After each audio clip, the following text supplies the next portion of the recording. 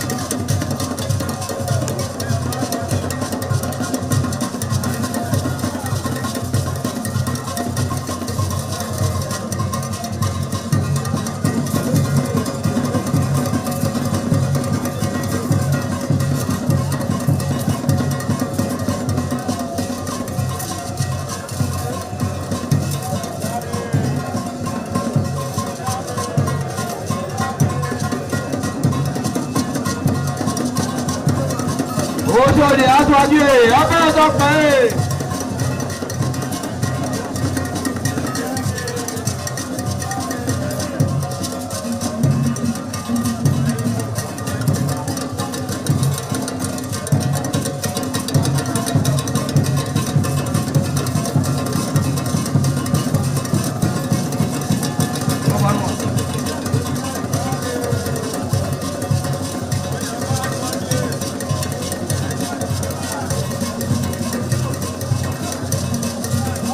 Atwage, Abatope.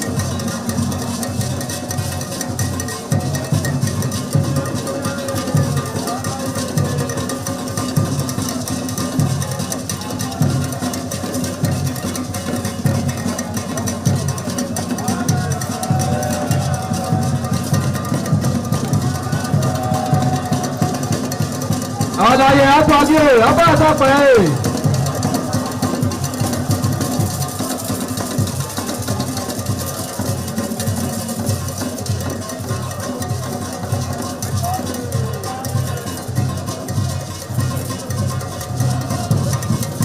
Guajua.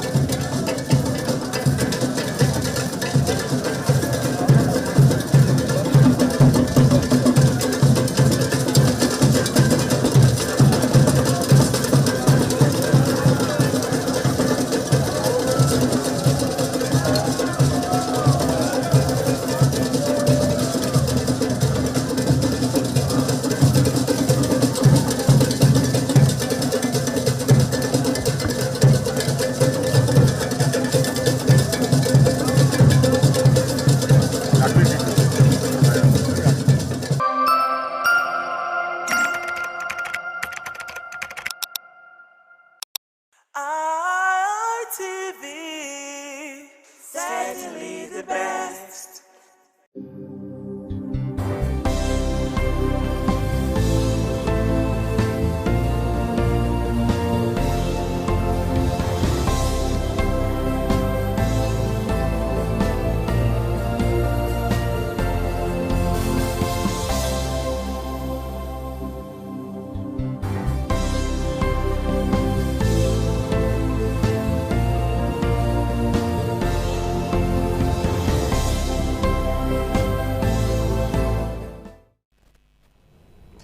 Well, it's another lovely episode of your ultimate socio-cultural program on television, and I'm talking Flipside on Independent Television, reaching you live from the city of Benin. Now, this happens to be the very first episode for the month of August 2026, and it's my pleasure to have you join us on the show. Now, today we have a very serious conversation, serious in the sense that it affects us as a continent.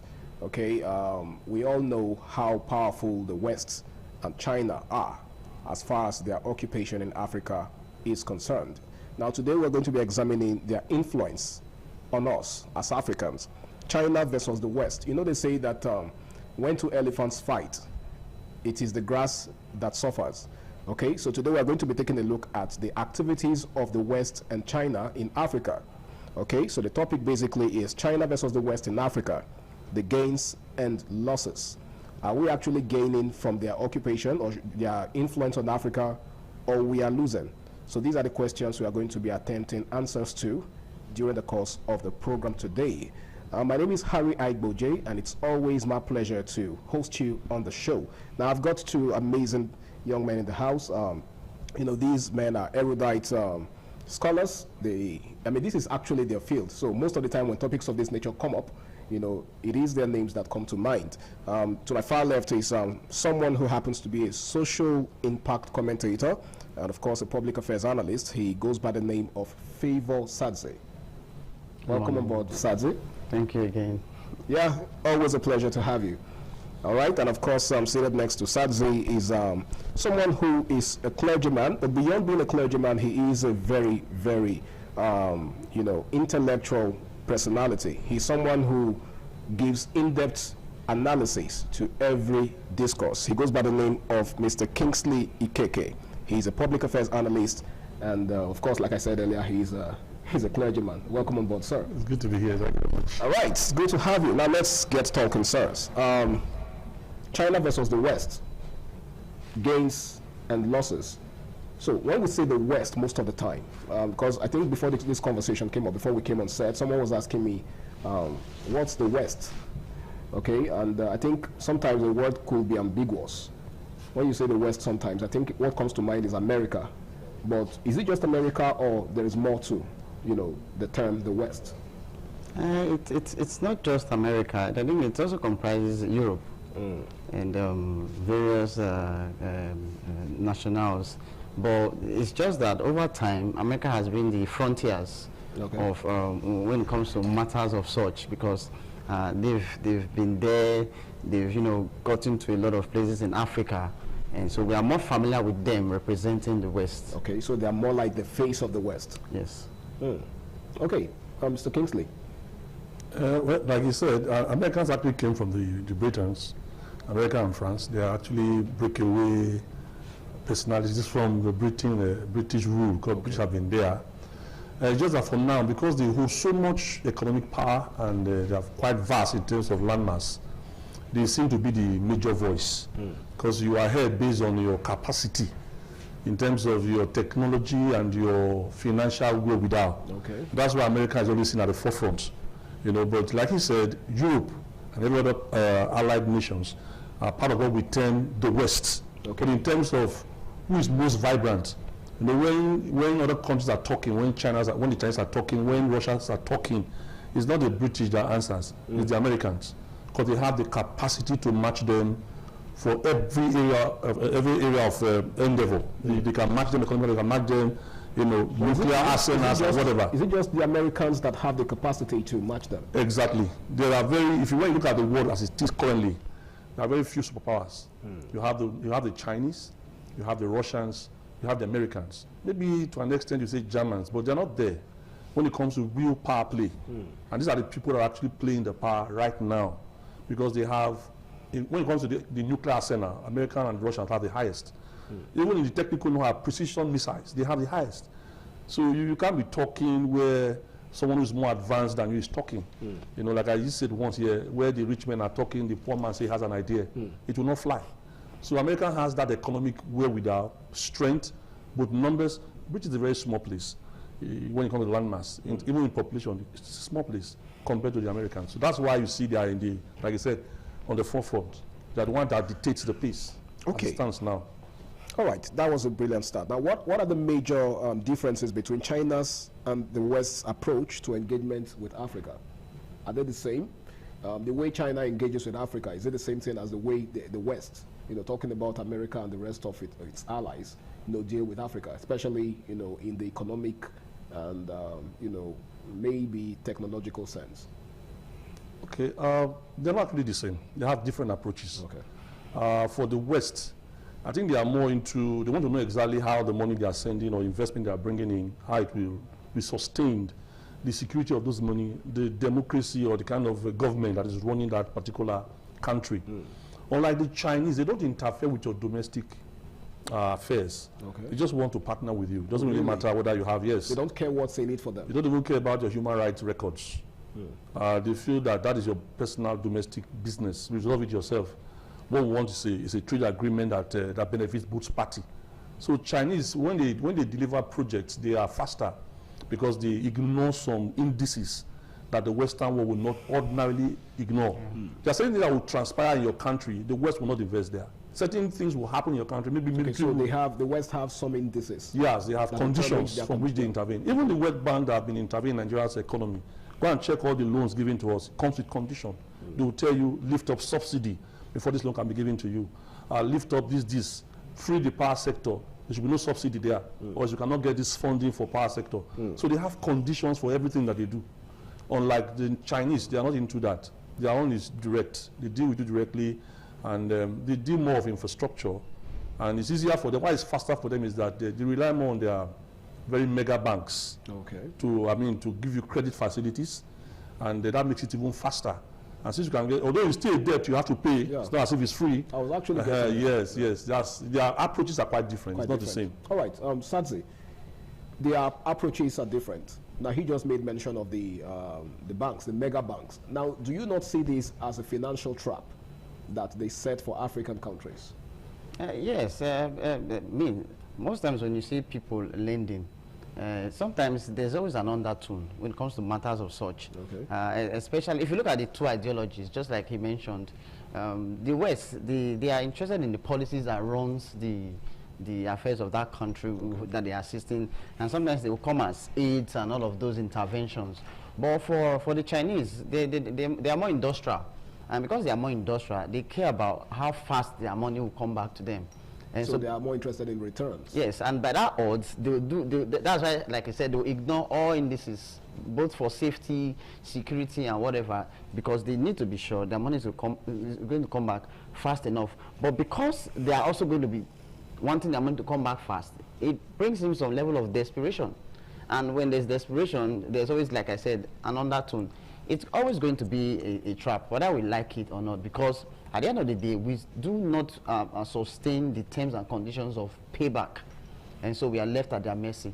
Okay, so from your observation thus far, would you say that China's occupation, or should I say presence in Africa, has fast-tracked, its development so far? Infrastructurally, yes. But in terms of governance, in terms of government, and in terms of interventions, aids, and technology, no.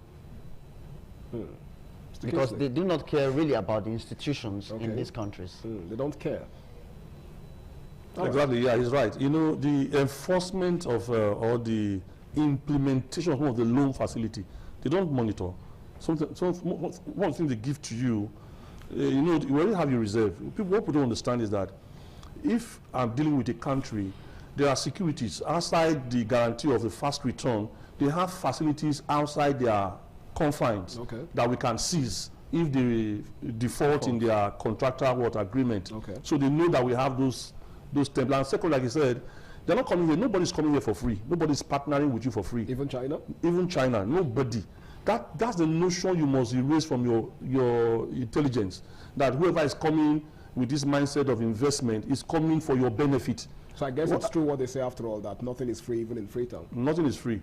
Every Western investment, every Asian investment has an undertone, like you rightly said. There's a return. Let me tell you, to Chinese, they are interested in our minerals. That's just the truth. And we are so endowed. I've said that several times here. In terms of rare metals, minerals, the golden mineral now is the lithium, and we have them in abundance. Go to the north, go to Kaduna. They are already mining. In Nassau, they are already mining. We have it.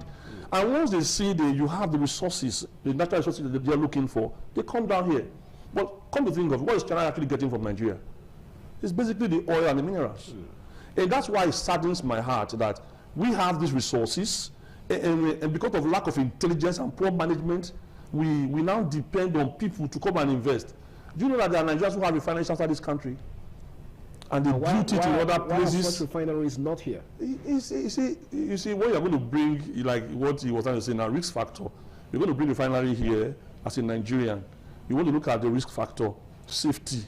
You want to look at maybe the source of your wealth. If, for instance, you have worked in government, it could be traced that your investment here were born out of stolen funds, and they could be seized. So there's so many apprehensions that make some of them to go out to go and do some investment. If I understand you correctly, you're saying that some persons may not have the have enough resources, like genuine resources, to invest in such facilities.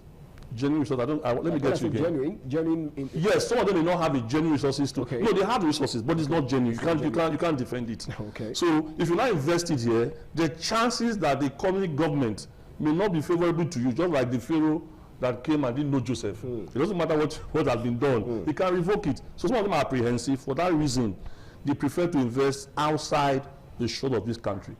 And we're now looking for the same resources from elsewhere to come into the same country. So it's a very terrible concept that we're actually operating.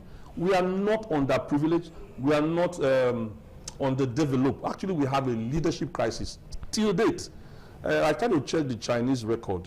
I observed that it has been fluctuating for a time. They've been there. They've been at a point. And they declined. At the time when the West went to China, to get some level of technological advancement. I saw that there were 4 major things that were invented by the Chinese: paper making, printing, gunpowder, etc. like that. They were more advanced than the West. But because of this, they ran this dynasty kind of government. They were having problems, leadership changes, and you have people having different perception about how things should be done. And there was this fluctuation until most recently. Ideological dynamics. Exactly. So it was more recently that we now have a more stable flow of leadership that is interested in the China concept. The what they call the communist or whatever you call it. We don't want that here. After the Second World War, they were able to unite all the mainlands of China, and they had one voice. I think what our major problem has been is that we don't have one voice. We speak with different voices. It ought to be a blessing, like I said, but it's not a blessing. That diversity, which should have been a blessing, is now more or less like a curse, because it can be used to raise up sentiment. You don't like me, not because of what I've done, but because of where I come from. And even if I'm competent, it doesn't really matter. You prefer an incompetent person who is your younger brother or your nephew. Let him be there. Let him just be there. Let them be paying him the money. That's wasted. It's not going anywhere. That's why we are where we are. So their investment, to me, is not born out of the desire to help us. It's in their own interest. Although we may get a little from it, but it's not in our interest. Okay, so what we get from it, is it enough? That you consider. To me, it's not commensurate to what we are losing. Nobody is investing for the sake of I just like the way you look. He's investing for profit for his own nation. So he's not investing because he's sympathetic towards your plight. He's considering the future of his own country. So whatever investment he's bringing in, his final aim is to make profit. Exactly. All right, very good way to begin the conversation. Still Flipside on Independent Television, and we're taking a look at the occupation of China and the West in Africa. Is it a blessing or a curse? What are the gains and what are the losses? Well, we have to go on our first break on the show, and when we return, the program continues. Please stay.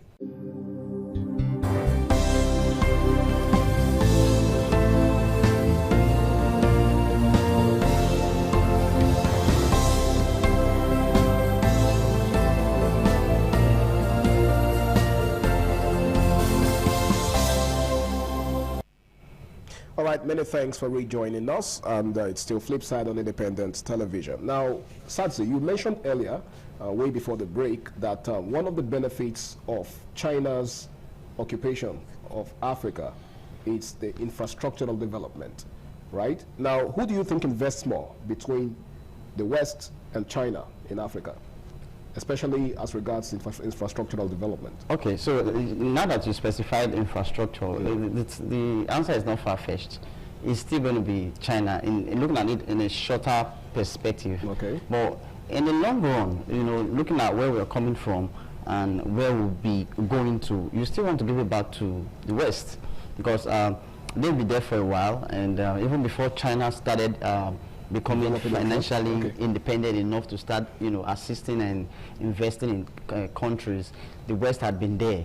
Yeah, so are you saying that the West attained financial freedom before China? Yes, yes, of course. And this is evident in the long fight that even happened between the West and even the Chinese. You know, for a very long time there was this feud between the West and China. The Cold War. Yes. So not until China got their feet and became very financially, you know, strong, and with all the power that comes with having so much economically, they didn't start going around helping people. I mean, you have to first of all be self-sufficient to be able to say you know. After all, like they say, you can't give what you don't have. Exactly. So all of this is coming, you know, as a, you know, in the last 2 decades, because it is just they are the wave of the moment, and so they want to get as much as they can. But like I mentioned saliently a while ago, lithium is the new gold. As far as the technological sector is concerned, it cannot operate without lithium. Whether you are considering alternate power source, whether you're considering telecommunication, lithium plays a very, very, very, very vital role, and we have a lot of it here. And so they're interested. And you know, as you give with this hand, you are collecting with the other hand, because they know in the long run we will still not be able to meet up with these conditions of the debt. And that's what we get most times. So they are even happy. They'll give you more. They want you to derail. They want you to not be able to meet up, because they're not after the money. How much can you give to China? They're not really after the money. They're after the resource. And so we hoodwink ourselves because we have refused to do the needful. You mentioned the need for our own self-development. Nobody's talking about that. We see institutions that are so weak that we can't even process Gary anymore. It's going that bad.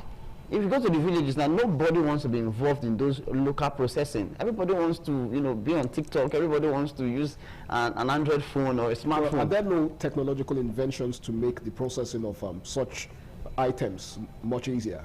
Yes, but that's a chain. That's a chain of process that he mentioned again, that, you know, investors are not even sure of the policies on ground. Okay. So if I'm going to invest in farming, for example, and at that scale that I'm putting my money, and tomorrow the government wakes up and say, pack, what happens? So everybody is skeptical about what they should do. Not like these things are not possible, but because I am not supporting the current party today, the party on ground can decide to, you know, out of vendetta, you know, attack my businesses, attack my investment. What happens to my business? What happens to people that will be working there? They don't even care. We've seen this happen. And then that boils down to the diversity that you made mention of earlier. Maybe, or maybe it's just sheer sentiment, or it could be there are a charade of reasons, you know, influencing all of these things. Okay. But one is the end result here, or the resultant effect here, is that we are backwards, and we remain backwards for a very long time. That doesn't sound like a gloomy. I mean, that doesn't sound like it doesn't sound like an optimistic. But truth be told, when I was younger, I've always known you to be a realist, though. When I was younger, a little bit of optimism wouldn't help. When I was younger, I used to hear music of Fela talking about the problems that was happening in Nigeria as at that time. In fact, there was an ad I watched for a particular political party that was saying, we want to improve on power, we improve on this. Yeah. The same. I think I was a baby as at that time. The same problem. Still the same problem. It had gotten worse. So and I would be deceiving myself if I say I want to be optimistic. The only good that can happen to the country right now is the one that will happen to you personally. And the change begins with us, like they say. Yes. All right, Mr. Kingsley. Now, do you think Chinese loans are more beneficial or more burdensome than Western development, you know, financing? For me, although, like you said, they have their gains and losses, I think the Chinese, because it's not properly monitored, and there's no proper accountability, so to speak, except for those ones that they execute directly. Okay. There's some of them that their companies are the ones that bid, even though it's a loan you are owing. For those ones, yes, they can be executed, but that's not the problem. The problem has to do with the recipient of the loan. Okay. You see, it's the way you present your spouse or your husband That is how your in-laws will treat him when he goes visiting. If you have ridiculed him before them, he will be sitting and asking to come and pound yam, that the yam is ready, come and pound that you want to eat. And you'll be wondering, me come and pound yam here, but that is how your wife has presented you. So the point is that some of this exploitation or some of these returns may not eventually benefit us, not because of the Chinese or no, because of our own policy and the way we treat our citizens. There was a time where I was using the Chinese cable, and there was this one that was called Strong. I bought one before. And my in-law said, no, let's buy Strong. I said, but whose product? I said, it's still China, but I don't find they have different quality based on your purchasing strength. Different grades. So when we go to China sometimes to ask for product, what we ask is that, so product, so product. When they give us the cost, can you do it somehow so that I can come down and affordable? At the end of the day, they not give you what's called substandard. Heavily. That is not even, it doesn't go through quality assurance test. And that's what you can afford. So in less than 6 months, I used to think that Chinese products are bad until I got to understand that it was not necessarily their fault. It was what we were demanding for. Why I said that is to say this. That was when the whole, should I call it propaganda about China phones and China products. Exactly. Check their phones. Check some of their current phones. You understand that it was not an issue of the quality of the product. Because this same China you're talking about does a lot of manufacturing for most of these big-time mega companies. Corporations. Toyota, what they name them, they have plants in China. They have. And even in the US, they have Chinese products, but it undergoes some quality assurance test to ascertain that it meets up with the criteria or standard of that country. Okay. But in our own case, that's not the case. That's not what happens. We don't even have a standard. If someone is even there, you can even easily grease him. He will just accept whatever is being sent. There was one that happened when I was in Lagos with United then. It was in Mobile. I had a colleague, a colleague too, who was running the lab. You know, there was this plastic for this oil, this Mobile oil. You know, that he was supposed to test strong to check the quality. So the first time it came, he rejected the product. Came again, he rejected it the second time. So the person that had the contract came. What is it? What have I done? So by the time he got the phone, Otemeno, it's my Benin brother. So you have to now start, please, let us still try and get it to this level. Now the man was whipping sentiment that you are my Benin brother, and you are the one rejecting my sample. You want me to lose out in this country? But you are giving us a substandard product that we should buy. And you're asking that guy to act on the basis of... You're suggesting that I should consider I should consider you because you are from my lineage or from my tribe, and you will supply the nation this kind of substandard product. So you now appeal to the contract, please, you just scale it up to this point so I can approve. So you see, it's not an issue of the loan that is being given to us or the investment. Are we doing the proper check and balances to ensure that the country is not losing in this investment? Everything is properly harnessed to the fullest. In terms of the negotiation, do you know how China got to where they got to currently? After that World War, most of those treaties they entered, they revoked them. What a new treaty. You see, the treaty you had with me does not benefit me. It's lopsided. I don't want this kind of treaty. Then you now brought a treaty that is mutual to both parties. The issue of this world trade is just to balance trade amongst nations, because if you don't do that, some will take advantage of weaker nations. No, this agreement must be beneficial to both parties. That's why we say it's a trade. If one person is gaining the trade in an unusual manner, there's unfair. It's not exploitation. It's no longer a mutual business. No longer investment. Not a symbiotic relationship. No. All right. Let me ask you this, Sadzi. He just made mention of negotiation earlier. Do you think Africa's bargaining power has improved, in its dealings with China and the West so far? Are we really interested in bargaining? We sit down, whatever is true, realistically speaking, we sat down and things have been thrown to us, and however it comes, we take it because it favors a few. If it was about the majority or the citizens, maybe the conversation would have been different. We don't go to the table of negotiation with anything. Now, look at it holistically. What do we have when we go to the table of negotiations? What do we really have? Is it not the same country, the same state that you and I are, that somewhere around last year, I saw a particular company here in Edo State that produces bottled water. everybody was complaining that if you just open that bottled water, you dare not forcefully open it, because once you open it, it just bursts open. Because the carrier or the container was so thin that it was just a little bit stronger than nylon. That's how bad it was. But was this container still sent to the market? Yes. The people still buy it? Yes. Was anybody held accountable? No. So at that point, what do we have? We've not even been able to internally So you're saying that we do not even have a bargaining chip to begin with? We don't have any. You tell me of one. I don't know of any. The only thing I know we have that is very, very, very much trendy and sellable at the moment is social media influencing. Yes, everybody's into influencing. Is that even sustainable?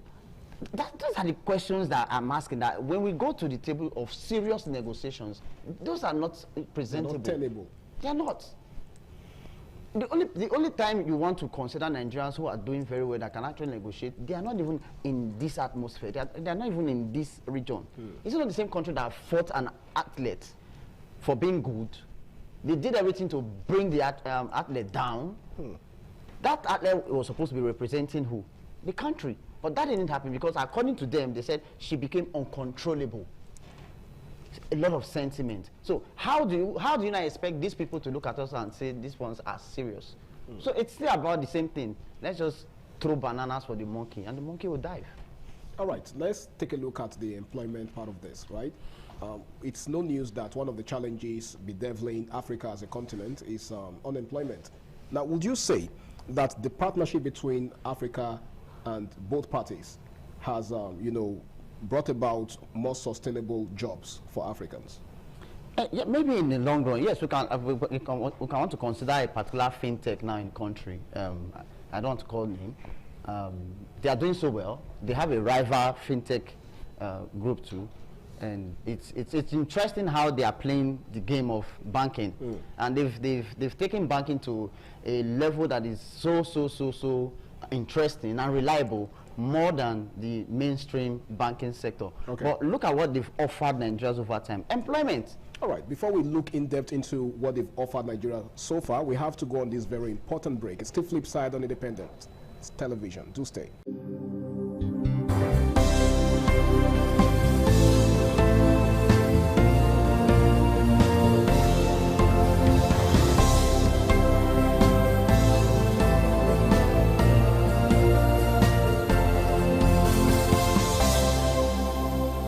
It's great to have you back. It's still Flipside on Independent Television. Now, sadly, before we went on that break, we were trying to examine how the partnership between Africa and the West and China has affected us so far as employment is concerned. So do you think it has produced more sustainable jobs for Africans? Yes, it has. It has. We're looking at a particular fintech before the break, and I tell you for a fact that they are doing amazingly well. If we could have about, say, 5 or 10 of those around, maybe that sector would have handled a lot of persons. We see this every day in the streets, though it's nothing so big, but at least it has given a lot of persons who would have been stranded something to do. But that's just one out of many problems that have been solved. Okay. Because they cannot do it alone. They cannot do it alone. There are more that can be done, because at that level that they are providing this employment for the common man or common citizens, what about people who have bigger dreams? What about someone who is not interested in owning a POS that wants to do something bigger? What are the opportunities for these people? We've not seen government on the table where they do this discussion say, okay, this is the quota we want for social sector of the economy. No, we've not seen that. It is still however it goes, or however it comes. Let's just take it like that. I feel the people who sent to represent us has a lot to do. Okay, so there's a lot of work on the shoulder of the people that are supposed to be representing us. Yes. Now, Mr. Kingsley, much earlier you made mention of the fact that China seems to reduce its interference in the domestic affairs of African countries. Now, would you say that has benefited us thus far, or it has been counterproductive? For me, I don't think it's a benefit too. But I want to add a little to what he has said earlier. That's what we call this local content. It's in the Constitution. Now, you mentioned the fintech. Now, who monitors the percentage of Nigerians engaged by those multinationals. Okay. Normally, by that constitution, there's a number, there's a certain percentage of Nigeria that will be engaged by your company as operating here and churning out profits out of the country. Then there's also the part of the technical know-how. Sometimes you engage more of the laymen. Then when you run a multi-dimensional company or a very multi-facet company, one of the agreements is that the locals should be technically trained to want to take up, when there is need for, instead of having those expatriate, they should get enough knowledge to be able to fill in those spaces occupied by expatriates. Okay. But that is not done. And when it's done, nobody monitors it if it's well implemented. That is unfair. So back to your question, I'm trying to recall your question now. The question is as regards, the benefit of Africa thus far, as regards China's non-interference in its. Yes, I said the non-interference sometimes gives too much leverage, to those in power to do what they like. What you don't understand sometimes, when a loan enters this country, it's not necessarily for the intended concept that was sent to acquire that loan. Some person have vested interest on that loan. Part of that loan, take it from me, ends up in the pockets of individuals. Why? Why is that? I get a loan from China, maybe so, and if I'm able to give that loan to a local company, which I have interest in, they come and give me kickback. For instance, I have a loan of 100 million. I'll let 10% of that money is mine, or 20% of that money is mine. You get the money, you execute the project, you now send me my 20% from the back door. So you see, the person is not just doing the loan to benefit the community. He's doing the loan for himself.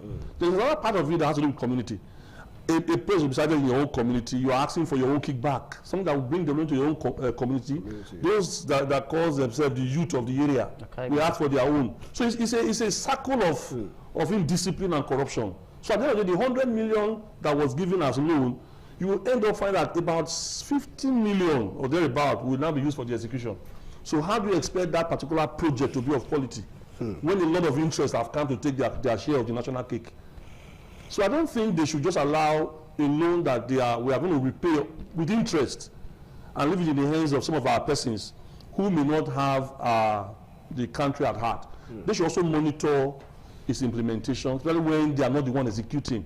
For instance, my younger one worked with some firms while he was doing his NYC in the north. I want to mention the state. Those that were doing roads, China being too rural and all. What they do is that when in asphalting the road, you can look at the thickness of the asphalt. It may be captured in the contract that the asphalt should be 1 foot, that's a ruler, or half a foot. Then you see that when you go and do a measurement or to evaluate what has been implemented, you find that it's barely half a foot. For every inch they remove from that asphalt, somebody is making millions. But you as a layman will know this road. So how durable are the roads? Initially I stayed at the Kenwa Road. When I really came to be around the 80s, that road stood for 40 years or so thereabout, till Obaseki's time to re-asphalt. It was still motorable till when it came. It means it was done with the highest of regards and quality. That's how it could last. Roads are lasting less than, you are still in tenure, the road you constructed, you are yet to leave office. It has already packed up. Dilapidated. And when you go and check the amount that was used to award those road projects, it's alarming. And these are things that we observed. We're not trying to mention them, but that's what's happening. So we don't even have the interest of our people at heart. And that's why whoever is coming to invest, Mr. Harry, already studies the behavior of the people he's dealing with. And he now looks for, do you know that there are illegal miners in this country? And some of the foreign countries are involved. Like I said, I don't want to mention names that go on here. They're involved. Some have been arrested. It's in public glare. How can somebody go on to your country, enter your forest, and be mining? I don't know people living there. How did they get there in the first instance? And how does the goods they are mining, how does it leave the country? Escape all the borders, escape the checkpoints, like the regular checkpoints we have. Once we are coming, officer, just drop maybe 200 or 500. Even if somebody's head is in the boot, it doesn't really matter. Nobody's checking anymore. It's when you don't drop, you just say park. Open your boot, bring your papers. So until these things are changed, we'll keep having the same problem. All right, thank you. That was another very brilliant analysis. Now, one cannot help but notice the, should I call it competition, between the West and China. Now, how would you say that competition has affected us so far, especially, economically speaking? You know, it is popularly said that when two elephants fight, it is the grass that suffers. In this case, we all know who the grass would be. Having said that, the competition is supposed to be healthy. It's supposed to be good for us. Okay. But it brings me back to the question I asked before. You know, when you have two options to pick from, you want to pick from the best option. And let me use the words of the street. You cannot do shakara because you're the one who is calling the shots in this case. But in our situation, we actually are not the ones calling the shot. We are the mercy of those offering the support. So it is a case of we look at where it is easier for us to continue our corrupt practices and not be accountable in quotes. That's what we are after, or that's what they are after. Because if it was a case of they're interested in the welfare of the citizens for which these aids are for, maybe the conversation, like I said before, would have been different. The West, we all know what they're about. They are interested in governance. They're interested in policy. They're interested in institutions. They're interested in democracy. They're interested in tech and technological advancement. The Chinese, they are not. They want to see manufacturing happen. They want to see industrialization. They want to see railway being built and all of those things that can commute services, goods produced from one point to the other. You see, the ideologies are different. So on our own, what do we really want? And what are we after? In a country where we are actually not interested in industrialization, it begs the question what the Chinese offers will do to us. And that's why we see when they bring the money goes to the table and it is a case of cut and divide. And the practice is so bad that why before we even point hands to the government or the people who does all of these things, let's look at ourselves clearly. I've seen people who wrote what's it called, proposals for grant and all sorts. Immediately the grant came, the sole reason why they wrote for the grant were never implemented. And I'm like, that isn't our business. You say you won't use this money. It's like, this man took half of the money and went to do a lavish wedding ceremony from money that was given to you to start a business. So you see, at the end of the day, it is not even, before we point fingers to those up there, we have a problem. And most of the times, the problem is not even the government or the leaders. That small citizenry that we occupy as a position is terrible. We are terrible citizens, terrible followers. And it's so bad that when we even see a leader who wants to do the right thing, it becomes a problem. Like he always says that in a society where evil is normal, it is criminal to do the right thing. So why would you want to not change it? You go somewhere and they'll tell you, now so that they do it, it's tradition. You have to do it like this. I'm like, are we even okay? Like how did we even get to the point where, you know, abnormality has become the norm? I don't know. Poverty is one of them. Survival instinct. Yes, you're not sure of your future. Nothing is certain. For instance, someone is supposed to be 70 years, and he has changed his age several times. He's now 55.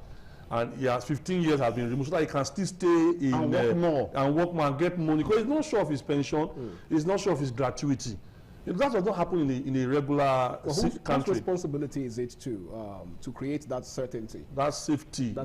Security. It's a government thing. You see, the degradation started from the government. You see, the fish does not start, the rotting of the fish doesn't start from the body, it starts from the head. It's the head that's the problem. I told you about the Chinese. When they rewrote most of their treaties, and they had sanctions for offenders. You know, and I was saying that I was in China last year. We had a banquet. It's like a sending-off banquet. And we've been working like the government of Nigeria and that of Chinese, and Edo State is one of the biggest beneficiaries in that program, technical exchange program. You know, what I observed was this, Mr. Harry, was that when we were to be entertained, those that were Chinese government employees, I thought they have been going with us all this while. It's now for them to enter the banquet. They didn't enter. So I was asking why are they not entering? He said it is a law. You cannot get any kind of gratification from a non-governmental body, as in, because the person organizing the private banquet is a private company. You as a government official who is on official duty cannot go there and go and eat. Really? So, you're not eating, it's not giving you bribe. But it's not for you. To me, I said, you're just eating, it's not an issue. You thought it was extreme? I thought it was extreme. Because they have zero tolerance for corruption. And corruption starts in the little things. Exactly. In Nigeria, there's no punishment. In fact, there's no. When you say the wages of sin is death, that's biblical template. Yeah. In Nigeria, wages of sin is not death. It's once you are in the carcass, your sins are forgiven. You can move on. It doesn't matter the wages of sins. The wages is even applauds for your sins. That guy is so smart. So in corruption in China, is the death sentence. Okay, we cannot implement a death sentence. Why don't we implement a regular jail sentence? Let's say for the gravity of the offense you have committed, because you did not put this road in order, a lot of lives were lost. You are going for 20 or 30 years imprisonment. It's not there.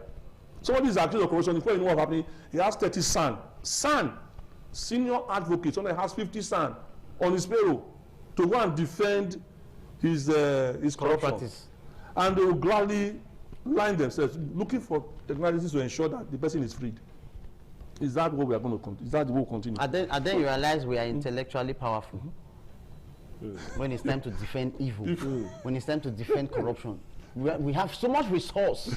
You know, people have actually studied the constitution back and forth, and they'll tell you, yes, this is. So where have you been? Yes, where has this intellect? Why has it not? Why have you not deployed this intellect for good? Because we are what? Hungry. All right. Well, I mean, that's a whole lot. And you see, the culture of impunity is something that really needs to be re-examined in this country. I really don't know how we got to the point where people think, as a matter of fact, you know, it's not uncommon to hear people say stuff like, I will do this to you and nothing will happen. And it actually goes to prove how should I call it, indisciplined we are as a people. But well, I guess that's the essence of this program, to throw light on these issues and, you know, to see how we can provide solutions to them. Well, it's the flip side on Independent Television. We shall be going on our final break on the show, and when we return, it will be time to wrap things up. Please stay tuned.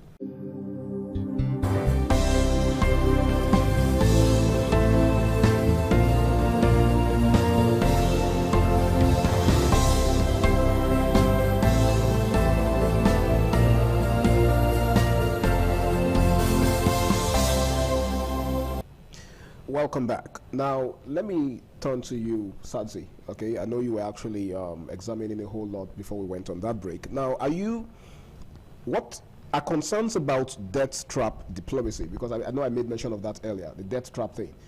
Do you think those concerns are just a myth, or they are real? Because there's this, I don't know whether to call it a conspiracy theory, that when you are indebted to China, that they eventually come and occupy your country, occupy your airports, occupy most of your facilities, you know, your national facilities. Is that a myth, or is it substantiated? Personally, I want to believe you in what I can see or what has happened before. I've not seen it happen before. Okay. And so I cannot say it is substantial. But he who wants to dine with the devil must learn to do it with a very long spoon. And that's because anything can happen. They say, who use mouth take cut meat, and I know the one with big pass.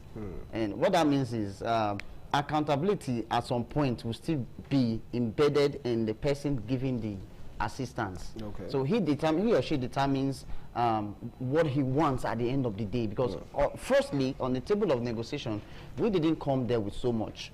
Imagine you're taking a loan from a bank and the bank decides to waive a collateral, waive all the necessary documents we're supposed to provide. You know, at that point, you'll be at the mercy of the bank or your lender. Because it's not for nothing. You get. So they will not decide what they want from your business. They can tell you that the percentage for repayment, rather the what they call it now, apart from the capital, the money you're supposed to pay back alongside the interest. Yes, the interest rate. Okay. Can be 100%. At that point, you are desperate, and because you are desperate, you wouldn't have any other choice than to, you know, yield, because you don't even have the prerequisite factors to get that loan. So in that respect, on this case, we fall into that category of the debt trap that we are not even aware of it. China is not ready for us yet. When they are ready, we will know. They are not ready. They have their plan. How many years have we done? When the things will start to manifest, then we realize, oh, this is where we've gotten into. We've seen it happen with the West. We see how they do that. They come, they usurp the government and turn things around, and you are left at the mercy of these people. You can't even do anything. They can interfere with your sovereignty. by one way or the other, by trick, you wouldn't even know, and you cannot even defend it. Do we have the right intelligence to fight back? No. What do we have? Nothing. All right. It's time to wrap things up now, because time is really not on our side. But let's begin to talk solution. All right. And this is for you, Mr. Kingsley. What strategies should African nations adopt to ensure that engagement with both China and the West leads to sustainable development and greater self-reliance? Well, I want to put it on this platform because we saw she was recently on air, Konjo Iweala, one of our ministers. When she came on board, she brought up a concept that helped us to wipe the entire debt owed by the nations at that point in time. So we have the technical capacity to do so. We have the intelligence to do so. The point is this: whoever is leading, will he bring those technical, capable hands into his our government to ensure that the right things are done, even your negotiation, looking at the pros and the cons of that contract, the traps or the loopholes, and be able to advise the government this particular negotiation will not benefit your nation in the next 10, 20 years. We need people like that. We need to speak with one voice. One of the things that has hampered our development is that diverse way of talking. We speak with one voice in the interest of the country, not in your personal interest. If that is done, most of these things that we're talking about, they can be dealt with. Even this investment we're looking for, we have the resources, we have people. I told you once, one of the times I was here, that Dangote was proposing to go into power. And I was going to raise about 20,000 megawatts of power. At current generation now, we are on 6 point something. And one man said I can raise 20,000, I say Nigeria. So it's not lack of capacity or lack of, it's the leadership, the template, the environment to ensure this thing thrive. People feel their investments are safe. People speak with one voice. It's not as if I invest today, tomorrow there will be issues and you will come at my throat and all my investment is lost. So we must be able to, and lastly, we must also learn to where credit is due, credit is given, and where errors are made, punishments are also given. People should not be seen to be doing things and they are not held accountable. Even when they are holding public trust, they should be held accountable for what has been kept in their custody. When we start doing these things this way, like I said, you don't want to steal in time and be caught because you are gone. You know the repercussion of being caught. So you understand the consequence of your actions. Well, in Nigeria here, if you have the resources and you are caught, just part with the little part of the resources, your sins are forgiven. You can go on and continue. And other persons are saying what is happening and they are learning from the template. This is a model. You can escape. And everyone is already thinking of that. And you now think of doing the same thing because there are no repercussions. Because when there is no law, if you read the Bible, it says people did what they like, and there were consequences. When people are allowed to do whatever they like without, the repercussion of what they have done, without they will do whatever they like. Because the human being itself must be tailored by law. If not tailored by law, where there is law, there should be no sin. If there is law and there is sin, then sin is judged. And if sin is judged, the wages of sin is death. What's the penalty? All right. I'll take that to be your final word. Now, Sadzi, I can already see you smiling. The realistic Sadzi. All right. So what's your final analysis? The truth is that we know the right thing to do. We know how to do the right thing. Proof. When people go to the embassy and they are denied visa, they go home and wait. They don't find a way to go around it, right? Okay. When these people now finally leave the country, they go to those countries, they go to the West and behave themselves. So we know the right thing. So we need to work on our institutions. And our institutions here does not just mean the physical infrastructures here, our mentality, the mindset. When the changes occur in the mind, I think every other thing will follow.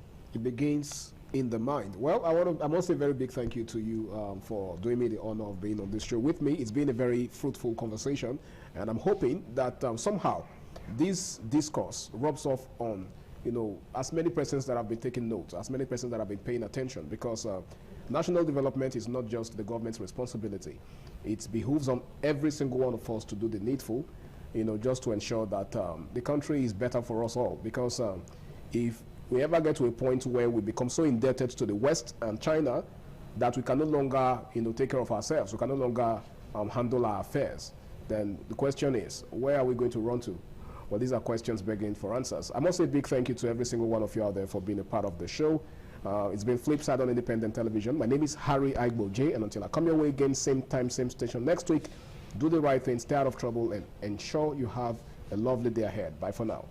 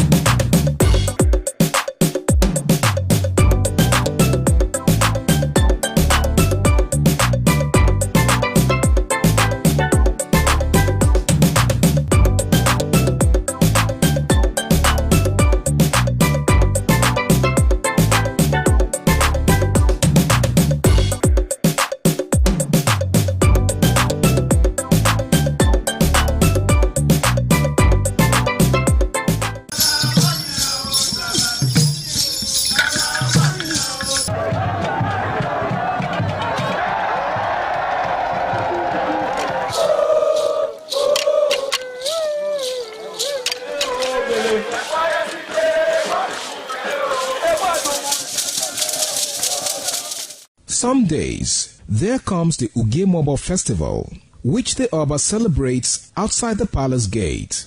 A pavilion is built of red cloth where rites are performed to drive away all evil spirits still unsatisfied by the year's sacrifices. The Emobo Festival is to commemorate an event in Benin history which dates back to 1504 AD.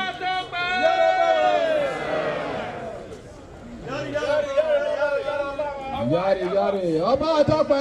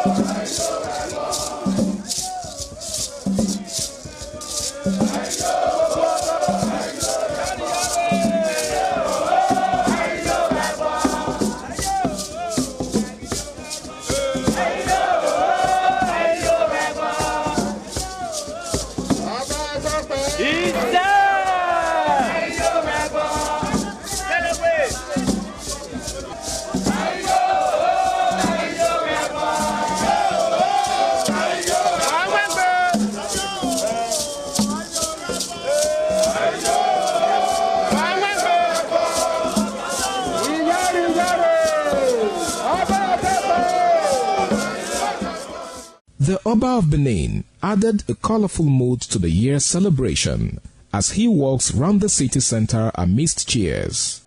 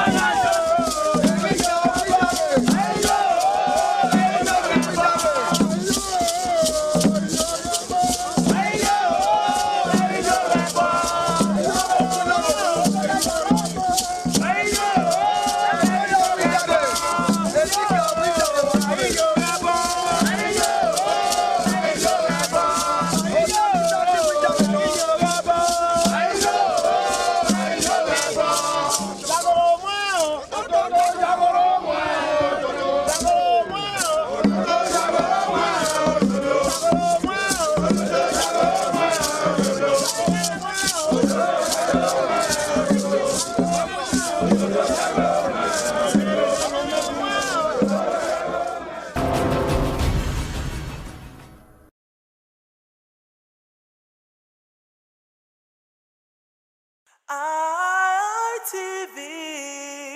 certainly the best.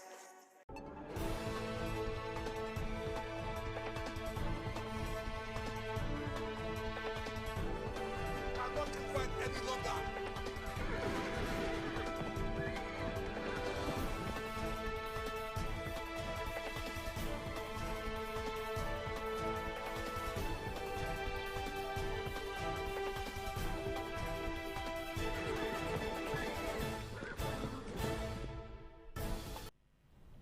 Well, Osun decides 2026 on Saturday, August 15th, 2026. Residents of Osun State will head to the polls to pick their governor for the next 4 years in a race observers have said will be keenly contested. Now, Governor Ademola Adeleke is seeking re-election for a fresh and final term in office as the leader of the South-Southwest state, but will this actually battle, will he battle, and is also going to battle alongside several candidates on Saturday. Now, ahead of the polls on Saturday already, INEC have assured the Osun people of a free, credible, and fair election. Hello, and welcome to the program this morning on ITV. I am Anuluwapo Stevens, and also joining me this morning from Lagos, Nigeria, I have Mercelina Unko. Good morning, Mercelina. How are you? I'm very well, thank you. Beautiful morning to you, and good to see you this morning. You look good. Thank you so much. You look great as always. Now, away from Osun State, let's talk about another interesting conversation that actually caught my attention during the course of yesterday. Obasanjo, the former president of Nigeria, Jonathan, former president of Nigeria, raises alarm over Nigeria's democracy. Now, here is the gist. So, former President Olusegun Obasanjo and the presidential candidate of the Nigeria Democratic Congress for the 2027 election, Peter Obi, on Tuesday, criticized Nigeria's democratic system and institutions. Now, with Obasanjo calling for an African model of democracy and Obi alleging widespread institutional decay. They spoke at the 2026 Goodluck Jonathan Foundation Democracy Dialogue in Bauchi, the Bauchi state capital. Now, Jonathan, who chairs the foundation, said African countries should reconsider the excessive concentration of powers in the presidency and explore models that promote power sharing, accountability, and political stability. He questioned whether the president should continue to wield humongous power over virtually all major decisions in the country. Now, he says, and I quote, that if you look at the structure of government alone, do we really continue with one man having maximum power to cut the yam anyhow he likes, or do we dilute the powers and adopt a model similar to the Swiss model? He asked. Now, Mercy, this question actually has been on for a couple of days since this was raised by the former president, the two former presidents, and also Peter Obi involved in this. So I'd really love to get your take on this. And really, what do you think are specific factors responsible for concerns about the state of democracy in Nigeria? The question we need to ask ourselves is, do we really practice democracy in Nigeria? Because it's obvious that we are claiming that we are practicing democracy in the country, but do we practice democracy in the country? You see, somebody cannot even come out to speak freely because they're scared. If I should come out to speak, will they pick me? You know, will they arrest me? Ordinary Nigerians are scared to come out to air their mind. And we're supposed to be practicing democracy in the country. You know, I was having a conversation with somebody a few weeks ago, and the person was like, he would even love if we go back to military regime. But at the same time, I've heard stories about military regime that it is not as funny as we think. But if we're talking about democracy in the country, democracy for the people, by the people, and of the people, but do we really practice democracy in the country? That is one question we need to ask ourselves, and we kept asking. Maybe until the government allow people to, you know, speak freely. If anything is bothering you, you should be able to talk. You should have the freedom, you have the right to speak up. But at this point, people are even scared because, I mean, I do not think, if you ask me my own opinion, that we practice democracy in the country, even though it's a democratic country, but we really practice democracy in Nigeria. That honestly is a question right there. Anyway, also to note that during the course of the show, we'll have Abuja Studio join in on the conversation. Now, away from that, let's move over to another major conversation, as former President Goodluck Jonathan raised something during the course of this particular event they had regarding the same issue as how democracy has actually played so far in the country. Now, the former president criticized the increasing reliance on the judiciary to resolve election disputes. He says what reforms are needed to, you know, actually make Nigeria's electoral process more credible and reduce post-election litigation. A situation in the country every single time we get to see or hear, you know, the ruling party in some cases say, go to court after an election has already been done. Why do we have that pattern, you know, come up every now and then? And also to link it up with the election taken place on Saturday, August 15th in Osun State, are we going to be seeing a reoccurrence of what we have observed so far in the terms of how election is being played in the country? Mercy, what's your take on this? Should we be expecting something different, or is it going to be the same ball game? At this point, everybody, our fingers our fingers are crossed to the Osun State election, governorship election, because this will actually show how the 2027 election will be, 2027 presidential election would be, the strength of INEC. Will the election be free, credible? I mean, we just want a free, fair, and credible election. So basically from Lagos, we're also going to be talking about the Osun State election. We've been seeing, you know, campaign here and there, violence and all of that. Even what the senator representing Osun State came out to say, you know, it has been trending on social media. We spoke about it yesterday on TMI Socials, and trust me, it's still trending.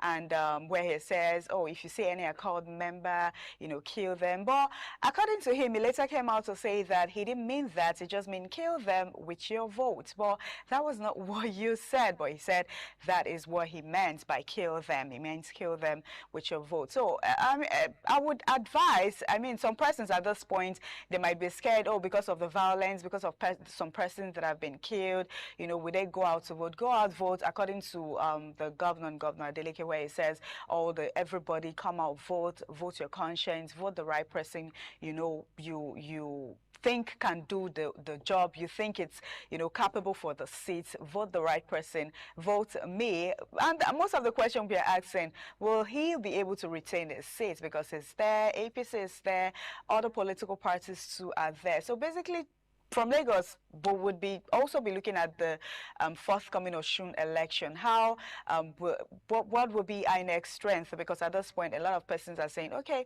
let's see how this election comes up. That will give us a brief of how 2027 presidential election will be.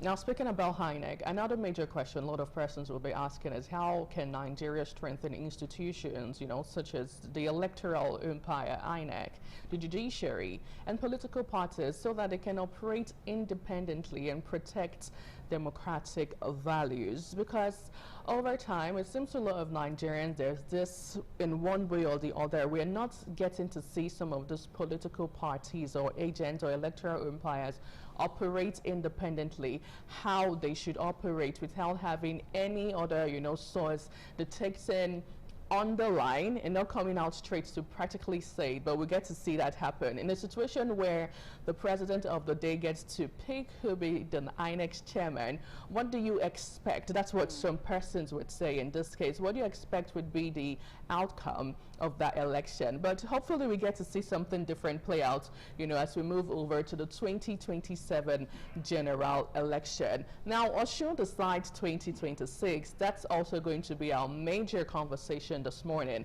And we're going to look at the voter intimidation part of it. We're also going to look at the issue regarding vote buying, because online and offline, we've been seeing videos of persons sharing rice. And then when you look at the quantity of the rice and the size, you ask yourself, how long really would this rice, be enough? How long would it last for a family of 5? Very small, minute size of rice there. We look at how a lot of persons have been collecting monies, right, to vote for a particular party or vote for a particular candidate in the 2026 Osun governorship election. We'll look at all of that and so much more this morning on the show. But anyway, we'll quickly take a short break, and when we return, we'll move over to the front pages of the newspaper. Please stay with us.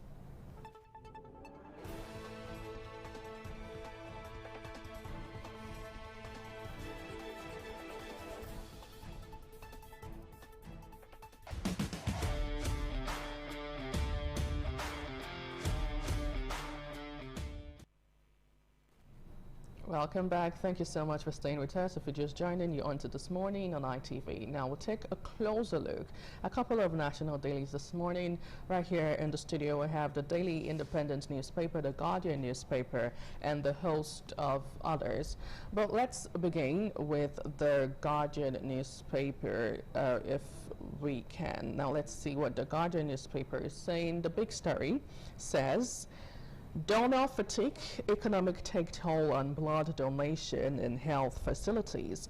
On page 6 of The Guardian this morning, interestingly, there's actually a diagram there describing what really that actually would mean with regards to the situation in our health sector right here in Nigeria. Anyway, let's take a short break. When we return, we'll move over to a couple of national dailies for you. Welcome back. Thank you so much for staying with us. Now let's turn our attention over to the Daily Trust. The Daily Trust newspaper. It's leading with the major bold headline, tension heightens 48 hours to Osun election. Now you wonder why the tension is actually heated up. Just 48 hours to the big day right there in Osun, Osogbo. It says tension has continued to rise across Osun State, less than 48 hours to Saturday's governorship election, as the campaign councils of major candidates yesterday trade fresh allegations of violence, intimidation, vote buying, and attempt to undermine the credibility of the poll. Now, the Independent National Electoral Commission, INEC, said 15 political parties are participating in the election, with the incumbent Ademola Adeleke contesting on the platform of the Accord Party, while the All Progressive Congress, APC, is fielding Bola Oyebamiji. Now, other candidates include Olarewaju of the AA, Salam, and actually a host of others. And a lot of Nigerians are looking forward to the outcome of this particular election. Away from that, police arrest suspected kidnapper trying to withdraw ransom in Kwara State on page 6. Phantom Council reps panel keeps mum 7 days after last sitting. On page 8 still you get details of this particular story. Nigeria makes OPEC quota on oil production on page 19. Sokoto, bandits kill father, nephew, abduct daughter, daughter-in-law. Details of this tragic story on page 6 of the Daily Trust newspaper. 18 people die in Niger road crash on page 8. Our player Chinedu Ozo is dead. Katsina United speaking on page 31 of the Daily Trust newspaper. Other major headline this morning, kidnappers beat me for reducing ransom. Kogi abductee has that to say. It seems whilst we're counting hours towards the governorship election in Osun State, the issue regarding insecurity is still taking the toll on our national dailies this morning. Away from that, we'll move over to the Daily Sun newspaper. The Daily Sun newspaper this morning is leading with Osun Guba election. Accord APC trade blame over violence, death.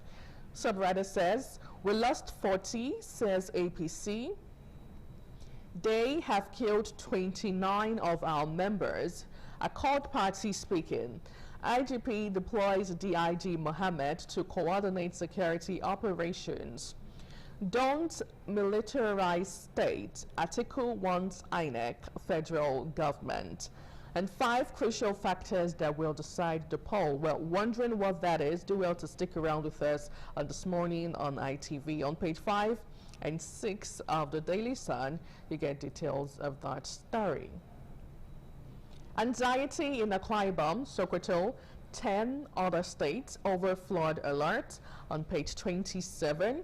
And business news, CBN pumps 5.21 trillion naira into banks as government seeks to borrow 700 billion naira via T-bills. Well, strike. Airpace accuses unions of flouting labor laws on page 25. Abuja federal government houses, Wike warns fosters as committee secretariat shuts down on page 26. Well, still on the front page of the Daily Sun, OT backs seating of National Park in Abia as state rolls out high-risk pregnancy tracker on page 29 of the Daily Sun. And finally, it says Islamic clerk defends Muslim ticket remarks, insists he will not apologize on page 27. Away from the Daily Sun, we'll move over to the Daily Independent. And of course, on the front page of the Daily Independent newspaper, the bold headline says, subverting Osun voters could prove counterproductive. Subwriter says, CSOs, politicians demand fair play in Saturday's poll. Accord petitions EU over pre-poll violence, intimidation. Claims at least 29 people have lost their lives.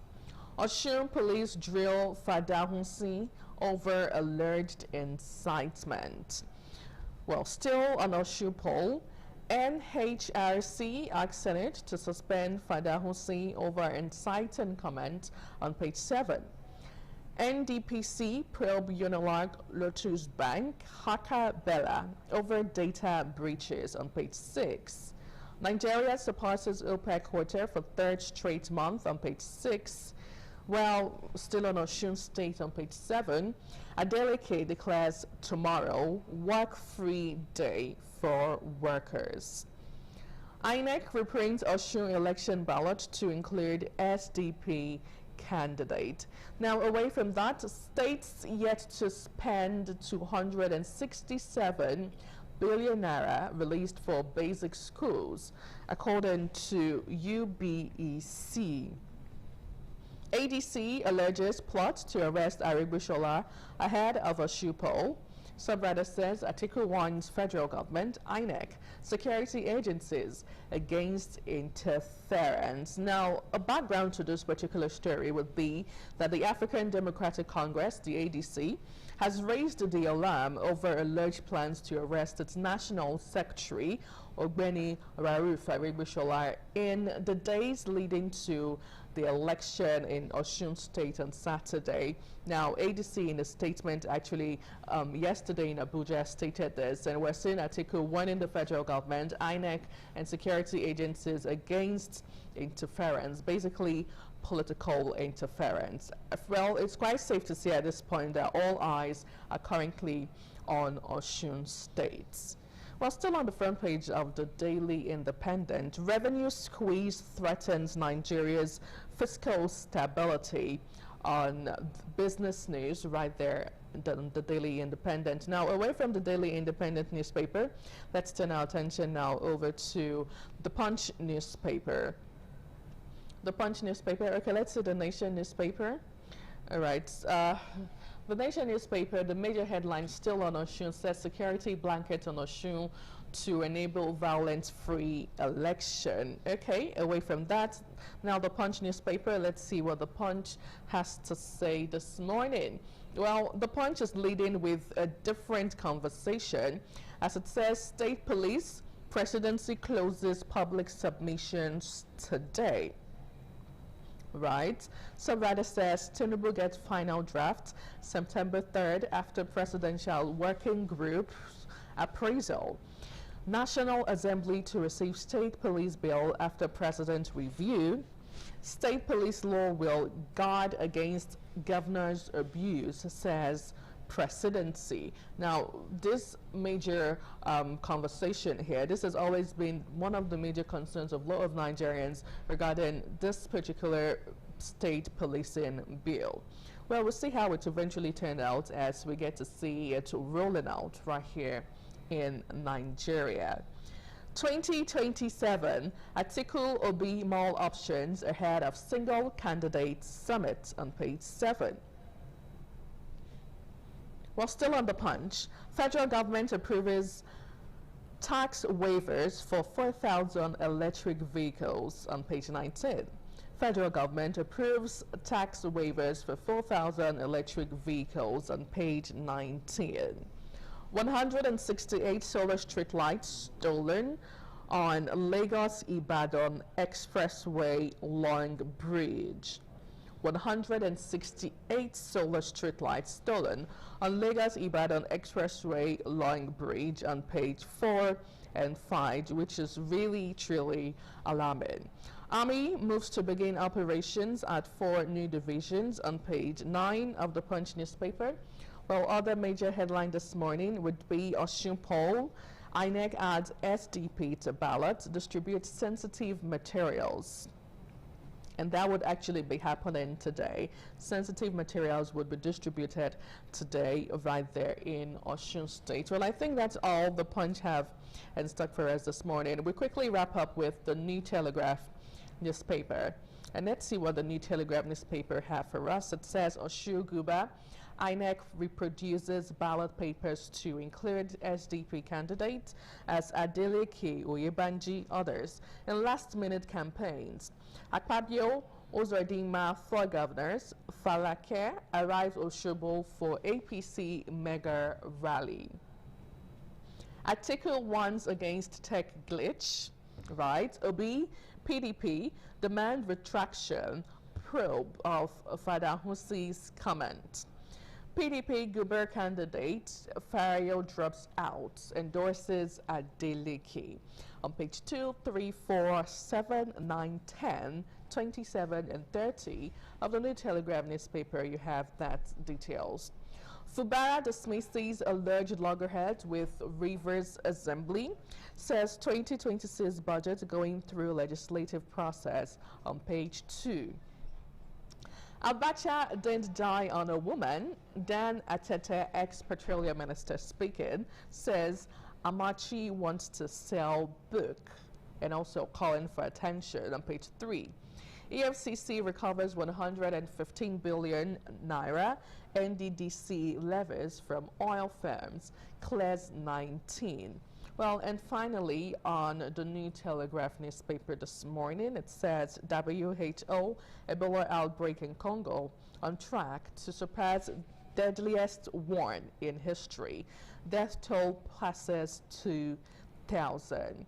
Well, I think that's all we have this morning on the New Telegraph newspaper. Because of the time, do well to pick up a copy of any of the national dailies to stay abreast with the latest of information in Nigeria and also globally. Now we'll take a short break. When we return, we'll move over to the first part of the conversation. Please stay with us.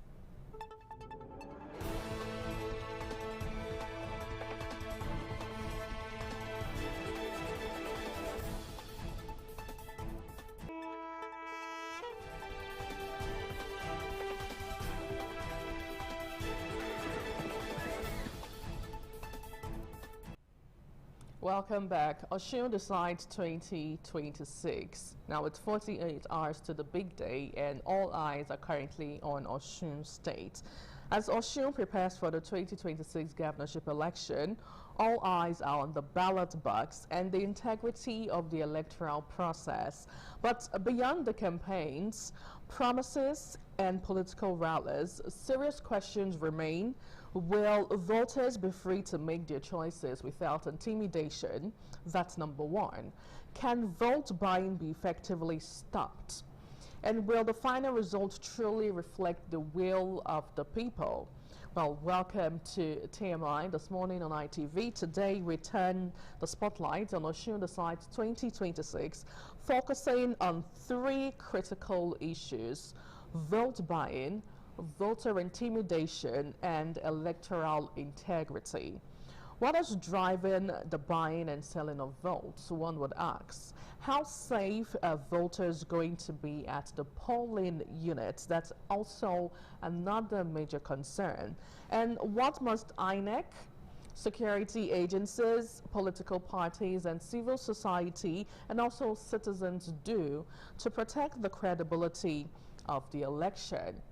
On Saturday, August 15, 2026, residents of Osun State will head to the polls to pick the governor for the next 4 years, in a race observers have said will be keenly contested. Governor Ademola Adeleke is seeking re-election for a fresh and final term in office as the leader of the Southwest State. But will he be doing, and also he's going to be doing the battle alongside several candidates on Saturday, right? Already INEC has promised a free, fair and credible election. Now the question is, would that be the case, is the big question. Well, I have my guests to do justice to this conversation. I have Osa Kindness, political analyst, joining virtually right here in Edo State, Nigeria. And also joining would be Ichioya Iruebe, a public affairs analyst. But let me quickly start with you, Mr. Osa Kindness. Good morning and welcome to the program. Good morning. It is always a pleasure to be here. And thank you for the opportunity to discuss national conversations. Good to have you this morning on the show. Now, the first question would be, what really do you make out of everything that's played out so far, the pre-election period, as we move over to Saturday's election in Osun State? What have you observed? Like in every contest, there are contestations like you will have, especially in the Nigerian political space, where the incumbents tend to take advantage, and not just taking advantage, also to sell what he has done with the last mandate that was given to him, vis-a-vis another power center, coming in to wrestle power from a man that has held on to power for the last 3.5 years. You will have accusations and counter-accusations. You will have, people crying wolves, all in a bid to either play victim or victor. And that is what you are seeing today in the Osun elections. And you are seeing politicians bringing to bear their experiences over time, also showing desperations, at one point or the other.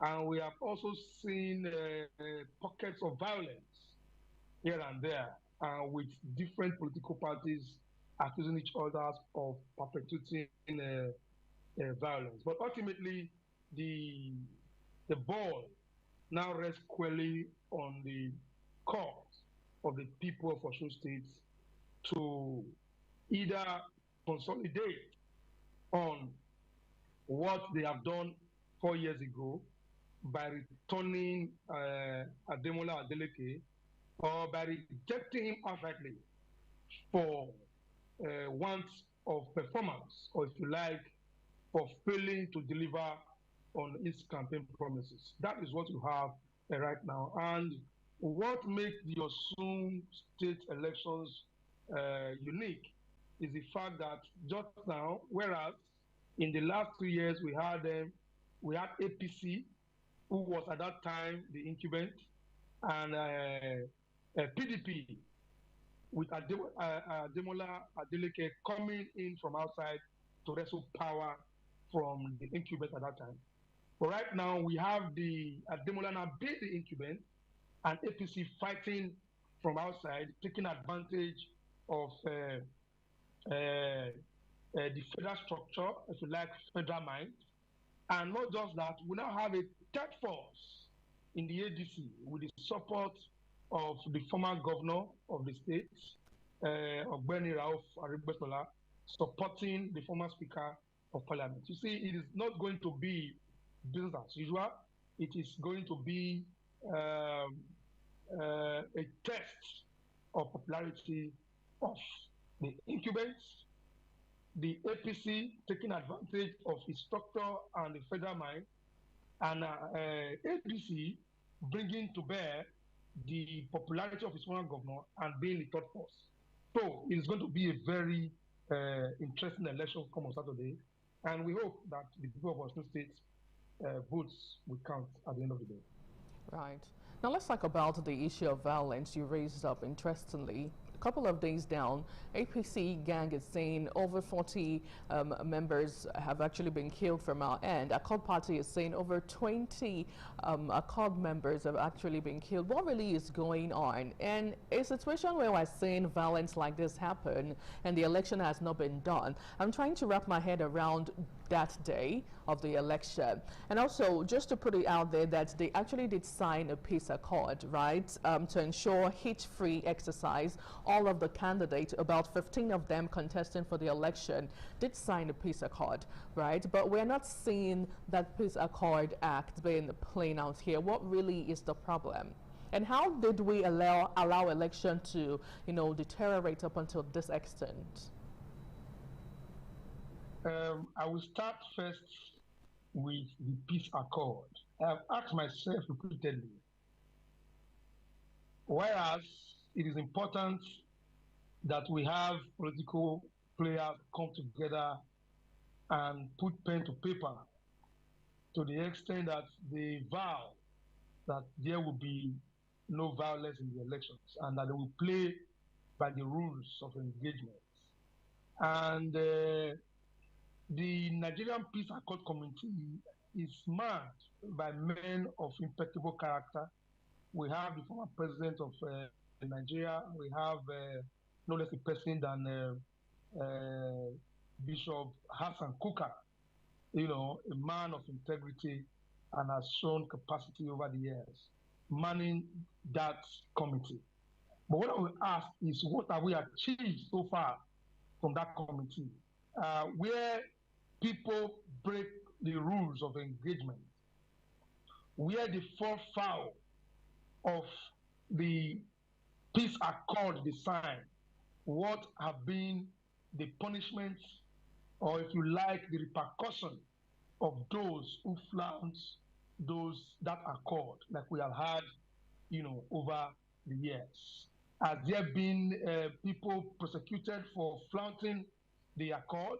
That is a different question altogether.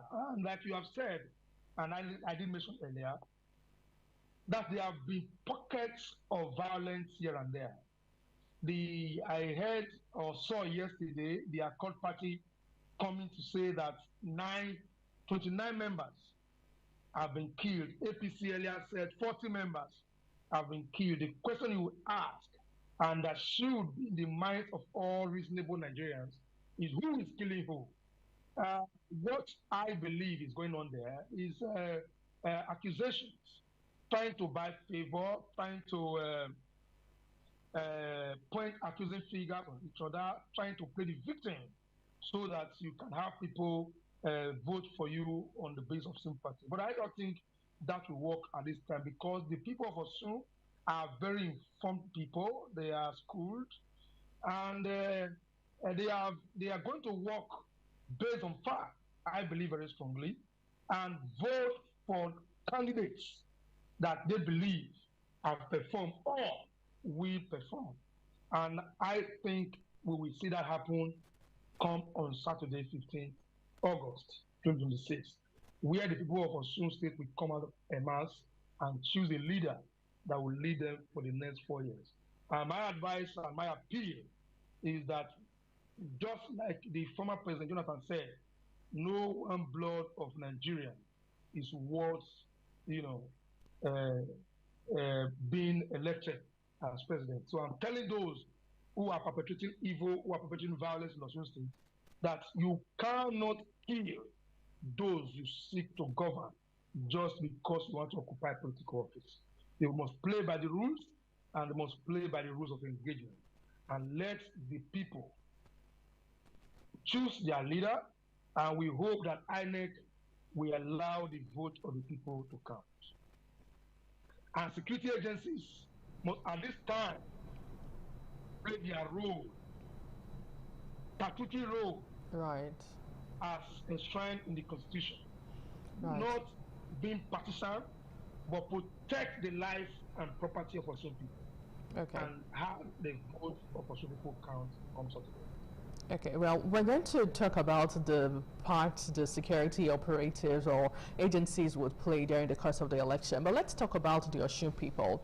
Now, what would be your general assessment regarding the overall level of confidence in the electoral process, particularly with the freedom of voters voting independently or making independent choices rather than being influenced in one way or the other? Now, there was a viral video that trended a couple of days ago where in Osun State we saw persons lined up taking 10,000 naira and also mandated to take an oath to vote for a particular candidate, right, because of the 10K that was being given to them. Now, what do you make out of that, and also trying to streamline it down with the question asked? Well, vote buying, admittedly, sadly so, has become a menace to our electoral process. This is not peculiar to the Osun people. It has become a menace to the Nigerian political space, particularly our electoral system. And that is very unfortunate indeed. But given that these people do not come to them until after 4 years, I've also had a situation where Nigerians deliberately take these monies from them and at the end of the day go to the polling units to vote for the candidate of their choice. I am not just a political analyst, I am an active political player, so I can say this to you categorically with empirical evidence that vote buying today do not ultimately affect the outcome of elections. Why it is bad to engage in it, Nigerians are wiser and smarter now to take monies from politicians who usually come to them 4 years after. They take the monies and they go to the field on election day to vote for the candidates of their choice. I have seen that, I have heard it, I have experienced it. So why we will not encourage it, why security agents must fight this menace head on, I do not think. Why we fight it, strongly, but I do not think it will have, a very strong effect on what happens on Saturday. There are some people are smart, there are some people are wise. They are asking the question, why are you bringing us the money now? They know that those who are giving them money are taking advantage of the sufferings in the land, which they hitherto caused. And they will take this money from them. And we encourage them to pick up this money. And on election day, they should not allow this money to buy their conscience. They should not allow this money to sway their choices. They must take this money if they bring it. But they must go to the field and vote for their choices. Because if they do this, by picking up the money and voting their choices, it is another way of sending strong message to the politicians who are perpetrating this evil. And they will now be forced to provide adequate facilities, to provide dividends of democracy, knowing that the people will now judge them by performance and not by the peanuts they bring to them on election day or days before elections. Well, you say collect the money and vote for your conscience. Don't you think that's quite contradictory? Of course, we know that vote buying of, collecting of monies and gifts, it's really not good, right? It's a bad thing, and we should even condemn it. I know we have laws against that in Nigeria, but is it even effective is the question, right? Another major question I'll also love you to respond to is, why do we have voters collecting all of these gifts, all of these monies every single time during the election cycle? Is it a case of poverty or it's an institutional problem? It is all problem put together, but it's largely driven by poverty. It is largely driven by ignorance. It is largely driven by lack of information on the part of those who collect these monies. Today, Nigeria, what can 10,000 naira do for anybody, even the poorest of the poor? How many cups of rice can that provide? How many liters of oil can that provide? Right. Well, I would really love to hold your thoughts there just a little bit, Honorable Osa-Kindness. We really need to take a short break now. When we move on, and when we come back, we move over to the concluding part of the show.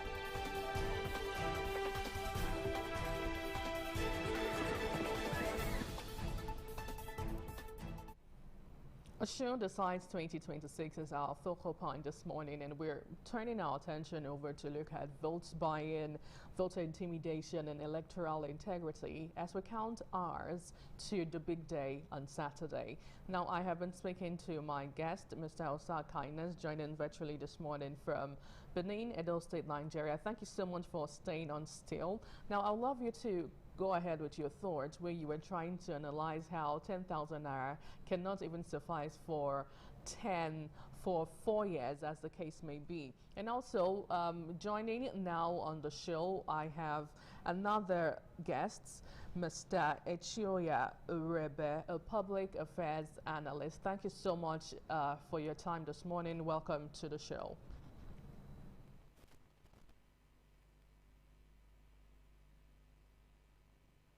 Okay, so now let me go back.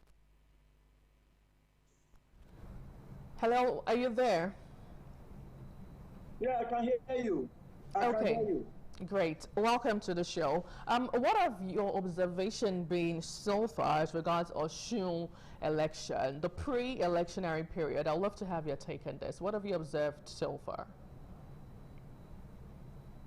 Okay, so far in Osun, the atmosphere is charged up for election, and people are expectant. There are two sides to it. There are those that want the incumbent to come on board again, and then there are those that wish to change the status quo. Now, the ball is in the court of the people rather than the contestants. But the major contenders there are the incumbent governor, Governor Adeleke, and that of the APC candidate. Now, Governor Adeleke is of the opinion that his performance should speak for him. And judging by his performance, the people should ordinarily, naturally will want him back. But politics is, again, not played on performance in Nigeria. The people who in massage will naturally flow with just it is those who are today that are actually uncontestable for him to be able to carry on, because the winner takes all. In election in India, it is the buyer that gets it all. He spoke about the three flowers. He spoke about the number of that he had made. He spoke about the dividends of the policy, which should be occurring there. But I beg, I get in Nigeria politics, people like or people hardly worry about what government is or about. It's about this. But people party structure. Government recently moved from the PDP to the Accord Party. And then there are some agreement of his parties who are going to work against him. There are some other Accord who have been displaced. They are going to work against the governor. So the government is actually trading on very taxable this time around. This is because, unlike what happened in the past, where the government sits and he is going to face that other challenge now. This is us. Right. It seems network is playing a flash one this morning, trying to connect to Mr. Irobe. Now let me move back to you, Honorable Osakines. I'm pretty sure you heard him, well, if you did hear some of the things he mentioned, but one of the things I actually picked was him saying that it seems the people of Osun State are comfortable or, you know, have accepted all of the workings of the incumbent governor, Demola Adeleke. Now, the question is, would his work speak for him on that day? Because he actually made mention of the fact that, oh, this is Nigeria, it's politics, it's not your workings that would play out, but then politics eventually would play out. What's your take on it? You see, we must deliberately jettison the idea, you know, where we tend to, I'm careful with the word to use, where we tend to demonize our political system in Nigeria. There's no flawless electoral process anywhere in the world. One of the most advanced democracy in America, there were claims of infractions, you know, in the elections. But today, the democracy is standing. So we must understand that democracy is evolving in Nigeria, and we are improving, you know, daily. For example, the incumbent governor today in Osun State fought from outside and on seats, you know, the then incumbent governor. And we said that the elections was free and fair. And we praised the elections.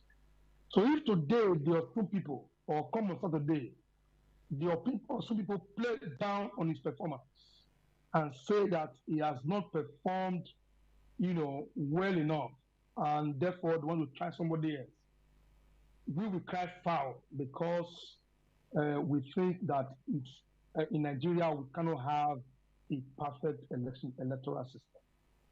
So I tend to disagree, you know, why I agree that our election is not flawless, but we must not demonize our electoral system. We must not continue to demonize Nigeria as a nation by saying that we cannot get anything right. The people are smarter and wiser now, and they are beginning to make informed choices. So we must get that clear. And you must understand that the dynamics of this election coming up on Saturday is now different. For example, Ademola was a member of the PDP. He left the PDP now and joined the Accord. For example, the former governor of the state, Rauf Aregbesola, even though he was a member of the APC at that time, he was an agreed member of the APC.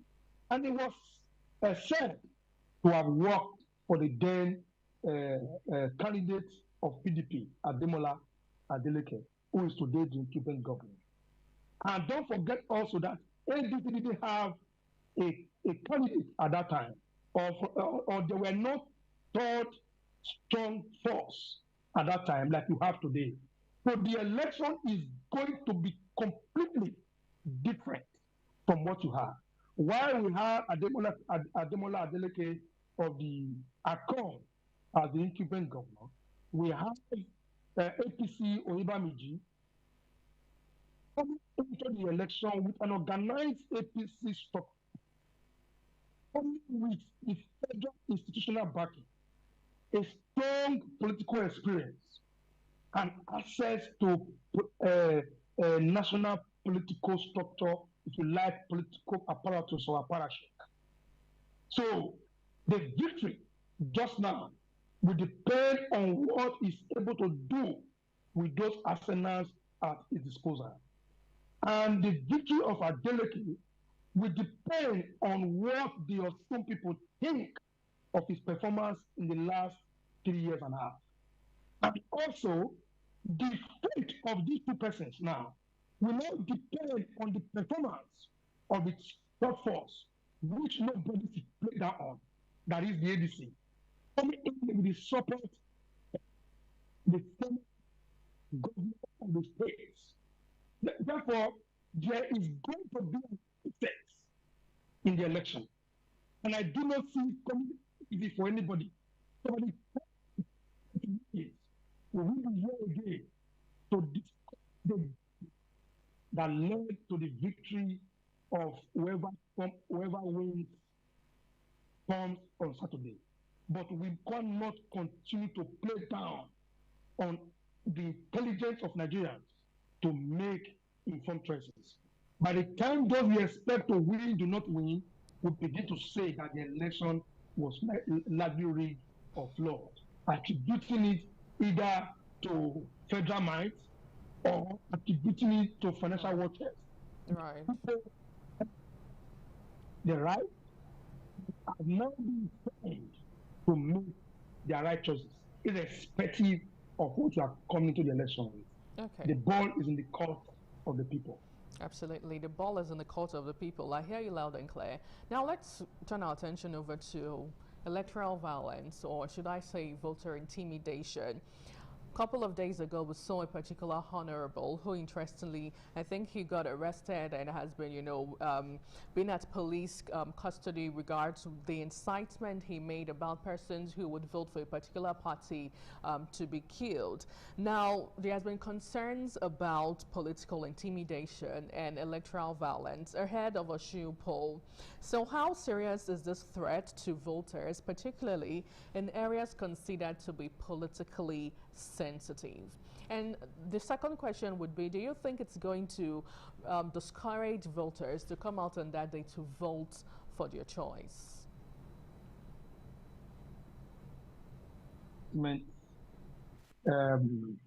Indeed, even though it was coming from the APC, a serving senator, it is indeed an unfortunate one.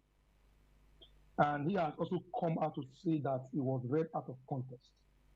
He has taken steps both in the media and individually to correct that impression. That it didn't mean that the Accord people should be killed, but rather he said that they should be buried with the ballot.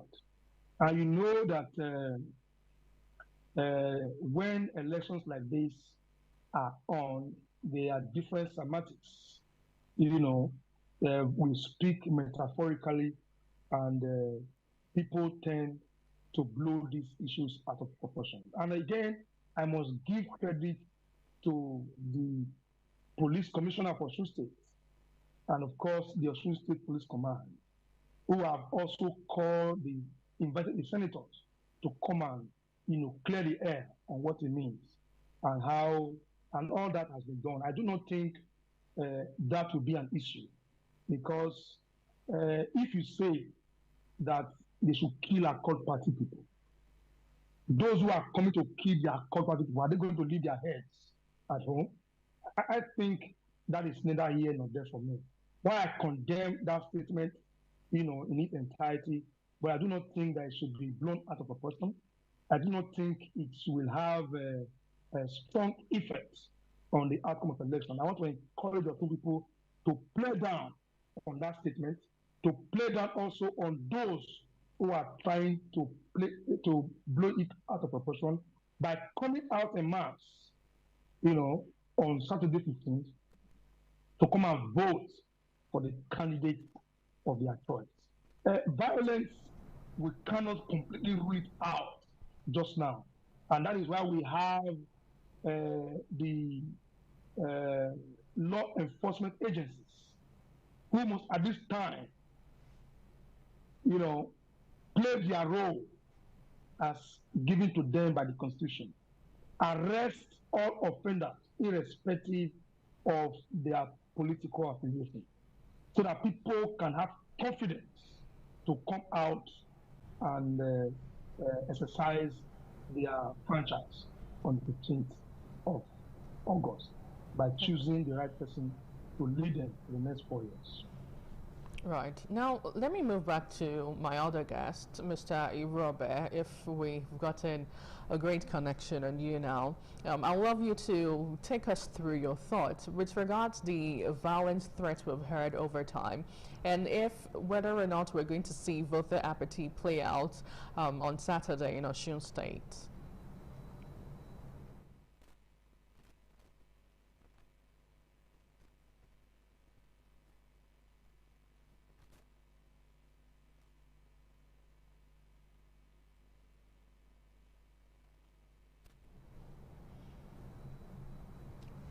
Okay, so it seems the connectivity at this point, it's really not connecting with his end, but we'll take a short break now, and when we return, we'll move over to other parts of the conversation. Please stay with us.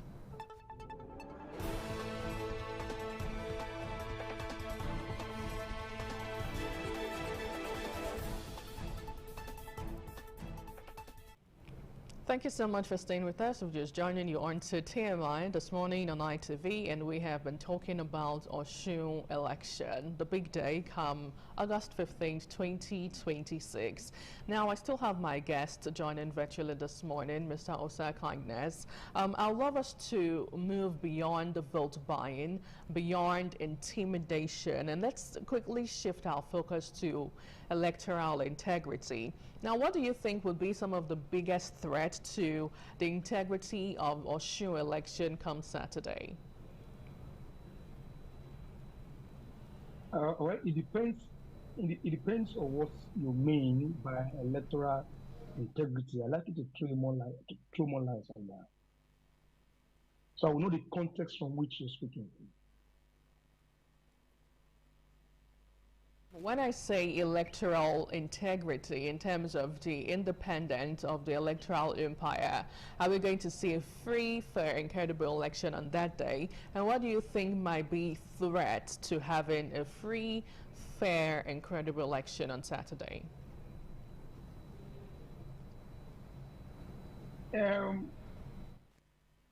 Like you have currently, we have a contestations in Osun State.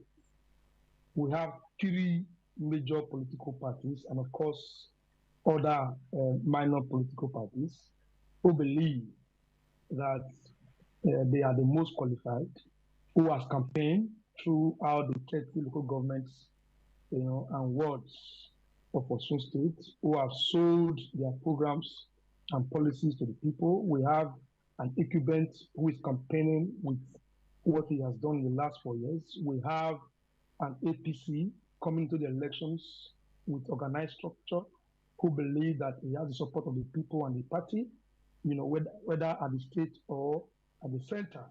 Then we have the third force who believe that, the 2 other political parties won't be able to perform, but rather they are the most qualified. And we have Najim there, who was the former Speaker of Parliament in the state. So he's popular, he has experience.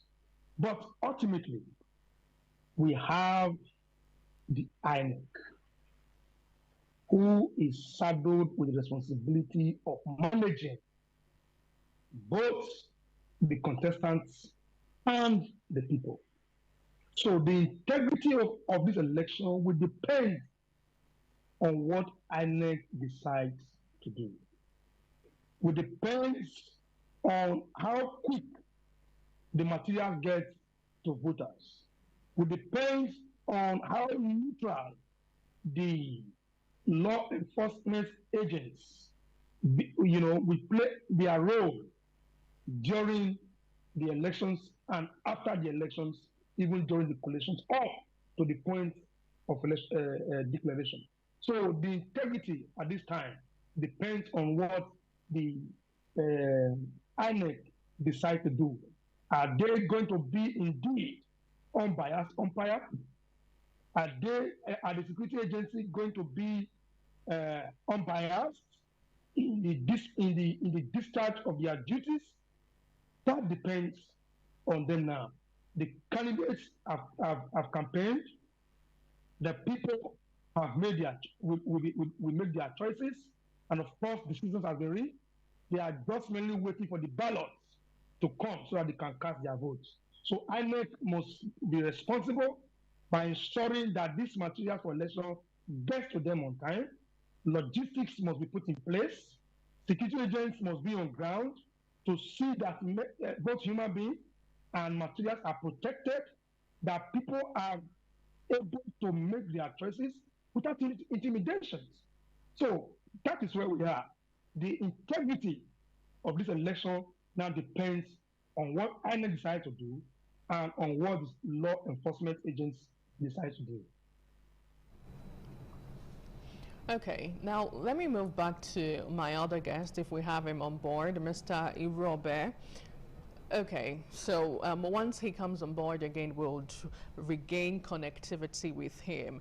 Now, as we get to, count down or move over to the big day come Saturday, right here in Osun State. Now, another major conversation would be the responsibilities of political parties and their candidates to ensure we have a peaceful and credible election. What do you think at this point political parties and their candidates should be doing to ensure that the tense atmosphere in Osun State has been, brought to the barest minimum? Political parties must continue to oil the wheels of their political structure. We must at this time begin to cross the T's and dot the I's, reach out to the unreached, and the elections, the campaign now must move from the media and now move closely to the people. We must go again to remind the people of what they have told them earlier, and they must make up their mind to play by the rules. And ultimately, they must come to the consciousness of one fact, that there are only one outcome in every elections. You are either going to win or you are going to lose. So they must have faith to win and also be conscious of the fact that they are capable of losing. So when they have that at the back of their mind, that will make them play according to the rules of engagement. But you see, it is only in Nigeria that we believe that ruling party must come into the elections with their hands folded, with not being able to do what they are supposed to do, because if they do, they think that, oh, it is because they are ruling party, they are coming in, in the Nigeria context, we say federal man.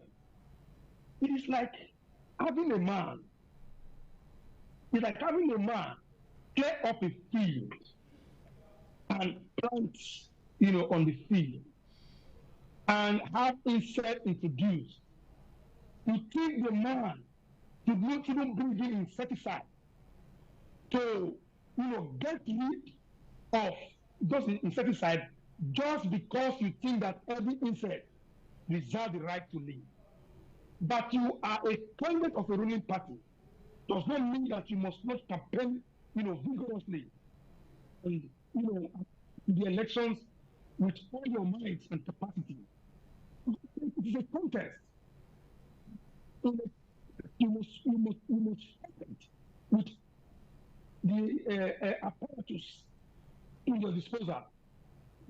So long you are using this apparatus according to the rules of engagement. So Nobody must intimidate the APC in the state by continually saying that they are the ruling party by trying to whip the sentiment that they are using for that man. The people must vote for their choices. If the people have adopted the APC, the authority for the of Adeleke in the last 4 years, the people's vote must count. They must be allowed to cast this vote and choose a candidate of their choice. If the people have also said that Adeleke has performed in the last 4 years, they wish to consolidate on its mandate, so be it. But nobody must be intimidated. Whether you are of the ruling party or you are the incumbent or even the debtors, the vote of the people must be allowed to count. And candidates, irrespective of which political party they belong to, must be allowed to exercise their right to campaign using all the instruments of politicking in their disposal, and ultimately, have victory that comes not just by intimidations, but by the will of the people. Well, as we get to coast home the conversation, the issue of security deployment is another major conversation we should have, as we get to hear that police authorities will deploy about 15,000 operatives to be on duty during the polls on Saturday. Now, INEC is also collaborating with security agencies to curb vote buying. The Electoral Empire is adopting a proactive approach through the Interagency Consultative Committee on Election Security, with intelligence-led deployment plan for identified flashpoints across the state. Now, 15,000 operatives, don't you think it's really too much of a number of security personnel to be on ground on that day? And in another, reaction to this, don't you think it's also going to distract or discourage persons from coming out and, heighten up the fear already in Osun State? Don't forget that it is only the police that is deploying 15,000. The NSADC is likely going to deploy additional 5,000 or more.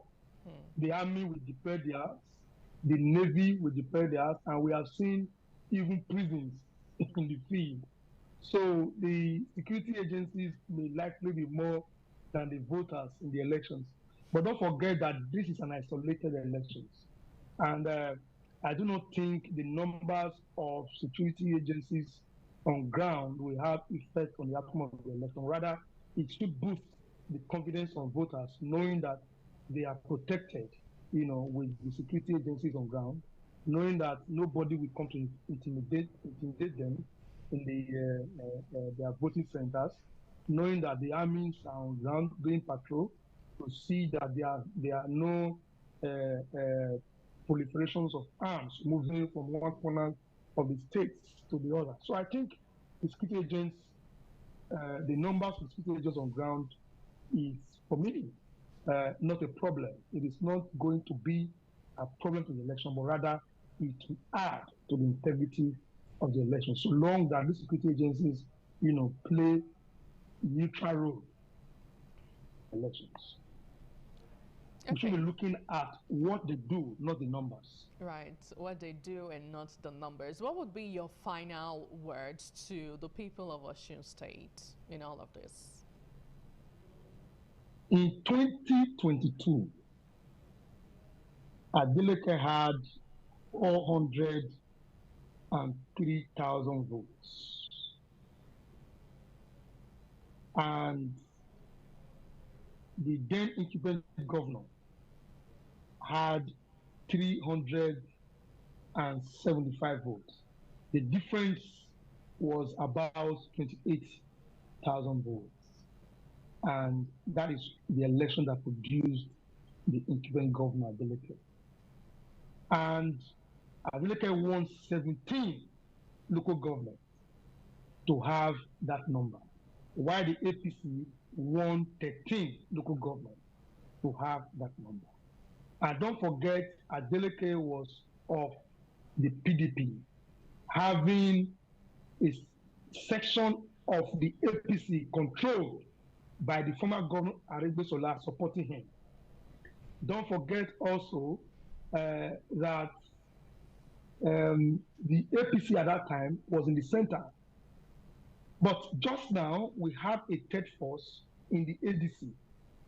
The Aregbesola is now going to pull out his support from, most likely, support from Adeleke, and the APC structure is still on ground there, even though there are a few agreed persons, but the APC has been able to manage its support base, has been able to manage its agreed people, and we also saw recently that a section of the PDP that is loyal to Nyesom Wike in the state, throwing their weight behind the APC candidate. So I can nearly predict the outcome of this election. There will be surprises. My final word to the people of Osun State is that they must not be intimidated. They must go out come Saturday to go and choose the right person for the job. And for me, being a party man, I'm calling them to vote for APC. The Oyebamiji of APC is a man that has shown character, is a man that has shown capacity, is a man with experience, and of course, he will be able to deploy the resources that Mr. President is pushing into the state. Point. Thank you so much. Right, Mr. Osakines, thank you so much. Really much courtesy there. Thank you so much for an intriguing time on the show today. I have been speaking to Osakines, a political analyst and more on the show. Thank you so much indeed for your time. Osun decides 2026. Couple of hours down to the big day, and all eyes currently are on Osun State as residents go to the poll. Nigerians are watching and eager to know who will be the next governor of Osun State. Now that's my bit this morning right here on the show. Thank you so much for being part of it.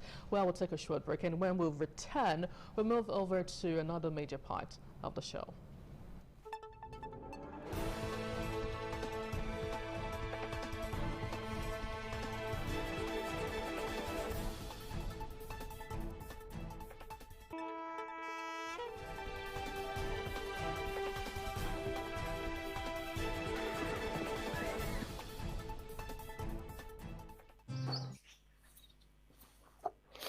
Many thanks for joining on CMI this beautiful morning on ITV. I am Raselina Unko, and welcome to our Lagos Network Studio. And this morning, we'll be talking about the Osun 2026 2 days to the poll. Can Adeleke defeat his seat? We know that election in Osun State is on Saturday. And I guess this morning that would help us talk on to this topic is Jide Ologun. He is a lawyer, a fellow Nigerian Institute of Public Relations, fellow Institute of Leadership, Coaching and Strategy, and also the Chief Superintendent of Police. Hello, Barrister Jide. Good morning. Good morning. It's pleasure to be here. You're welcome. How are you doing this morning? Awesome. Good to know. Good to know. All right, the Osun State governorship election is scheduled for Saturday, this Saturday, August 15, 2026, and the contest has entered its final and most intense stage. The three leading contenders are the incumbent governor Ademola Adeleke of the Accord Party, Bola Oyebamiji of the APC, and Nahim Salam of the ADC. I mean, there's still all the contestants. Adeleke is seeking for another term, is defending his record in the office and asking Osun voters to give him another mandate. You know, as a recent town hall debate, he highlighted his administration achievement, while his major challenges question is its performance and offered alternative plans for the state. While for the APC, who wants to reclaim Osun, the APC said the election is an opportunity for them to regain control of the state it's lost to Adeleke in 2022. The party's candidate Bola Oyebamiji has been presenting himself as the alternative to incumbent and has challenged Adeleke's record. While for the ADC, you know, they want to prove its political strength. Nahim Salam is representing the ADC, and his performance will be closely watched before the party's wider opposition strategy ahead of 2027. A strong showing could strengthen the arguments that ADC can become a serious force in Nigeria politics. You know, there's a lot to talk about. Like I said, there are other parties also, you know, contesting for this election. I mean, what the people want is just a free, fair, and credible election. So, like I said, we have a guest, and also we're going to be talking about security and vote buying. They are the major concerns of this forthcoming election. The election is not only about who wins. Credibility and security are also major issue, and also these are fresh concerns. Let me quickly move to our guests before, we'll talk about the INEC and vote buying and all of that. Barrister Jide Ologun, with just 2 days to the election is on Saturday. Who appears to have the stronger political structure on ground in Osun? You know, is it the incumbent governor or? Apparently, the incumbent remains the governor for now exactly. and controls the machinery of office in Osun State. Yes, there are also contenders. You know, there are about 14 parties exactly. that are interested in that seat, but basically 3 of them are prominent. We talk of Accord, that is fielding the incumbent governor who was in PDP. Yes. Crossed over to Accord. Exactly. And you have the AMBO of APC. And APC is paraded to have the federal minds challenging that seat. And you have the ADC candidate also. Well. And ADC has gained prominence in emerging as an opposition party. So we are monitoring, but what is of concern to us, you know, is the instigation of violence that is, you know, forerunning the forthcoming election. For instance, as at a week ago, I read that about 18 persons have been killed across the parties, and the trending issue now is a senator, Father Onsi, yes, who declared on the campaign ground that between then and the day of the election, that any Accord person seen should be killed, even though he has been interrogated by the police, and he said what he meant was that they should kill Accord with votes. With votes, exactly. As a chief superintendent of police and an independent investigator, if I were to investigate him, there were some expressions, because I listened to that declaration in Yoruba language, that he initially made reference to people who have been killed before now, you know, ordering that some should be killed. Yes, Yoruba language is versatile. We can interpret it in various forms. But basically, when you understand the concept of politics, it's a matter that should not be treated with levity. And again, that underscores the perception some have that maybe because it's a member of APC, it can escape the long arms of the law, you know, in terms of rendering accountability for that threat and hate speech. So by and large, we are monitoring. And again, one of the issues that may rock the balance was the action of EFCC, you know, freezing some of the accounts of Osun State, even though the president now gave an instruction that action be reversed. So it's now between sentiment and force. And, we are monitoring to see how it goes. But what some will say is that if Adeleke, as incumbent governor, allows himself to be pushed out of office, then they may want to question the kind of politician he is.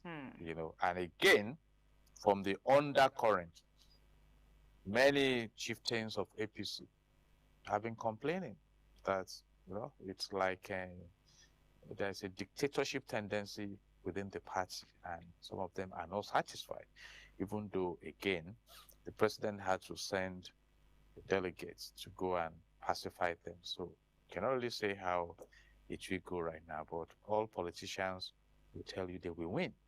So let's wait till Saturday or early Sunday. We hope that INEC should be prepared to, at least, since it's an off-cycle election, just one state, so let's have the result on that Saturday. Of course, we are going to talk more on INEC later. I mean, this is just going to be like, oh, how would it's going to, should I say, allow or see how 2027 presidential election is going to be. I mean, if INEC, we Nigerians, everyone have hopes on INEC right now. So when you were talking, you made mention that because he's an APC member, you know, talking about this father houses, because he's an APC member, does that give him the right, I mean, to come out to speak? Because I'm an APC member, anything can, you know, can be swept under the carpet? I mean, I'm just saying this because you made mention, oh, because he's an APC member. Yes, I made reference to it on the scale of perception in public relations. Recall at a time that when Oshiomhole, the chairman of APC, he came out to say, while cutting other politicians to cross carpets to APC, I come to our party, your sins are forgiven. And it is perceived that the power at the center is the influencer. And so when he was invited by the police to come and explain the statement he made, you know, some persons already said, so what will come out of it? You know, so the question to ask now is that, imagine that it was somebody in ADC that made that statement, or somebody in a court party that made that statement. What do you think would have happened? Perhaps that person would have been locked up somewhere right now, and it could have become a big issue. And that speaks to justice. You see, political influence should not be used to obstruct the cause of justice, because if you benefit from it today, you may not benefit from it tomorrow. You know, you never can tell where you are. So we should be building a structure that protects and promotes justice for any generation. That is when you talk about institutional capacity and effectiveness. Like I said, if I were to question him, I doubt if he will escape being nailed for hate speech. I've mentioned a few of it. You know, he was making specific reference to those who have been killed and things like that. And we should watch against this in Nigeria.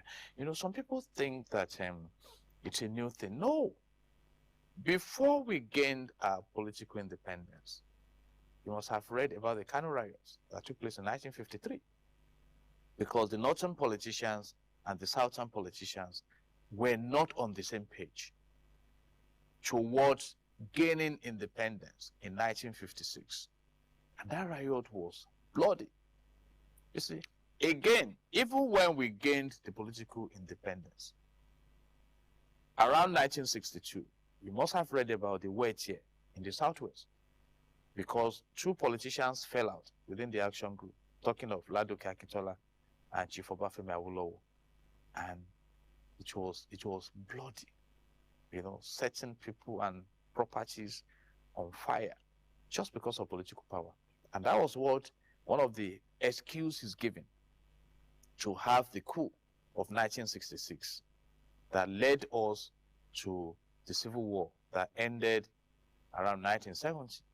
And again in 1983, the Ondo State bloody political encounter when Chief Adekunle Ajasin, as the candidate of UPN, contested for governorship, return to office.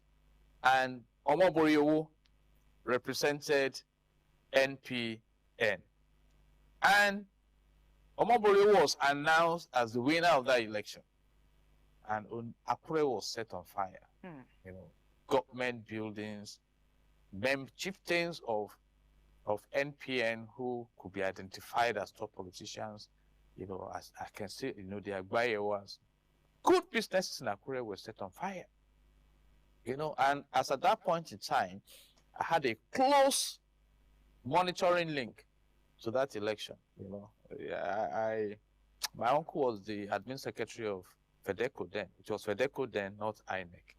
You know, and I recall I was at home when Omoboro came consulting that he should declare him, and my uncle said, no, let the people have their way. But somehow, how he declared himself as winner, you know, nobody can tell till today. And everywhere went on fire. So we have precedents, which makes some of us to ask the question, what's the big deal in politics?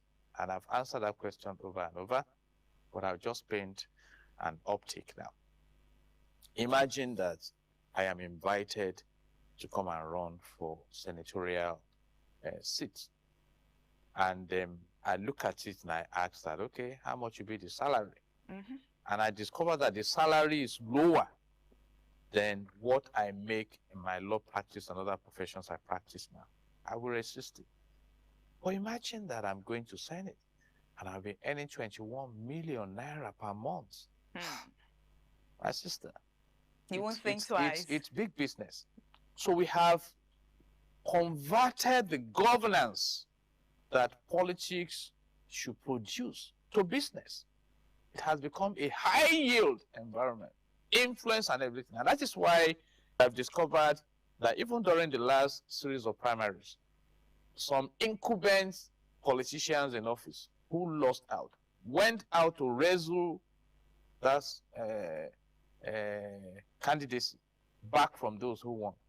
And again, I have said it, the democratic dispensation we talk so much about is held by the legislative arm. And Section 4 of the Nigerian Constitution 1999 as amended states clearly that the National Assembly and of course the House of Assembly at the state level by extension shall make law for the peace, orderliness and good government in Nigeria. But imagine the kind of laws that came out recently when the Electoral Act was amended, that some of these issues are considered as family affairs of the party. You see, the shocking one is that you may not even be able to challenge when a forged certificate is presented. So you see that instead of us building a structure for national development, we are building structures for, you know, like a group of people just advancing their political career and interest at the expense of the citizens. And unless we tame that narrative, we are going nowhere. We remain around the circle. So the violence and the threats and the vote buying and everything and the desperation, I put them under the capsule of desperation. We cannot tame the desperation unless we minimize the benefits and privileges of office so that it now becomes a space for service and sacrifice and not to be served and to be sacrificed for. Okay, don't you think Adeleke's incumbency will give him like an advantage or something? It's up to him. You know, how he can mobilize his supporters, how independent INEC is, how transparent, fair, free, and credible the elections are, you know, and that's why I appreciate your brilliant expression that this is the last off-cycle election before the 2027 election, and all eyes, not just local, global, are on INEC. Exactly. And I have advised the INEC chairman to realize that it's only God that won't leave office. So whatever you do in office, that when you leave office, you look back and you feel bad. Please don't do it. Not for any gain. But you know, I made reference to the 1993 election in Nigeria, the option A4. That election, the MK Abiola election, that election was managed by Professor Humphrey Nwosu, and against all odds, even with the supervision of the military, the man was bent on doing what was right then until IBB and his people, annulled that election. And then Humphrey Nwosu is gone now, but at least on the scale of legacy, he queued on the side of doing what is right. And the IBB eventually came out to partially confess, and it's a really disturbing national embarrassment and disservice to the nation. And what God says in his word is that righteousness exalts the nation. So if you have people who are interested in the greatness of this country, I think the decision should be to do what is right. Okay, so INEC has into that vote buying as a major threat to the security preparations, according to them, are significant, with about 15,000 police personnel expected to be deployed. And also, INEC has increased its BVAS capacity from 4,427 devices to 5,130 with additional backup devices. And some persons are thinking, because the president is actually the one that appointed the INEC chairman, do you think the INEC chairman would want to work in favor with the ruling party APC, because the president appointed him? I just spoke to that. His loyalty is constitutionally to the country. Section 1 of the Nigeria Constitution 1999 as amended states clearly, and that's what we call the rule of law, that all institutions, all persons are subject to the provisions of that constitution. So INEC is a creation of the constitution. The chairman himself was appointed, nominated, forwarded to the Senate, the same structure of under the constitution. And so if he chooses to be loyal unconstitutionally, then he will have questions to answer. But I keep emphasizing this point. It does not matter the office a man occupies. He will exit that office. Joseph was the prime minister in Egypt. But the Bible says a time came when a Pharaoh came that did not even know Joseph. So if you look on the scale of eternity, you do what is right. But then some people claim that he who pays the piper dictates the tune. And constitutionally, INEC is expected to be independent. And again, let me speak to the issue of drafting security personnel. It's an aberration. And I hope we grow beyond that. When was the last time you read that UK, even the people that colonized us, that they are having elections? There are policemen everywhere. But sometimes you even hardly 15,000. It just goes on like that. That's a whole lot. Yeah. In fact, if you read the budget of INEC, proposed budget for electoral litigations, it's about 135 billion naira. So what does that suggest to us? It suggests to us that we have many things wrong with our electoral processes, tied to the desperation I mentioned.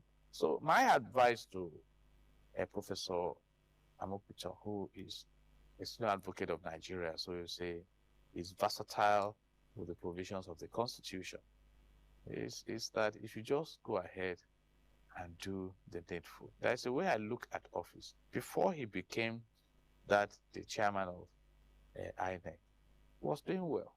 What do we need in life? Basic needs: to eat, to dress, somewhere to lay your head, be able to meet your basic needs. And God has promised that he will give us our daily bread. So, and that's what I advise people about. You see, the nation is bigger than any office, bigger than any individual, bigger than any party. So your loyalty should be towards national development. And what is this national development? Creating commonwealth for common good. And it starts from the leadership, the machinery, the processes that produce leadership. You know, INEC has also having a print ballot papers to result sheet after a court judgment requiring the inclusion of the SDP candidates. I mean, it's just 2 days to election. It's commendable. You know, INEC should respect that decision. You know, yeah. So I commend INEC for that. Okay, let's talk about vote buying. Vote buying for this, not just this Osun election, presidential election as well. I've been seeing a couple of videos on the internet where, you know, they're sharing rice, very small portion. You know, there was one I even saw bread, small bread, and they attached the person that is, you know, campaigning on the bread, and they share to people, they share money and the rest. And some persons will come out to say, okay, vote your conscience. You are in Nigeria. I mean, you see what has been happening. You go there, vote your conscience. Do not sell your vote. Do not allow them buy your vote. But at the same time, economy is hard. People are hungry. Imagine somebody that's not. You know, sometimes I blame them, and I do not blame these people that sell their votes, right? You know, imagine somebody that has not eaten. The family has not eaten, the children has not eaten, you know, they stepped out. This is not like, I'm not trying to make excuses for them, but at the same time, economy is bad for a lot of people, especially average Nigerians. And they go to a place that they are sharing money and you expect them not to collect when they've not eaten. You know, and at the same time, I would still come out to say, do not sell your vote. But what about those persons? Would you blame them? You know, I don't want to embark on a trip of blame game. Okay. But I just want to talk about discipline. Okay. Those who are selling their votes are selling it because they are alive. How have they remained alive? It's a psychological question. Imagine that you are very thirsty and somebody serves you a chilled water. Not even water, you know, beverage. Okay. You are very thirsty. And as you are about to pick that cup and drink it, an earthworm drops into that drink. What will you do? Drink it. Esau, in the Bible, sold his birthright because he was hungry for the moment. And his brother bought it. Talking about Jacob. By the grace of God, some of us have fasted for 100 days, not once.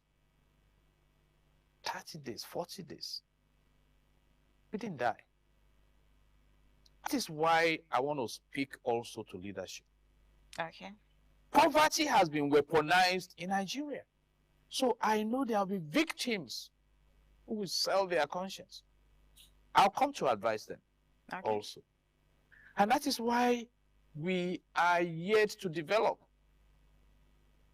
There is a study on the concept of power in political science. People need to have their way, even against resistance. That is why you hear such statements. You know, when Senator Fadahunsi was addressing his followers, this thing came out. You saw them hailing him, and I said, oh my God. And like some of the responses, are his children in that gathering? I don't want to ask whether his children are in Nigeria. Are their children thugs? And yet, because poverty has been weaponized, thugs are produced. So those he was addressing did not even process the message he was sending out. And if not because we are in the age of social media, that video went viral. He even said, you can record me. Maybe the police will not even have invited him. You say, so these are issues. Don't sell your future. The maximum, depending on the cadre of vote selling and buying, the maximum some of them will get is 5,000 naira. I mean, what will 5,000 naira do for you in 4 years? What? So we speak to the electorate. Don't sell your future. You see, we will not be able to reinvent leadership in Nigeria unless we begin to resist some malpractices. How much will you bring to Jide Ologun to go and manipulate or vote against my conscience? How much? You know, and that's why I keep advising that we should move away from palliative economy. So it's government that will now give me rights to eat. No. In my family, my parents invested in us. Get educated. And I've said it. Sheikh Zayed, the founding father of the modern UAE, said that wealth is not money, but developing people. I was still talking to someone, I think yesterday. One day my father called me that JD, he used to call me JD, last born in the family. And I'm not keeping money for any child. Be serious with your education. Yeah? My father died when I was 15 years. I got my secondary school result the following day. He died on the 7th of September 1982. I got my secondary school result 8th of September 1982. But he has loaded some things in him. Our family industry is education. And today, I give God the glory. You see, I'm not a slave to anyone. I am emancipated. And we are cultivating that culture from generation to generation. But what do we find in this country? How many children are out of school? See, bandits, kidnapping. You know, we are mortgaging the future. And who are the beneficiaries? Some of these politicians. I'm speaking to electorate now. Congratulations if you have chosen to be a political thug. When your master, who is buying drug for you, giving you money to smoke, to drink, and go and be causing trouble, when they win and they are going to collect their certificate of return, do they take you to Abuja to take photographs with president? You're not there with them. They go with their wife, children. Their children, exactly. You see, so please, let's wake up in Nigeria. Don't let us continue to sin. The Bible says sin is a reproach to a people. I think it was in Ghana that a politician brought a vehicle with rice and they chased him away. Let's wake up. Even in your poverty, you can be sensible. You can be sensible. In this country, we talk about stomach infrastructure. From where to where? We talk about Diboko Sebe in Yoruba, which means vote and cook soup. So one pot of soup, man, you eat it for 4 years. You know, and that's why some of us come out to bring out this enlightenment. By the grace of God, I've been to some countries of the world. Look at the UK we are talking about. Look at the political setting. You know, look at a prime minister will resign because the parliamentarians will say no. Why did Boris Johnson resign? Because during COVID-19, he instructed people to hibernate and he was partying with his friends. To them. But I pray that the fear of God will touch your heart. You know, Google on your phone. For those of you who have phone, if you don't have, go to the nearest church, ask the pastor to preach to you about. You see, Esau wept to get that birthright back. He never got it. Maybe today we should be talking the nation of Esau, or if God changed that name. Or it's the nation of Israel, because from that Jacob, the 12 tribes of Israel emanated. So your future is more important than your present.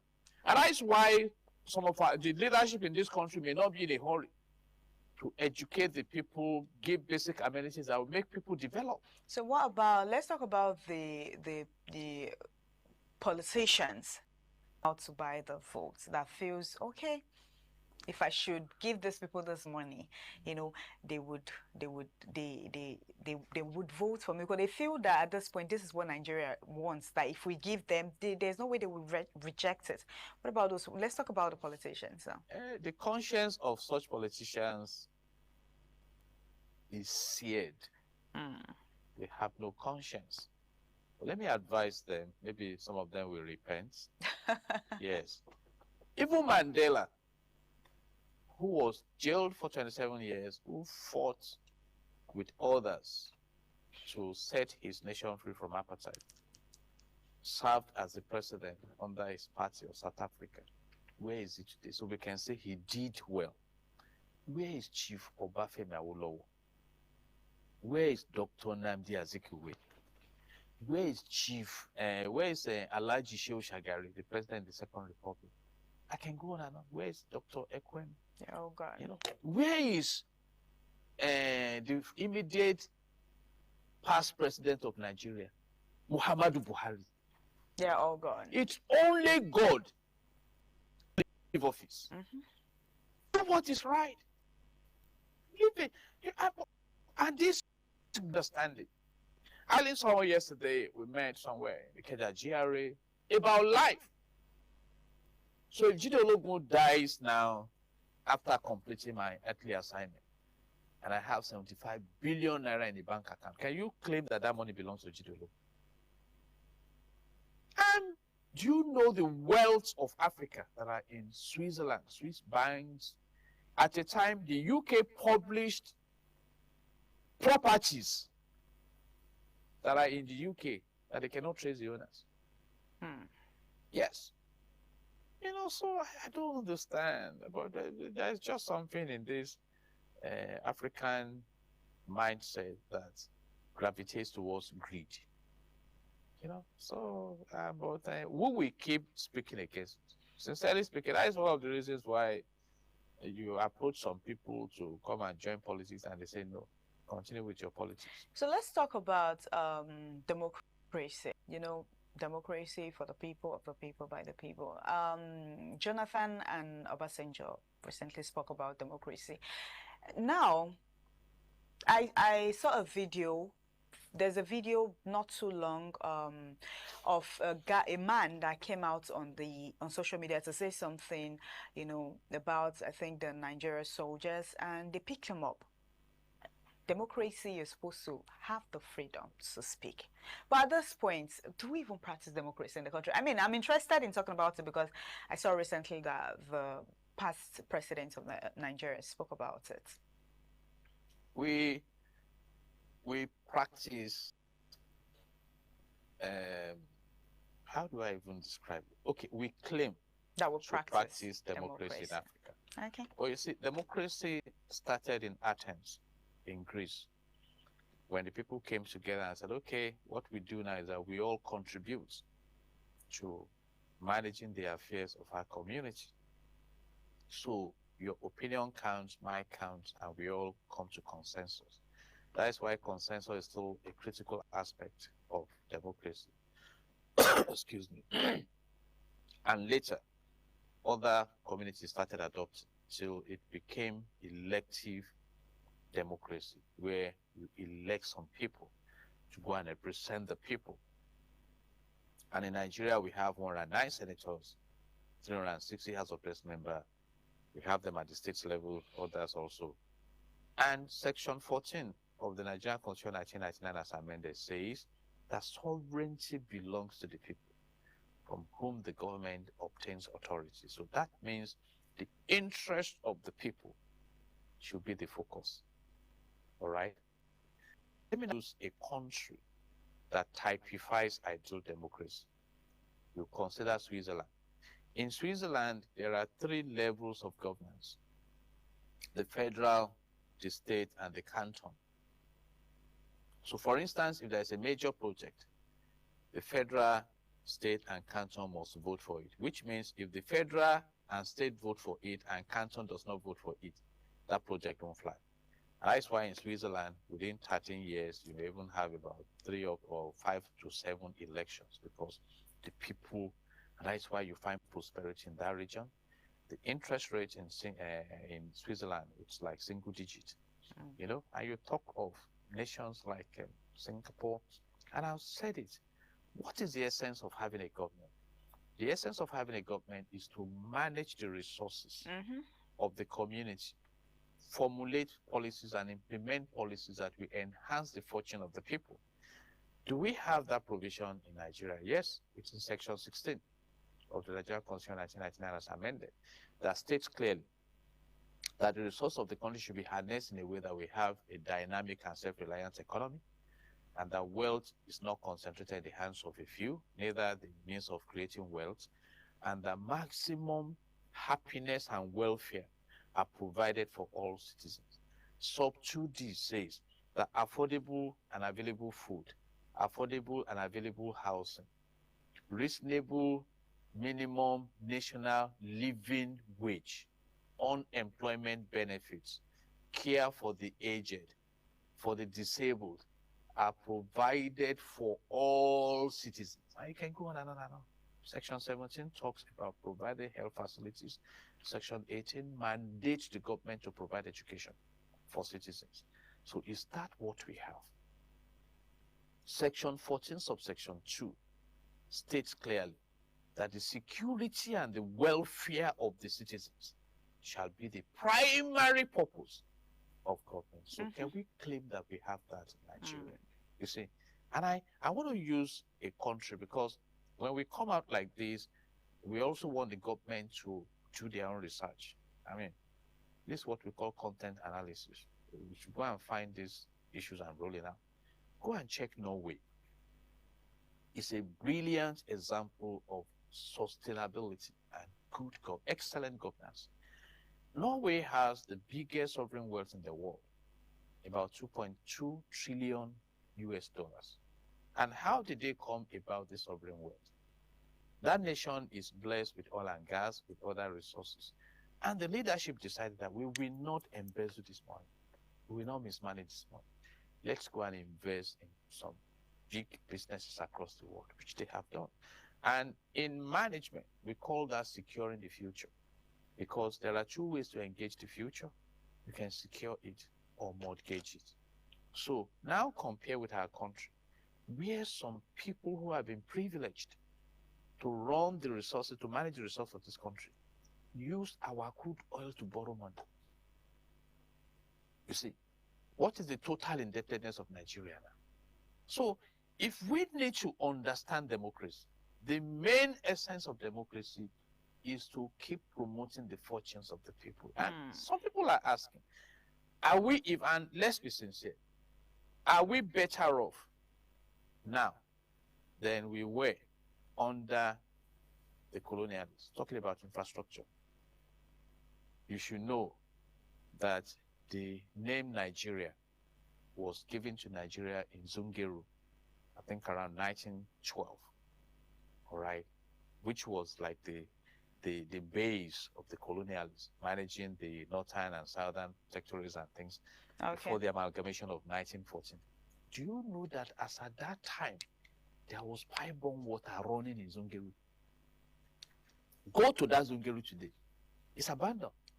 In fact, the about 33.8 billion naira meant for the Mambila and Zungeru hydropower project, one former minister ate the money. Thank God he's been jailed for 75 years. So these are issues we should consider. Okay. Look at, let me just crown it with this. All right. Democracy. Even though Lee Kuan Yew told his people that, come, I'm not offering you democracy because it was seen like an autocrat, but that I'm moving this country from a third world country to a first world country. Singapore left Malaysia in 1965. Today, Singapore is one of the best places to live and to work in the world. And that's what we are speaking to leadership. All right. You know, that is democracy. Okay. In a system where out of about 230 million citizens, about 143 million are within the multifaceted poverty window. And what kind of democracy? All right, let's come back to the Osun election. What issues are likely to influence the average Osun voters' decisions on Saturday? Social, economic, psychological. Social and economic, in the sense that those who have been hit hard with the poverty will sell their votes, you know. And we have heard that vote buying has gone beyond coming to the polling area to give people money. You know, some they've done the transfer ahead, some vote on credit when you come and, you know, so. And again, when we don't implement our law, so people have been caught with monies during elections in Nigeria, but when they are caught, you know, then psychological, in the sense that there may be sentiments, or some people may not be happy with the step taken by EFCC. They may not be happy by the threat coming from the federal space and say, no, let's maintain our governor. And other forces like apathy, for instance, the statements of Senator Fadans, even if he has denied it, people will still make be some people scared. to say, particularly when about 14 souls have been lost, even before the elections, to say, I don't want to die. Yeah, true. The hardship is enough. Let me just keep managing. So you think that would make a lot of people not want to come out to vote? You see. And let me say this. Nigeria needs to make progress. I look forward to a season when elections won't be a big issue as it is right now. Let's look at some other countries. Election took place in Germany. Not many people knew across the world, but this one that a pre-election, during election and post-elections is one from crisis to the order and things like that. That desperation is out of range. So we need to have a change of mindset. There are two basic things that leadership is all about. Okay. It's about service and sacrifice. Go and look at Mahatma Gandhi, look at Mandela's of this world, look at Kwame Nkrumah, Jerry Rawlings of Ghana, look at Magufuli, John Magufuli of Tanzania, who has died. Look at Lee Kuan Yew, look at Sheikh Zayed, founding father of the modern UAE. So these are people who decided to enhance the fortunes of the people, not necessarily to enrich themselves out of range. What was the net worth of Mandela when he died economically? But if you look at his network socially, you'll be amazed. That name alone, you know what it means. So one last word for the people of Osun State. Don't sell your conscience and don't get into office against the will of God and the will of the people. Those are two dangerous steps to take in life. Do what is right. Do what is right. And who says, what does it profit a man if he wins the whole world and loses his soul? And it's not even possible for anyone to gain the whole world. We are talking of Osun. The world is bigger than Osun. Exactly. See? Some have occupied that office and they've left. So please, let's fear God. The fear of God is the beginning of wisdom. So, this election is being watched as an early test of Nigeria's political mood ahead of 2027, including INEC. So, we all are thinking. It depends how this election goes, matters how 2027 election is going to be. 2027 presidential election would be. What would you have to say about that? I doubt it. There are two different issues. This Osun State election is an off-cycle election. Maybe a test to INEC's faith. It's a test for INEC. Okay. If INEC is righteous now, INEC will be righteous during 2027. If INEC is unrighteous now, what should we expect? And I said it's not in all cases that he who pays the piper should dictate the tunes. So let's be loyal to God.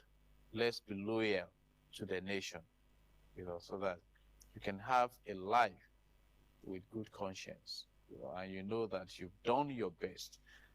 A wise man said you'll be remembered for one of two things: the problems you have solved and the problems you have created. So my advice to stakeholders, don't add to the problems of Nigeria. At least try and solve some, within your confines of influence.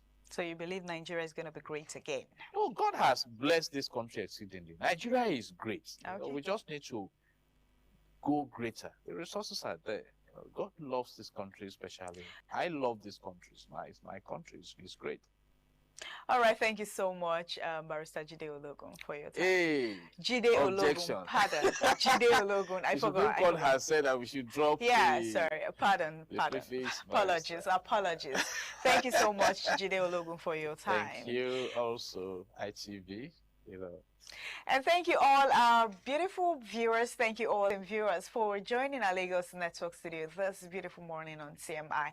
I am Marcelina Unkwo, and we would be handing over to our Benin Network studio for the continuation on CMI. Do not go away. Stay with us.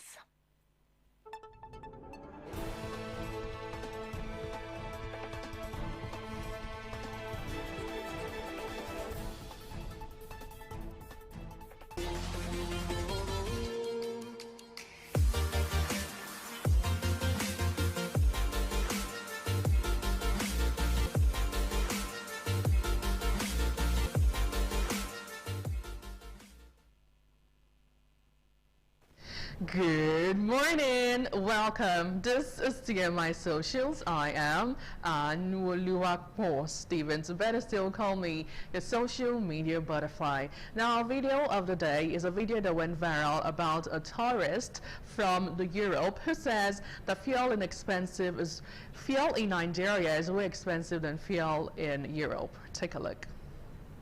Very curious what the prices for fuel are in Nigeria, because we have to fill up this big boy here, and here we have, I think the price per liter is 1,300. That's $1 per liter, but we are tanking diesel. Let's see how much goes in here.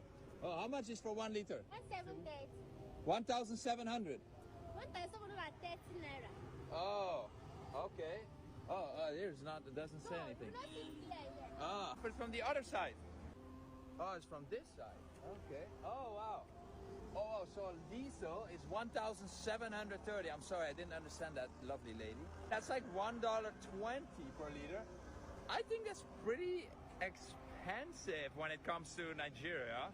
I mean, in Europe, this is probably like more than double the price, but we cannot compare European prices with prices here in Nigeria. For Nigerian standards, I think that's pretty damn expensive. And how many liters goes in? It's like says 38 in total. Oh, that's it. Is it full already? It's only 38 liters? 40, 45. Oh, okay, yeah. So now it's on the other side. This is not this side for us. Wow, 41, 42 liters already goes in. 72,000 already. That sounds like a lot of money. And $72,000 looks like in Nigeria like this, even more. This is not exactly the 72,000. I think this is about 50,000 only, so I need double these packs. Oh my God, how I do this? 1, 2. Oh well, we can start with our first video now. It's a story about a woman called Haija Miriam Wadada. She was seen distributing over 325 million naira to 6,500 women in Nasarawa State. Now this video has gone viral. It captures Haija Miriam, wife of Nasarawa APC gubernatorial candidate Senator Ahmed Wadada, giving out cash under the Women Empowerment Scheme 2026. So the program aims to provide 50,000 naira each to 6,500 women across 13 local government areas, totaling 325 million naira. So while supporters praise it as a vital aid for women facing hardship, critics call it tokenism, question the money source and longevity, and also raises concern about vote buying and prompting calls for the EFCC to look into this. Let's take a look at the video.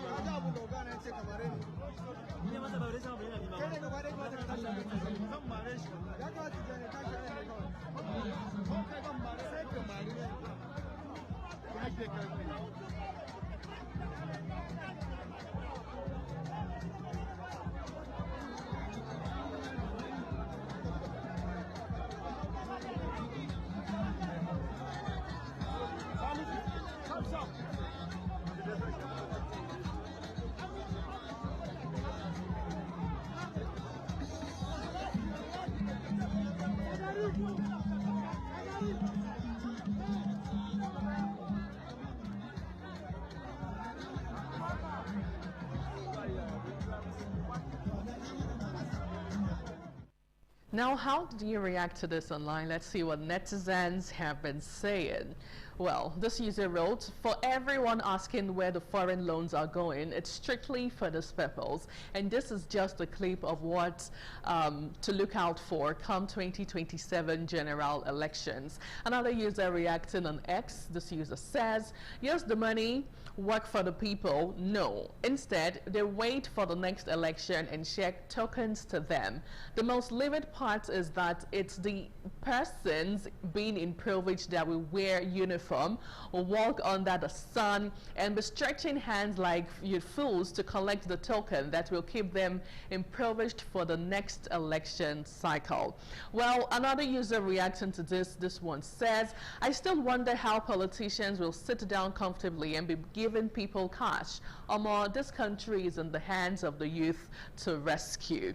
Now, away from that, well, we're still getting reactions from the mass wedding that went on in Kano State, as Kano State Governor Abba Yusuf has urged the 1,500 couples who benefited from the state's mass wedding program to build their homes on patience, justice, mutual respect, and understanding. Okay, do we have time to look at the video that went viral? Well, Kano State Governor doing the Lord's work there. Now let's take one reaction on the story with this user who wrote on X. Why are they not interviewing the ladies? Anyway, because of the time, we have to wrap up TMI Social on this note. Thank you so much for being part of it. I am Anuoluwapo Stevens from all of us. And this morning on ITV, do have yourself a great day ahead.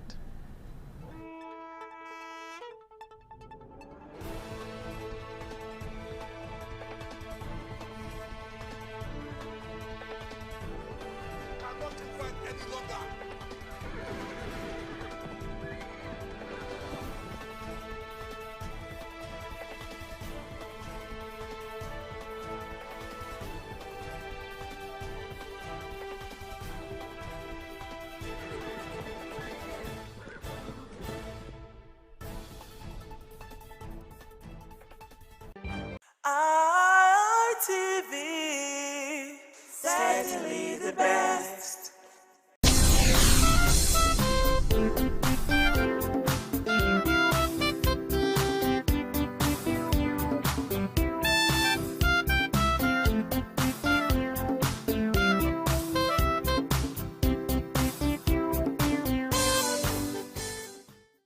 One thing I understand about BP is high blood pressure.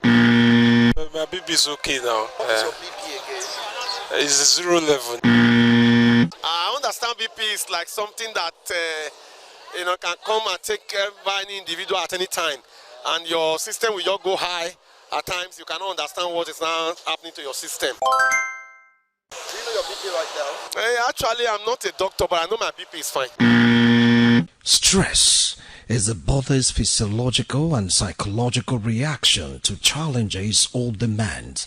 It is generally categorized into three main temporal types: acute, episodic, and chronic, and two co-emotional types, positive and negative.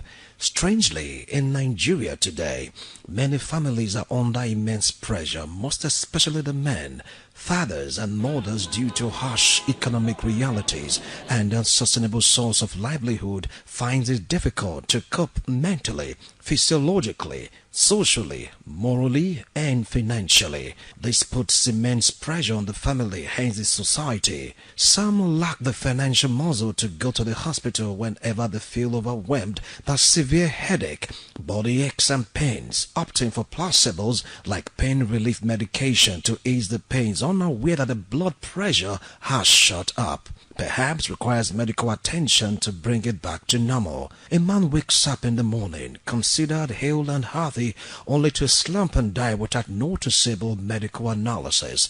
A woman can be overjoyous and bubbling one moment, and the next moment she is pronounced dead after being rushed to the hospital. Stress is real, and the way you choose to handle it determines how far you will live as an individual on planet Earth. Some Nigerians do not see the need to go for medical checkup irrespective of their age, status and religion. Many, due to financial constraints, may not want to risk the money for feeding the family for medical expenses. The rise in cases of insecurity in the country is not even helping matters. Nigerians are always exposed to various degrees of stress each day, accumulating to what might one day lead to an irreversible health issue, and if not properly checked, might lead to terminal disease that will eventually end the life of such an individual. Unmanaged or unregulated stress leads to high blood pressure, which by all standard is a silent killer. Many are unaware of the dangers they are exposed to on a daily basis due to inability of individuals to dictate the imbalance in their blood pressure, which might not come with any sign or symptom until it's too late. For some, due to religious beliefs, they do everything possible to avoid hospitals. Some have this mental block of what you do not know cannot kill you. Alas, all this means of postponing the inevitable. High blood pressure is a killer disease. In this part of the world, most people are ignorant. You will see an average black people, they will tell you they don't have very high blood pressure. It doesn't ring bell. Some say it's hereditary anyway, but most of the things that's going to be problem, pressure, as the name implies. Because if you are bored and you have a series of problems, you are unable to manage all these problems, your blood pressure will rise. And when it rises to a particular percentage, death can arise. You can go paralyzed, you can develop stroke. So my advice to people today is that don't wait until when you fall sick before you try to take your blood pressure. There are a lot of hospitals today in Nigeria that offer even blood pressure check for free. So I advise people to always check their blood pressure so that they don't wait until when the thing has gone to a stage where they will be running up and down before consulting medical facilities. At my age, I am 58 by now. If I tell you my blood pressure is so amazing. My blood pressure is 120/80. Just like when I go to the hospital and I tell the doctors about my blood pressure, they say my blood pressure look like that of children. So my blood pressure is very normal. The problem a lot of people have is that you see, when we say blood pressure is normal, it's 120/80. It's within the range. The most especially the down one of it is what you need to pay more emphasis to, because the down one, the moment is above 100, that means your life is at risk. Coping with stress in Nigeria requires active management of economic pressures, traffic and demanding workplaces, effective strategies including setting strict boundaries, practicing deep breathing, maintaining a healthy lifestyle, and leaning on community networks. Professional mental health support is also increasingly accessible through local digital platforms. Managing stress in the Nigerian context involves a combination of personal, environmental, and structural approaches. First, financial and economic management budgeting. With rising living costs, prioritize essential expenses and strictly cut off non-essential. Multiple income streams. Explore side hustles or digital skills that can be managed from home to ease financial anxiety. The second way to manage stress, physical and mental wellness, limit stimuli. Disconnect from news and social media at least 2 hours before bedtime to prevent information overload. Breathing and meditation. Use a 3-3-3 rule in moments of panic. Identify 3 objects, 3 sounds, and move 3 body parts. Rests and routine. Prioritize a consistent sleep schedule, 7 to 8 hours, and make time for regular physical exercise. For diet, reduce heavy caffeine and alcohol intake as they can mimic or exacerbate anxiety. There is a need for everyone to always go for medical checkup, because we always preach and let the patient understand the fact that prevention is better than cure, and knowing your body health status will enable you know what to do to prevent the complication of some certain disease conditions that are not curable. And a very important one of these disease conditions that are not curable include hypertension, diabetes, asthma, and so many other ones that are though not too common. Hypertension is a disease defined as the force of blood pushing against the arterial wall, becoming persistently high. It therefore means that the heart will not be overworking or overloading itself, which can result to some certain complication. that may result to demise or death of the patient. Walk and traffic commute strategies. If living in hubs like Lagos or Abuja or even in Benin City, use offline or localized traffic apps to plan routes and avoid peak rush hours. Listen to calming audio or podcasts during unavoidable gridlock. Workplace boundaries. Learn to politely say no to extra workloads when feeling overwhelmed and avoid stretching work hours into your personal life. Quite a number of persons are living with hypertension and it's not diagnosed, meaning that they are not even aware that they are living with hypertension until complication will start coming up, which may result to the patient's death. According to World Health Organization, 46% of people with hypertension are living with it undiagnosed. Generally speaking, there are two types of hypertension. We have the primary hypertension and we have the secondary hypertension. The primary hypertension is also referred to as the essential hypertension. It therefore means that the cause of hypertension is not identifiable. The cause of hypertension is not known. However, it starts by gradual build-up of the blood pressure until it reaches a level that will not cause the patient to not becoming hypertensive. Other than the primary hypertension, we still have what we call the secondary hypertension. There are some certain disease conditions that somebody may have that will not cause his or her blood pressure to become elevated. For example, people that has adrenal gland tumor, which includes pheochromocytoma or primary aldosteronism or Cushing syndrome, as the case may be.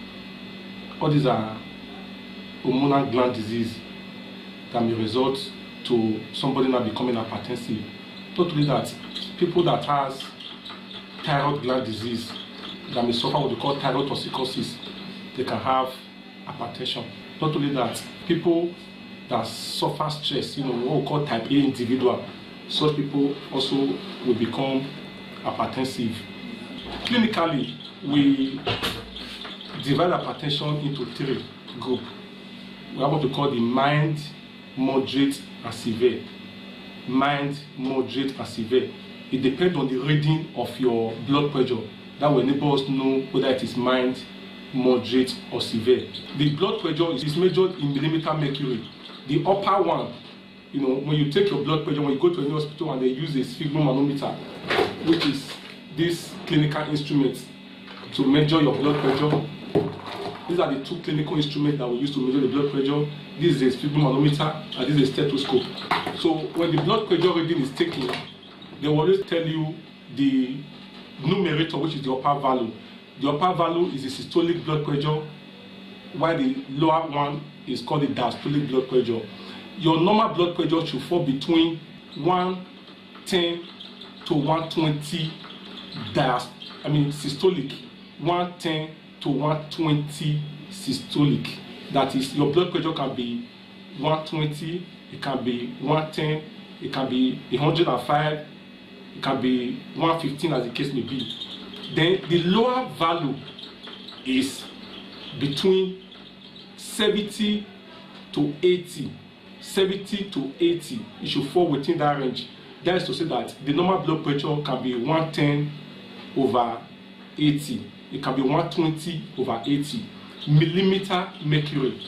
So if your blood pressure at any point in time now goes above 140/90, if your blood pressure now falls above 140/90, that is, if the systolic, the upper value is more than 140 millimeter mercury and the down part is more than 90 millimeter mercury, it therefore means that you are becoming hypertensive and there's a need for you to be told of some certain things you have to do to ensure that the blood pressure returns back to normal. And there are some certain risk factors that will cause somebody to becoming hypertensive. And one of those risk factors is age. Most often than not, people that are 55 years and above, they just become hypertensive, even if that initially they were never hypertensive at the beginning. The family history, it therefore means that hypertension was in the family. When your father is hypertensive, when your mother was hypertensive, there's a tendency for the hypertension to now be transferred to the offspring, because of the genetic locus, as the case may be. Not only that, some women, when they are pregnant, they just develop, because of hormonal influence, they develop hypertension when they are pregnant, what we call pre-eclampsia. At the point when they are pregnant, that is when they became hypertensive. It's a risk factor in developing hypertension in future, even when the woman is no longer pregnant. Not only that, not exercising. People that indulge in sedentary lifestyle, when you don't exercise, when there's obesity, accumulation of fat, these are risk factors in developing hypertension. There are people that don't sleep well. There's what we call obstructive sleep apnea. When you don't sleep well, there's tendency for somebody to develop hypertension. Then people that consume high sodium, food is a substance that increases the blood pressure. So presently, even the NAFDAC is trying to even convert most of the domestic salt use from sodium chloride to potassium chloride. There's a need for you to consume more potassium chloride than the sodium chloride, though the potassium chloride is more expensive as the case may be. Then reduce your fatty intake. Cholesterol tend to build up in the artery. As I said earlier on, that the force of blood, against the arterial wall, when it becomes elevated. So anything that is capable of reducing the caliper or the aperture of the artery of the heart will certainly cause hypertension or cause increased or elevated blood pressure. So taking fatty food, or when there's high cholesterol in the blood that is capable of reducing the aperture, will result to hypertension. So reduce your fatty intake, take more of your saturated fat. Then not only that, there's a need for you to also do a regular body checkup. Doing a regular body checkup to identify most of the disease that is causing a secondary hypertension, and when cured, of course, it's a way of combating hypertension, like kidney related disease. Community and support social connections, engage in group activities, sport or religious communities. Sharing experiences with trusted friends or family can significantly reduce emotional burdens. Professional help. Do not hesitate to seek therapy or counseling platforms like Find a Helpline Nigeria provide localized, confidential access to mental health resources and crisis hotlines. People might not be living with hypertension, with elevated blood pressure. They move around until complication comes up. The person might just fall down when the person is going to church, or even try to give an offering, or even while in a seminar room, or even while delivering a lecture, because the hypertension itself does not manifest any symptom until when it becomes like a medical emergency with complication. Medical emergency with complication means that there's already an organ damage. That is when the person, will manifest symptoms of hypertension. However, the commonest symptom of hypertension that persons might manifest include the headache. Some person might also manifest nose bleeding. Some person might manifest, breathlessness. Some person might have swelling of the foot. Some person might manifest palpitation, which is the heart beating very fast. But be that as it may, those complications will actually come up if there's already a complication. Primarily, hypertension might not manifest any symptom. It's just symptomless. That's why we say it's a silent killer. So there is a need for one to always know his or her status. The reason why you have to go to an hospital, go to a clinic, go to a pharmacy, go to any healthcare facility nearby to make sure your blood pressure is checked. The commonest cause of stroke worldwide, the commonest cause of stroke in Nigeria, the commonest cause of stroke in Benin City is hypertension, where you see somebody just fall down, at the end of the day they come down with paralysis or weakness of the face or weakness of the one part of the limb, which is stroke, is hypertension. So other than the fact that hypertension can cause stroke, hypertension can also cause coronary artery disease, which can cause heart attack, can cause heart failure, can cause angina pectoris, heart pain, as the case may be. Hypertension can also result to hypertensive nephropathy. The commonest cause of kidney disease, chronic kidney disease after infection is hypertension. You can see that hypertension can cause quite a number of organ damage in the human body. Not only that, hypertension can also cause somebody to experience blindness, what we call hypertensive retinopathy. You might just wake up and see that you are having a blurry vision, and your blurry vision might be as a result that your blood pressure is elevated and have resulted to the retinal artery getting burst, as the case may be. Not only that, somebody may also have a complication of peripheral artery disease condition, which may result to erectile dysfunction. Not only that, some persons might begin to have what we call the peripheral neuropathy, a situation whereby you begin to feel some part of your body not working well, or blood not feeling sensation or loss of sensation in that part of the body. That might just be as a result of hypertension causing that complication. Not only that, some person might also begin to suffer what we call dementia, which is a cognitive dysfunction, whereby the person lost personality, lost thinking, cognition, as the case may be. All these are complications of hypertension. So you see that hypertension may sound very simple to the hearing, but the complication it may cause to any man may be the cause of death of the person. So when you are hypertensive, there are certain lifestyle modification. Overthinking certainly will cause hypertension. When we were talking about the secondary cause of hypertension, we said stress. When you are stressed because of economic difficulties, challenges, loss of job, marital problem or discord, as the case may be. So when you are overthinking, there is a way your body will not react. Your brain will react. There's what we call the adrenopituitary, reaction. So when you are overthinking, your brain tends to release an hormone which is called the cortisol from the pituitary adrenal cortex axis. So this cortisol that your body releases during stressful condition is to actually combat your stress. But however, the cortisol that is now released to combat the stress will now cause an increase in blood pressure.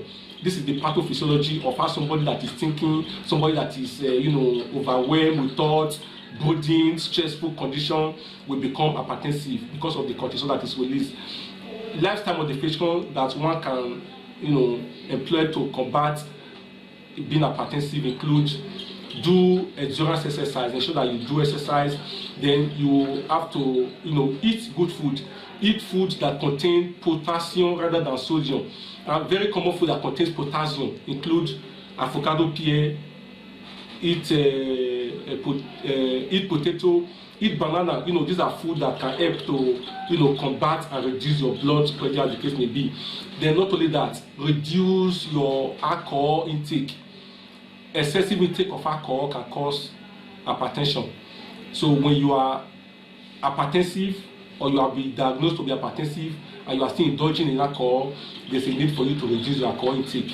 Not only that, if you are obese, obesity is a risk factor in developing hypertension. Try and burn down your fat. Reduce your fatty food intake. Take more vegetable, take fruit, take water to burn down fat. Burning down fat, reducing fat in your body is a way of preventing hypertension.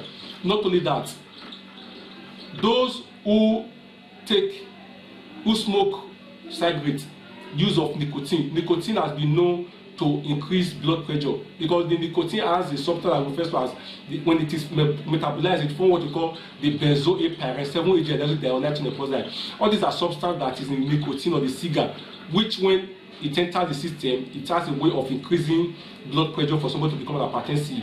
So when you smoke and you have been told you are not hypertensive, there's a need for you to cut down smoking. I mean, these are lifestyle modifications that one can employ in combating hypertension. And not only that, there's a need for you to always have a personal physician, have a personal doctor that will help to check your body. Form the habit of checking your blood pressure once in a month. It's not difficult. Once in a month, you can go to any healthcare center, you can go to any health facility to always get your blood pressure checked and ask them if it's elevated. If it's elevated, you will be told of what to do. because hypertension is a silent killer. You must not have any symptom for you to not say, oh, it's like I have hypertension. Most often than not, people that are diagnosed with hypertension in the hospital, it is because of the fact that they already developed the complication that will make them to come to an hospital for the complaint. For the vital sign, which is the checking of the blood pressure, they will not be told eventually that it's their blood pressure that now resulted to their complication. So always check your blood pressure. Checking your blood pressure is a way of preventing hypertension. Stay healthy, stay good, and stay nice. Once you clock 40 and above, make a habit of going for medical checkup. Whether you are sick or not, it's irrelevant. Make sure you know and manage your blood pressure to prevent a timely health challenge that can eventually lead to death. Remember to maintain a healthy lifestyle.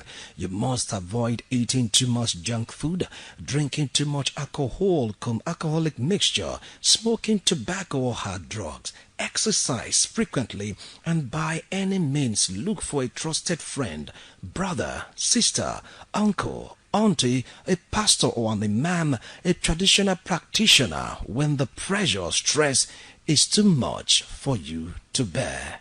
Wilson or Marshall reporting.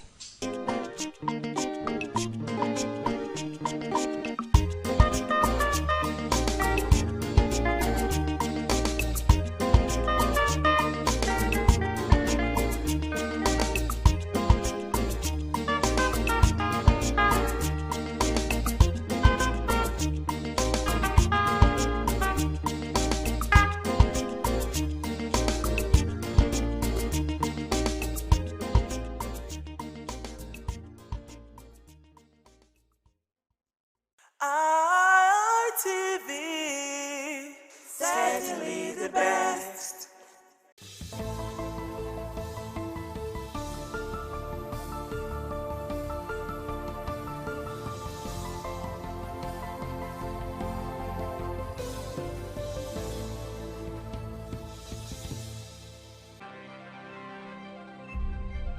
Coming up on the news tonight,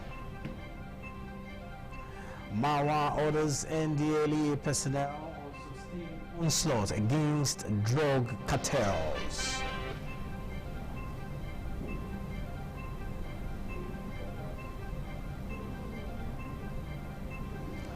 FCT residents question huge security personnel deployment, task INEC on credible polls.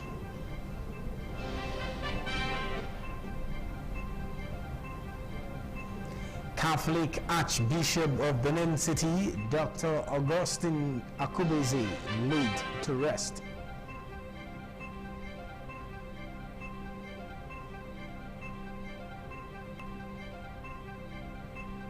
Reactions trail appointment of over 4,000 political aides by Edo State government.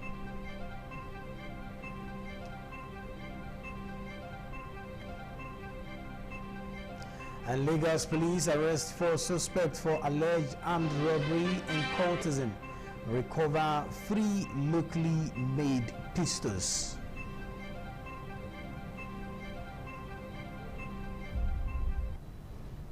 We're broadcasting live on independent television. This is the main news on ITV, broadcasting from our 3 network studios, Benin, Abuja, and Lagos. I am Lawrence Osifo here in Benin, and joining me from our Abuja studio is Charity Tanko.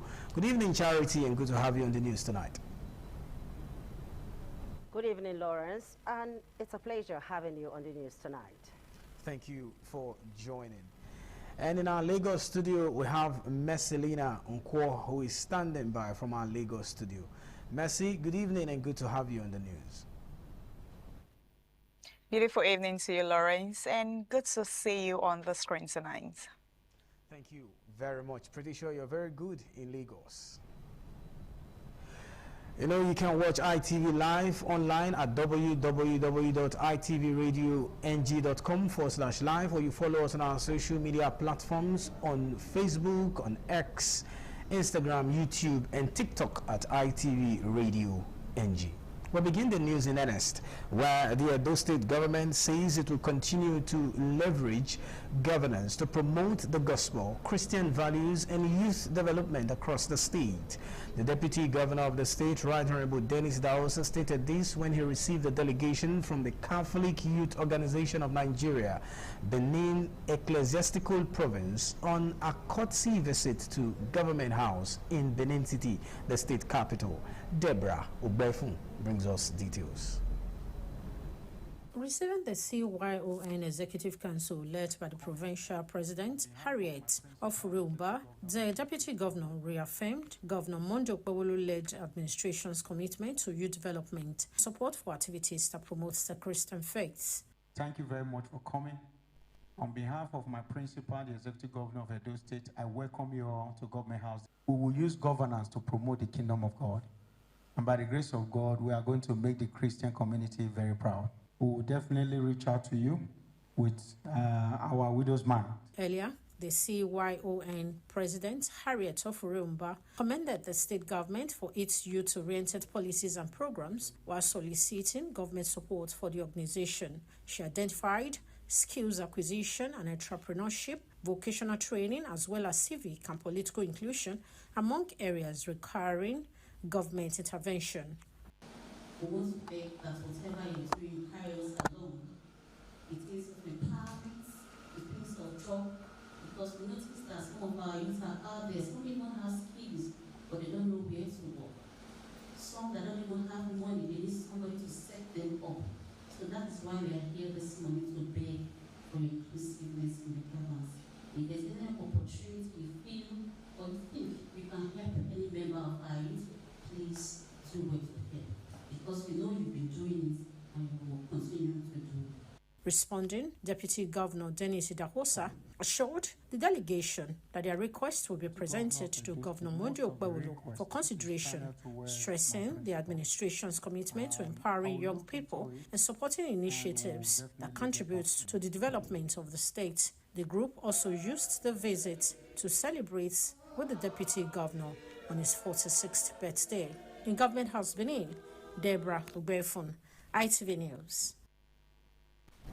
Catholic faithfuls, priests, religious leaders, government officials and dignitaries have gathered at the Holy Cross Cathedral in Benin City for a solemn Vigil Mass in honor of the late Archbishop of the Metropolitan See of Benin City, His Grace, Most Reverend Augustine Obiora Akubeze. The evening was marked by prayers, tribute and reflection as the Catholic community mourned the passing of a revered church leader whose years of service left a lasting impact on the Archdiocese and beyond. Pius Nsolo brings details. The atmosphere at the Holy Cross Cathedral was one of deep sorrow and reflection. Dignitaries from different walks of life, including Edo State Governor Senator Monday Okpebholo, joined Catholic faithful to mourn the late Archbishop. The presence of cardinals, bishops, priests, and religious leaders underscored the significance of the occasion. As the remains of Archbishop Augustine Obiora Akubeze were solemnly brought into the cathedral, the reality of his death became even more poignant. In his homily, the Archbishop of Lagos, Most Reverend Adewale Martins, described Archbishop Akubeze as a bridge builder. Above all, we wait, not with the emptiness of those who have no hope, but with the confidence of those who know that Christ has overcome death and the sting of death. Born in August 1956, Archbishop Akubeze served the Catholic Church with humility, wisdom, and dedication. He was widely remembered for his concern for the poor, his advocacy for justice and peace, and his commitment to unity within the Church and the wider Nigerian society. The Vigil Mass attracted priests, religious leaders, traditional rulers, government officials, and other dignitaries whose lives were touched by his ministry. Among those present were Edo State Governor Senator Monday Okpebholo and former presidential candidate Mr. Peter Obi. As the church in Benin prepares to bid him farewell, one truth is clear: a great light has gone out. But his glow will continue to guide this archdiocese for generations to come. From Benin, Pius Nsogo, ITV News.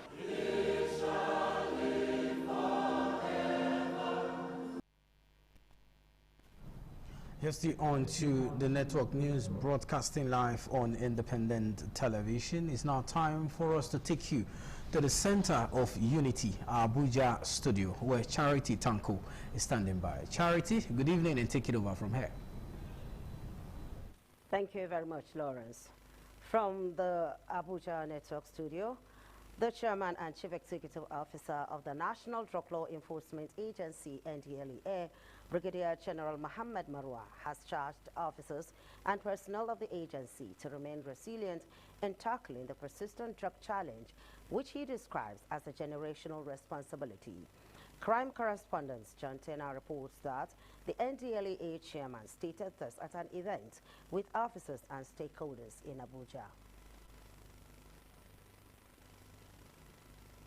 Must continue to build resilience in the fight against drug abuse through intelligence-driven operations, continuous tactical training, interagency collaboration, and community-focused sensitization. At the event organized to honor commands and officers who have excelled in the fight against illicit drugs, the NDLEA chairman, Brigadier General Mohammed Marwa, retired, says personnel must remain resilient as the drug war is a generational task. Cross-border cooperation and officers willing to go where the criminals believed no one would follow. To the officers of the NDLEA, let today's honorees be your standard, not your ceiling. I should seize this opportunity to thank Mr. President especially for his continued support and encouragement to the agency. I congratulate every recipient of an award or commendation this morning. Marwa highlights some recent major operations which he says demonstrate the agency's sustained onslaught against drug cartels. The takedown of 2 Nigerian-Mexican methamphetamine cartels operating deep within the forests of Ogun and Oyo states. Let that sink in. Forests chosen precisely because they were assumed to be beyond our reach, transformed instead into the very grounds of these cartels on The NDLEA boss urges Nigeria, civil society organizations, and the media to continue supporting the agency in the fight against illicit drug abuse and trafficking. From Abuja, John Tena, ITV News. As Osun State continues preparations for Saturday's governorship election, some Nigerians in the Federal Capital Territory have expressed concern over the number of security personnel deployed for the exercise. Speaking to ITV News, the respondents accused the federal government of using federal might to intimidate opposition parties and their supporters. Come Saturday, 15th August 2026, residents of Osun State will go to the polls to elect a new governor. In recent weeks, tension has been mounting in parts of the state, with opposition parties accusing the ruling All Progressives Congress of using federal might to intimidate them. Meanwhile, various security agencies, including the Nigerian Police Force and the Nigeria Security and Civil Defense Corps, have deployed more than 25,000 personnel across the state. Speaking on the deployments, some respondents in the Federal Capital Territory say the number of security personnel is excessive for a governorship election. And it's costing government money, taxpayer money. Deploy these policemen to one state election. How about? Is that a democracy? Is that how we're going to continue for this election? You can never see any time that whether the Republican or the Democrat deployed, because they are the ruling party, they deploy security to threaten the heart of the innocent citizens. They, however, expressed concern over the rising tension in the state, which they attribute to what they describe as the do-or-die attitude of politicians towards elections. It's very, very unfortunate that what we are going through in this republic is barbaric and satanic by now. I don't know why we are killing ourselves because of one state election. If the government can make a convenient or create an enabling environment for the grassroots politicians and the supporters to vote freely, I think it will go a long way. They call on the Independent National Electoral Commission to ensure a free, fair and credible election. A lot of people are not coming out to vote because they don't have confidence in the INEC. There's no trust. If they want to allow the free and fair election, why are we needing that amount of security personnel? Meanwhile, political watchers say deploying a large number of security personnel is not out of place during an off-cycle election, considering the need to protect voters, electoral officials and election materials. From Abuja, Charity Tanko, ITV News. The Nigeria Customs Service has dismissed allegations of increased smuggling, revenue leakage, recruitment impropriety, and manipulation of secession within the service, describing them as a misrepresentation of its operations and administrative processes. The service's National Public Relations Officer, Deputy Controller Abdullahi Mewada, stated this in a response released on Thursday to an investigative report published by a media outlet on August 7, 2026. The report had alleged intensified smuggling along the Seme, Idioroko, Ilaro, Ipokia, and Igbeti-Keshi corridors, as well as manipulation of the 846 valuation code at the Apapa, Tinkan Island, and PTML area commands. Mewada said the claim of a surge in smuggling was inconsistent with the service's enforcement activities, pointing to regular seizures recorded along the affected corridors. On the 846 valuation code, the NCS explained that it was a digital tool designed for vehicles with non-standard or non-compliant vehicle identification numbers, including specialized heavy equipment, classic vehicles, and customized models. He added that standard vehicles were assessed automatically through manufacturer-linked databases, while 846 applications were subjected to secondary approval by valuation officers and area controllers. The service also rejected allegations of secession manipulation and favoritism among officers, saying promotions were determined by seniority, merits, promotion examinations, and available vacancies in accordance with established regulations. And from where we are going over to Benin Network Studio. Thank you very much, Charity. The Catholic Archdiocese of Benin has held a funeral mass in honor of its late Metropolitan Archbishop, His Grace, Most Reverend Augustine Obiora Akubweze, who died at the age of 69. Patience Saragewa reports that the solemn ceremony attracted dignitaries from across the world, including the governor of Edo State, Senator Monday Okpebolo, former governor of Anambra State, and the NDC presidential candidate for the 2027 general election, Mr. Peter Obi, members of the Catholic Bishops' Conference of Nigeria, priests, reverend sisters, parishioners, and heads of Catholic organizations. The funeral mass commenced with prayers for the office of the dead and final commendation by bishops in his homily titled, I Am the Resurrection and the Life. The Metropolitan Archbishop of Abuja, Most Reverend Ignatius Kaigama, described the death of Archbishop Akubeze as a great loss to the Catholic Church and the Catholic Bishops' Conference of Nigeria. He said the late Archbishop stood firmly for the truth, defended the vulnerable, and touched the lives of millions through exemplary lifestyle and love for humanity. Do not allow grief to become a stagnating force. Do not permit differences of opinion to destroy the communion for which you, all of you, and Archbishop have requested worked. In a tribute, Edo State Governor Senator Monday Okpebolo eulogized the late Archbishop Akubeze as a dedicated man of God, a symbol of humility, and a man of few words whose service to God and humanity was exemplary. He carried out his calling with dedication, faith, courage, and love for the people entrusted to his care. Other dignitaries paid glowing tributes to the late Archbishop, recalling his humility, courage, leadership, and commitment to the Catholic Church and society. He was a humble man who was very merciful and kind. and generous with himself, generous with resources. He will live his life for others. Generations yet unborn, they're going to know who this man was, Archbishop Augustine Akubeze. He's very sympathetic. Empathy is part of his life. He's one that stands for the truth, for justice.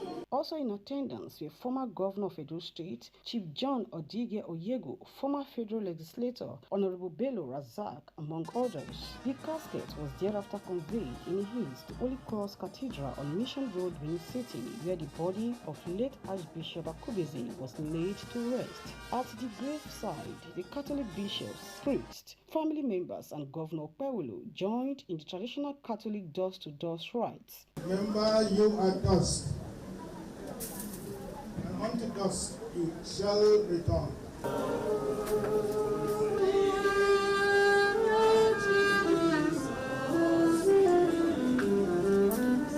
Archbishop Akubeze, who died in Atlanta, United States in July 2026 at the age of 69, served as Vice President of the Catholic Bishops' Conference of Nigeria from 2012 to 2018 and later as President from 2018 to 2022. From Benin, Patience Usaugiwa, ITV News. The worsening insecurity across the country has continued to raise concern over the effectiveness of strategies to tame the canker and the cankerworm of the incidents. This from the focus of discussion on the 60-Minute Nigeria, a current affairs program where guests examine the security situation in Edo State and expectations from the new Commissioner of Police. Joy Egwasa brings us details. The discussion focused on what the new Edo State Police Commissioner should prioritize to make a meaningful difference. Legal practitioner Professor Job Odion said the fight against insecurity requires a collective effort rather than relying solely on the police alone. He called for a broader security approach, pointing out that the responsibility should not rest solely on Edo State Police Command. He urged the new police commissioner to identify flashpoints and deploy more personnel to rural and vulnerable communities. Professor Odion advocated incentives for police personnel posted to remote locations and improve welfare to boost their effectiveness. We need to improve on the level of intelligence gathering, the surveillance. They should be able to evolve a scheme where you can move around, and gather information so you can preempt, you can nip in the bud any festering or likely a breach of peace or security challenge. Security analyst Dr. Elvis Agbonaima said the new police commissioner must make discipline and accountability his hallmark. He urged the police boss to closely monitor the activities of officers across the state. He also stressed the need for adequate welfare and operational support, including logistics to enable officers perform their duties effectively rather than being distracted by operational challenges. The first major agenda is that he should start to look at his people, because the people that is supposed to make sure that there is law and order, they are even breaching the law, harassing Nigerians, citizens from Edo State. The guest agreed that addressing insecurity requires more than increased police presence, but a coordinated strategy involving effective deployment, accountability, and community participation. From Benin, Joe Egwasa, ITV News.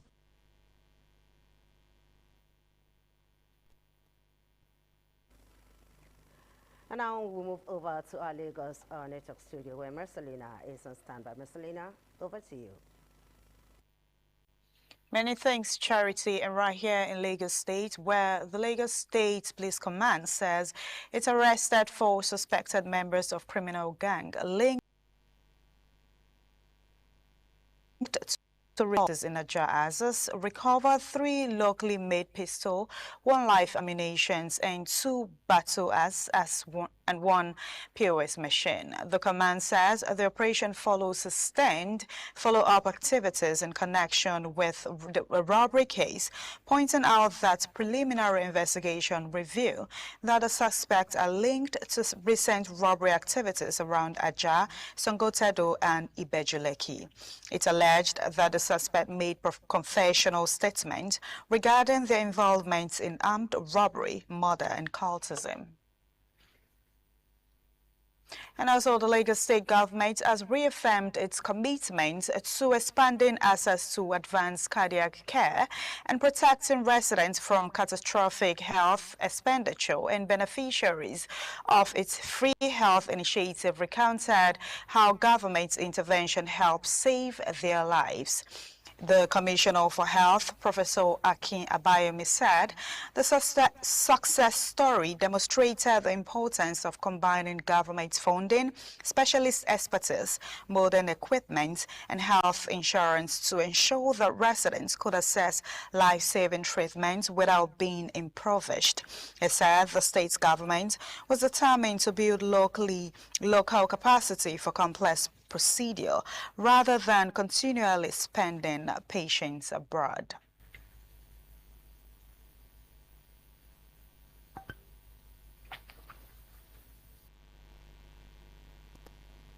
Watching the network news on ITV. Stay tuned for other stories after this time out.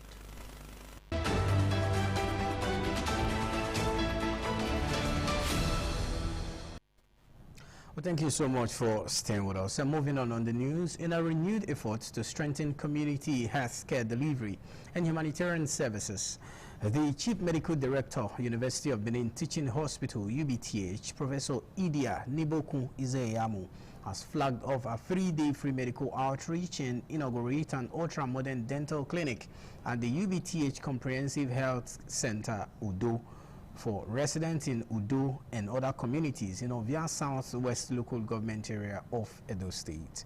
Esther Ogoro reports that the Permanent Secretary, Federal Ministry of Health and Social Welfare, Ms. Daju Kachalom, commended the UBTH management and staff for their commitment to improving access to health care at the grassroots.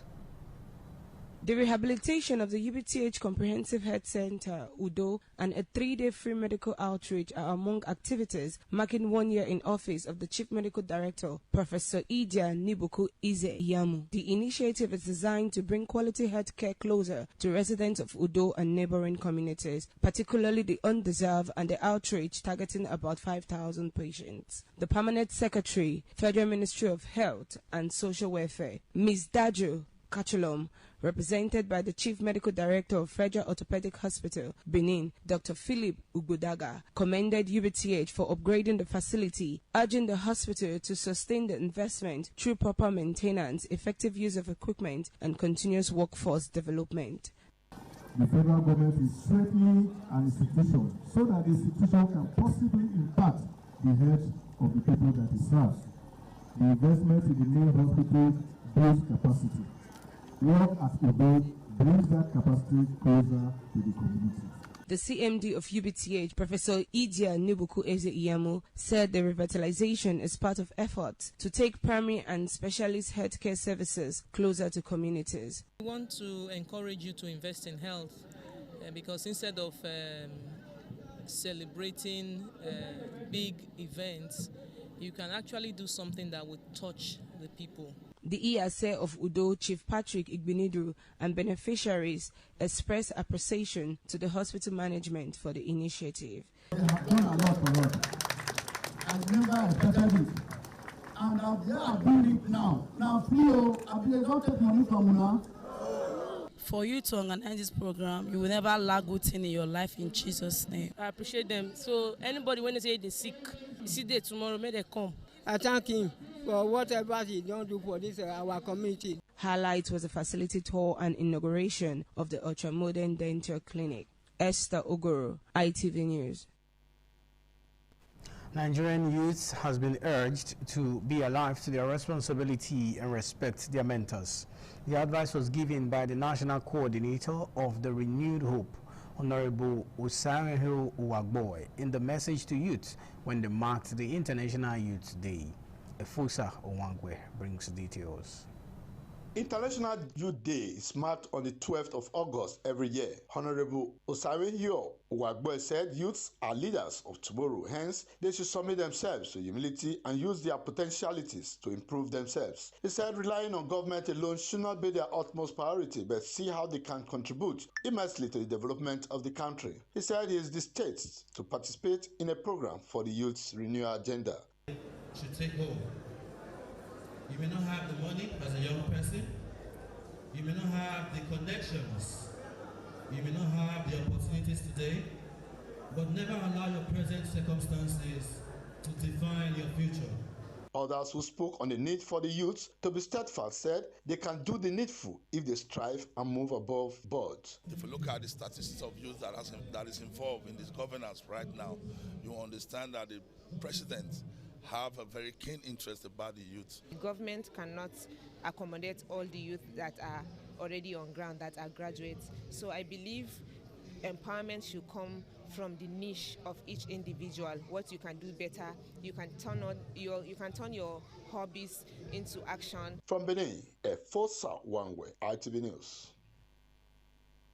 The Edo State Geographic Information Service, Edo GIS, has raised concern over alleged illegal multiple sales of government land in Obagine-Wusa community, warning that individuals involved in land racketeering, fraudulent land transactions, and obstruction of government activities will face the full weight of the law.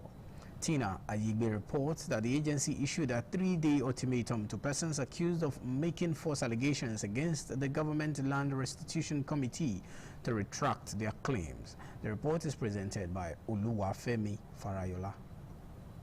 Addressing journalists in Benin City, the managing director of Edogis, Dr. Innocent Egiaguna Bello, said the state government remains committed to protecting legitimate investors and developers while ensuring proper land administration across the state. He alleged that some individuals linked to land transactions in the Okeroma area of Obagine-Wusa had engaged in multiple sales of government land, causing disputes and uncertainty among property owners. Dr. Bello said only government-approved institutions have the legal authority to allocate and administer government land. He advised prospective land buyers to conduct proper verification through Edogis before purchasing any property. No person should sell the same parcel of land to multiple buyers and subsequently mobilize community members or other persons to harass, threaten, or obstruct legitimate developers. The Edogis managing director also announced that several persons allegedly connected with the disputed land transactions have been invited to appear before the Government Land Restitution Committee to account for their activities.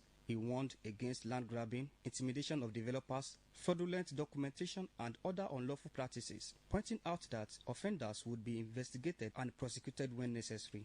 The government of Edo State is also concerned about allegations of malicious publications.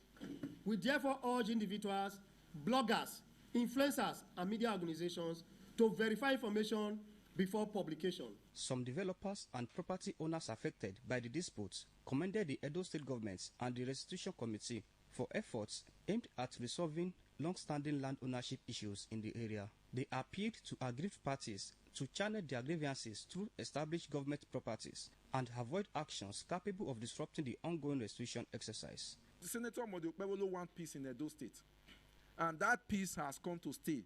Nobody will tamper with it. Oluwafemi Falayola, ITV News. In another development, Edo State government has reiterated its commitment to overhauling land administration, tackling illegal land sales, and boosting internally generated revenue (IGRO) through transparent digital processes. Gift Otuya reports that the declaration was made during a press briefing held at the Secretariat in Benin City. The report is presented again by Oluwafemi Farayola. The press briefing focused on ongoing reforms at Edo State Geographical Information Service (Edogis), addressed land speculation, fraudulent documentation, and illegal land sales by unapproved community groups. The managing director of Edogis, Dr. Innocent Bello, said the delay in processing certificates of occupancy applications stem from the defection of fake application documents, including forged survey plans, falsified tax clearances, and invalid identification cards. The reform was intended to improve efficiency, transparency, digitalization, and data-driven land governance. Edo's activities include registration and documentation of land and property, processing and issuance of certificate of occupancy and right of occupancy, processing of governor's consent and other subsequent land transactions. Governor consent means if you buy land before you have the capacity of home and you want to sell it, you don't just sell to people. The governor must be aware and must approve so that it can also be on the record so that people will not be dragging one line. Addressing the state's financial progress, officials highlighted the integration of Edogis into the Treasury single account framework has plugged revenue leakages, significantly boosting the state's monthly internally generated revenue to between 8.5 billion and 10 billion naira. To collaborate with the Ministry of Women Affairs, to be able to understand the nitty-gritty of this person, so that when you profile them accordingly. There are those who have mental cases who will take those of this. When you see something, you say something, government will do something. And we, in the Ministry of Women Affairs and Social Development, we actually are prone to such reports. So that's what we do, basically, advocacy, sensitization. The Edo State government reaffirmed that the ban on commercial motorcycles, popularly called Okada in Benin Metropolis, is still in force in Benin City. Oluwafemi Fadayola, ITV News. Yes, on to the main news, broadcasting live on independent television. It's time for us to go on another short breather to bring you more reports shortly. Hit the state.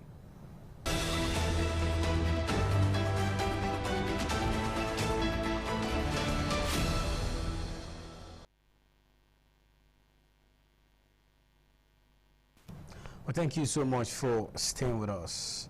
Following alleged misrepresentation in a recent media report, the Traditional Administrative Council of Amagba Community in Oredo local government area of Edo State has formally clarified its leadership structure, affirming that Prince Uyi Erese remains the recognized Okaigeli of the community.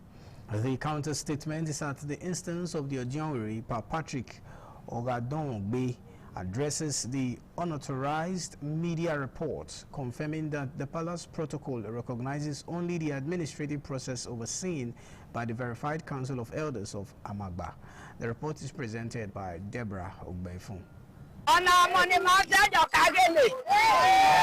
The elders stated that Prince Uyi Erese, also known as Sisese, was formally inaugurated into office for a fixed 4-year tenure, thereby rejecting the alleged imposition of one Douglas Edusonwa as Okaigeli by the former Okaigeli Peter Enwinwose, also known as Ebo Amagba. They said the installation ceremonies were conducted and blessed by the legitimate Council of Elders, acting under the explicit traditional authority required by the ancestral customs of the land, formally succeeding the former Okaigeli Peter Enwinwose, former Okaigeli, who served for an uninterrupted period of 8 years. There is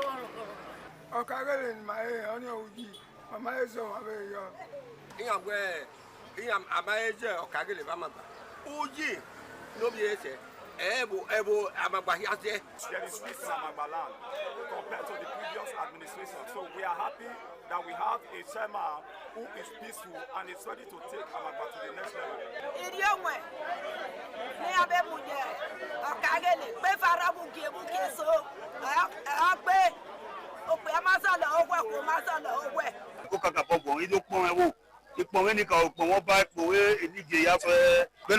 We are very peaceful, lovely people.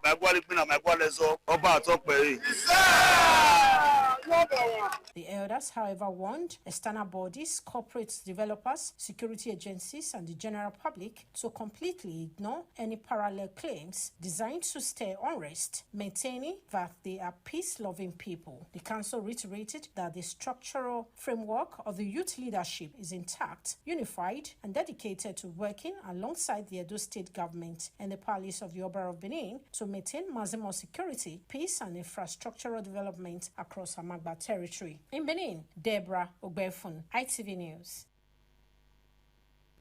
It's time for another short break on the news. Stay with us.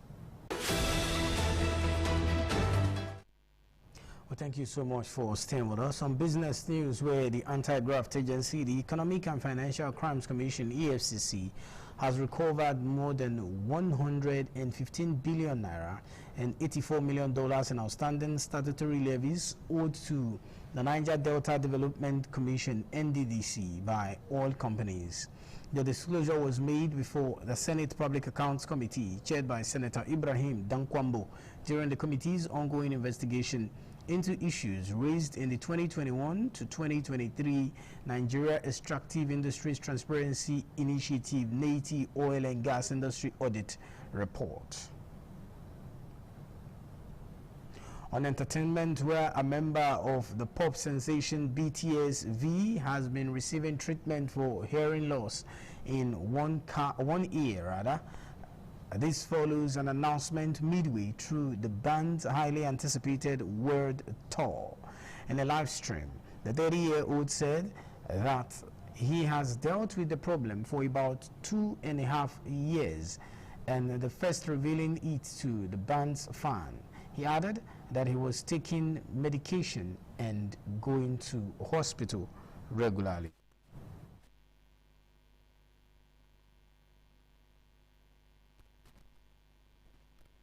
For more trending in the world of sports, let's join our sports desk where Solomon Aina is on standby to bring us more interesting story in the world of sport.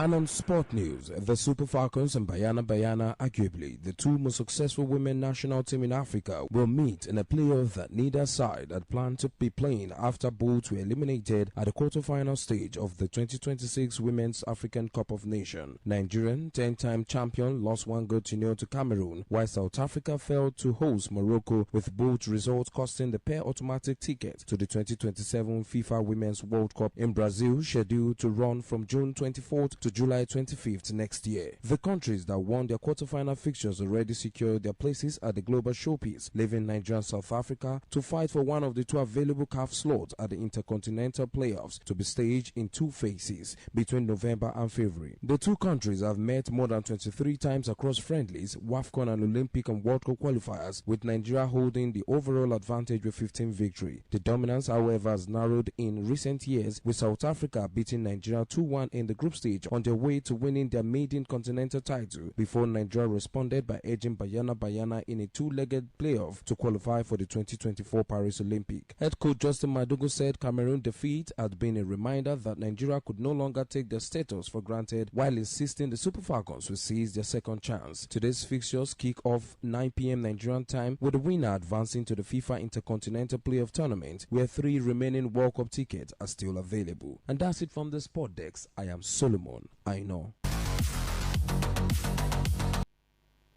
And with our sports news, we'll call it a wrap on the ITV Network News for tonight. On behalf of my colleagues Charity Tanko in Abuja and Messelina Anko in Lagos, I am Lawrence Osifo, thanking you for being a part of the news. Do have a pleasant night rest. Good night.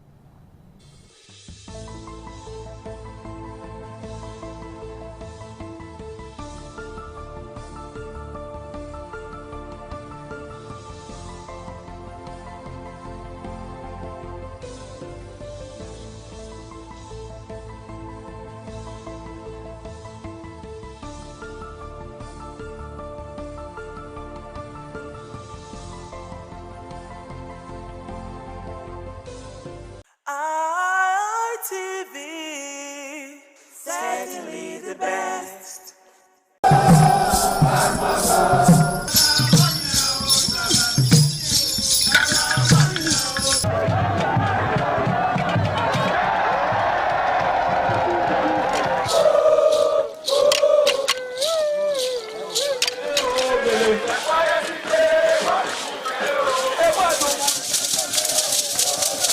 The new Ejong expressed excitement as they danced and rejoiced before the Esama of Benin, Sir Chief Dr. Gabriel Osawori Benedion, who also joined in the dance.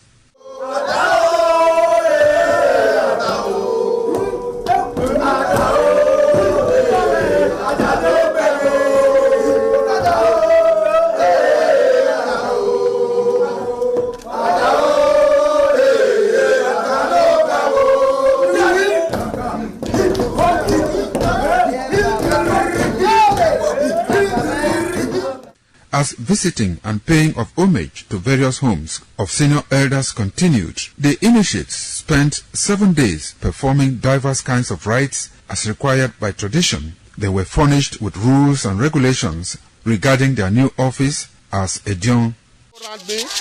That I grew up in this community to the point that they have now also chosen me as an elder in this community. It's a thing of great joy. All thanks to the Esama of Benin, my people, my family, everybody, all Okada community for this great honor. I am very, very grateful. Well, this is my brother. I'll call him my uncle because he grew up with my father. I'm so proud of him because we are doing the same rituals as the Edions of the Okada. It is our duty for us to make this place a greater place, for outsiders to come and see the goodness of God in Okada. And I'm proud of every one of us here. So shall it be to each and every one of us in Jesus' name.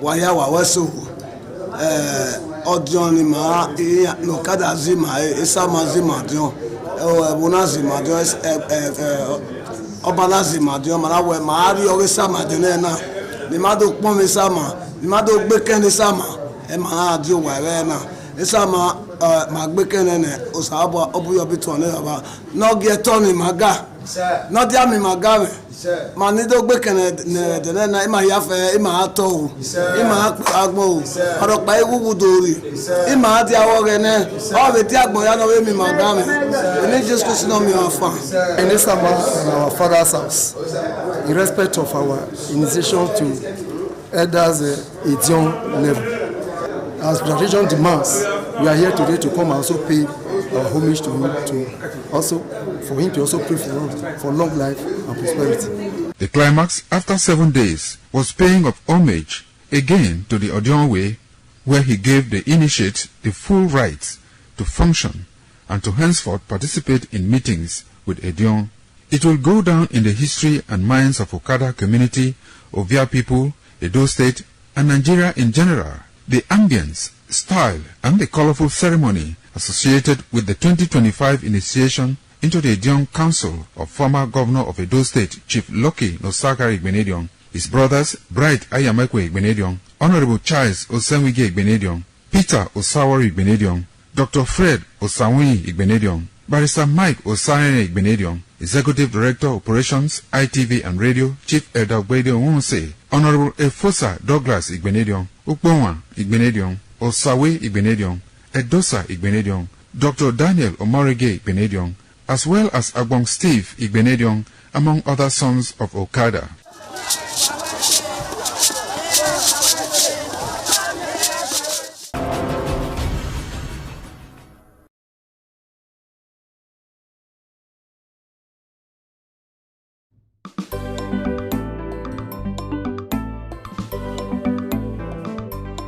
Thank you very much for joining us on the program Healthy Living. What is the kidney? The kidney is an excretory organ in the body, which is for metabolism. Tuberculosis affects many organs in the body, but the common ones it usually affects is the lungs. Epilepsy is a neurological problem.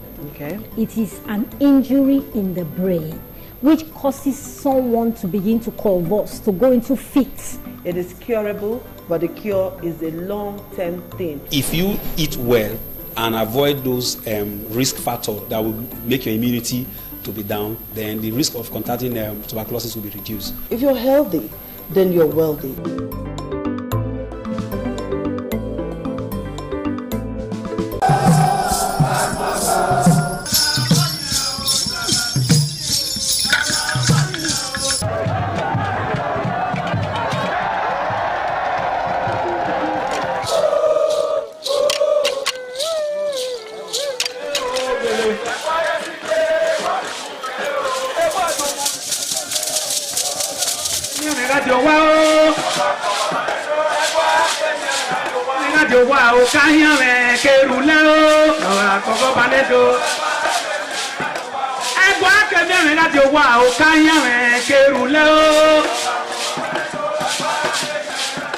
Omonomba Nedo Ukwakwalopolo Ewai II, Oba of Benin, performing during the 2025 Ododua Festival. Ododua Festival is unique as it was organized in honor of Ioba Omoni Hwoyeme, Ioba Ewai II, as part of activities for her burial rites. The rich traditions and cultural heritage of the Benin Kingdom were showcased when His Royal Majesty Ewai II engaged the floor to perform during Ugie Ododua in the palace ground in Benin City. In the dance performance, the Ogbelaka Royal Drummers supplied the needed impetus and rhythm for the dance. However, tributes are paid by the head of Benin deities to the monarch, who was the cynosure at the events. The event can best be imagined as the spiritual rejuvenation, stunned, spectaculars and guests at the colorful ceremony. 7 masquerades representing 7 spirits and deities conveyed different meaning in company with the head of the deities of Benin, with the Oba of Benin, who exhibited a grand cultural dexterity in his dance steps.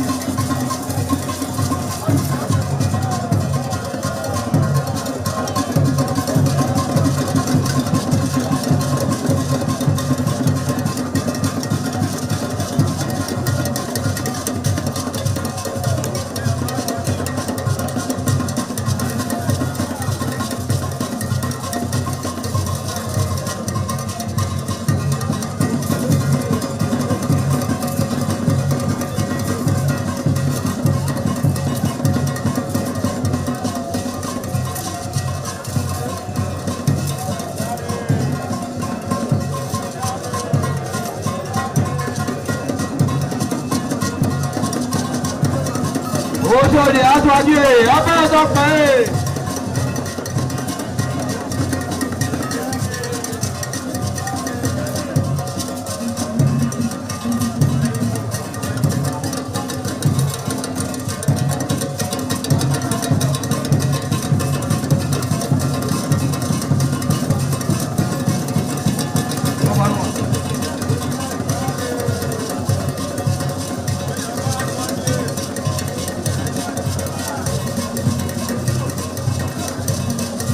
Ayaba Aṣáájú abẹ́ẹ̀dọ́pẹ́.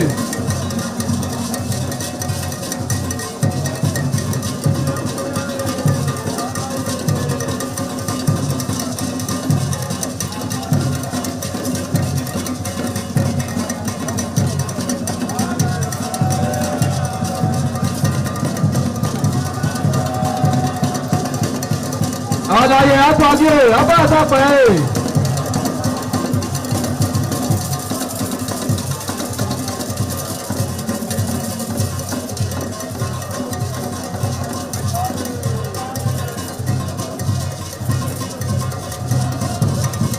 Ẹgbẹ̀júwà.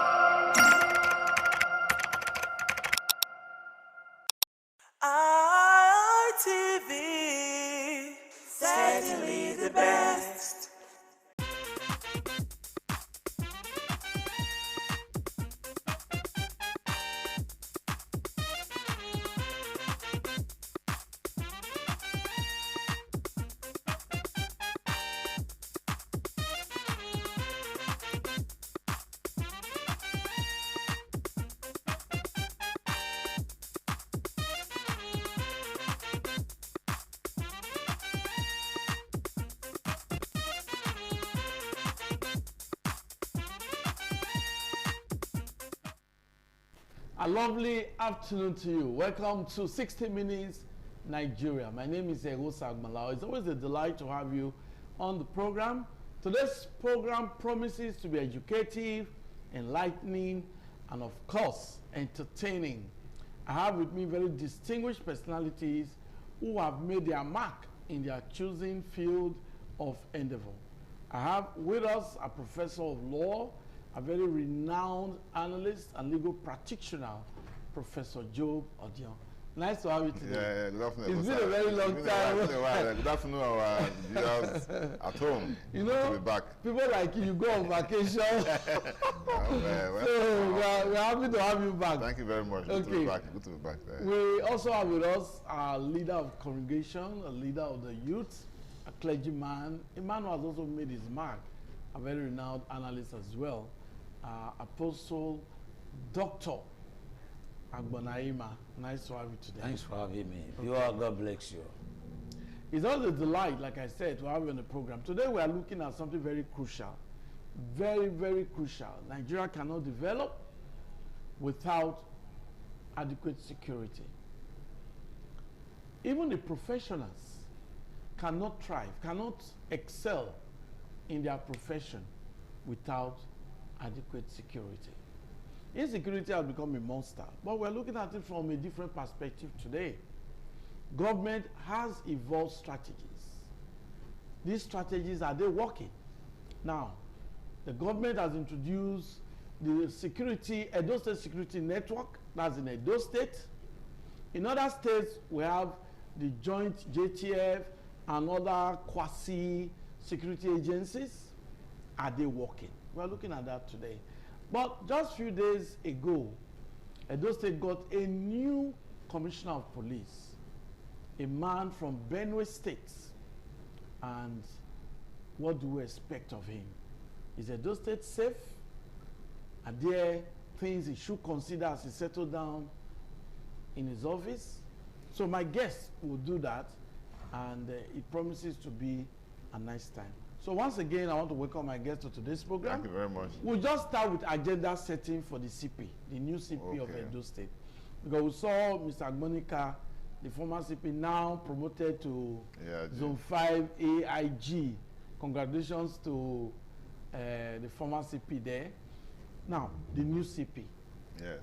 What do you think it should immediately start doing? Let's start from there. Okay, thank you very much.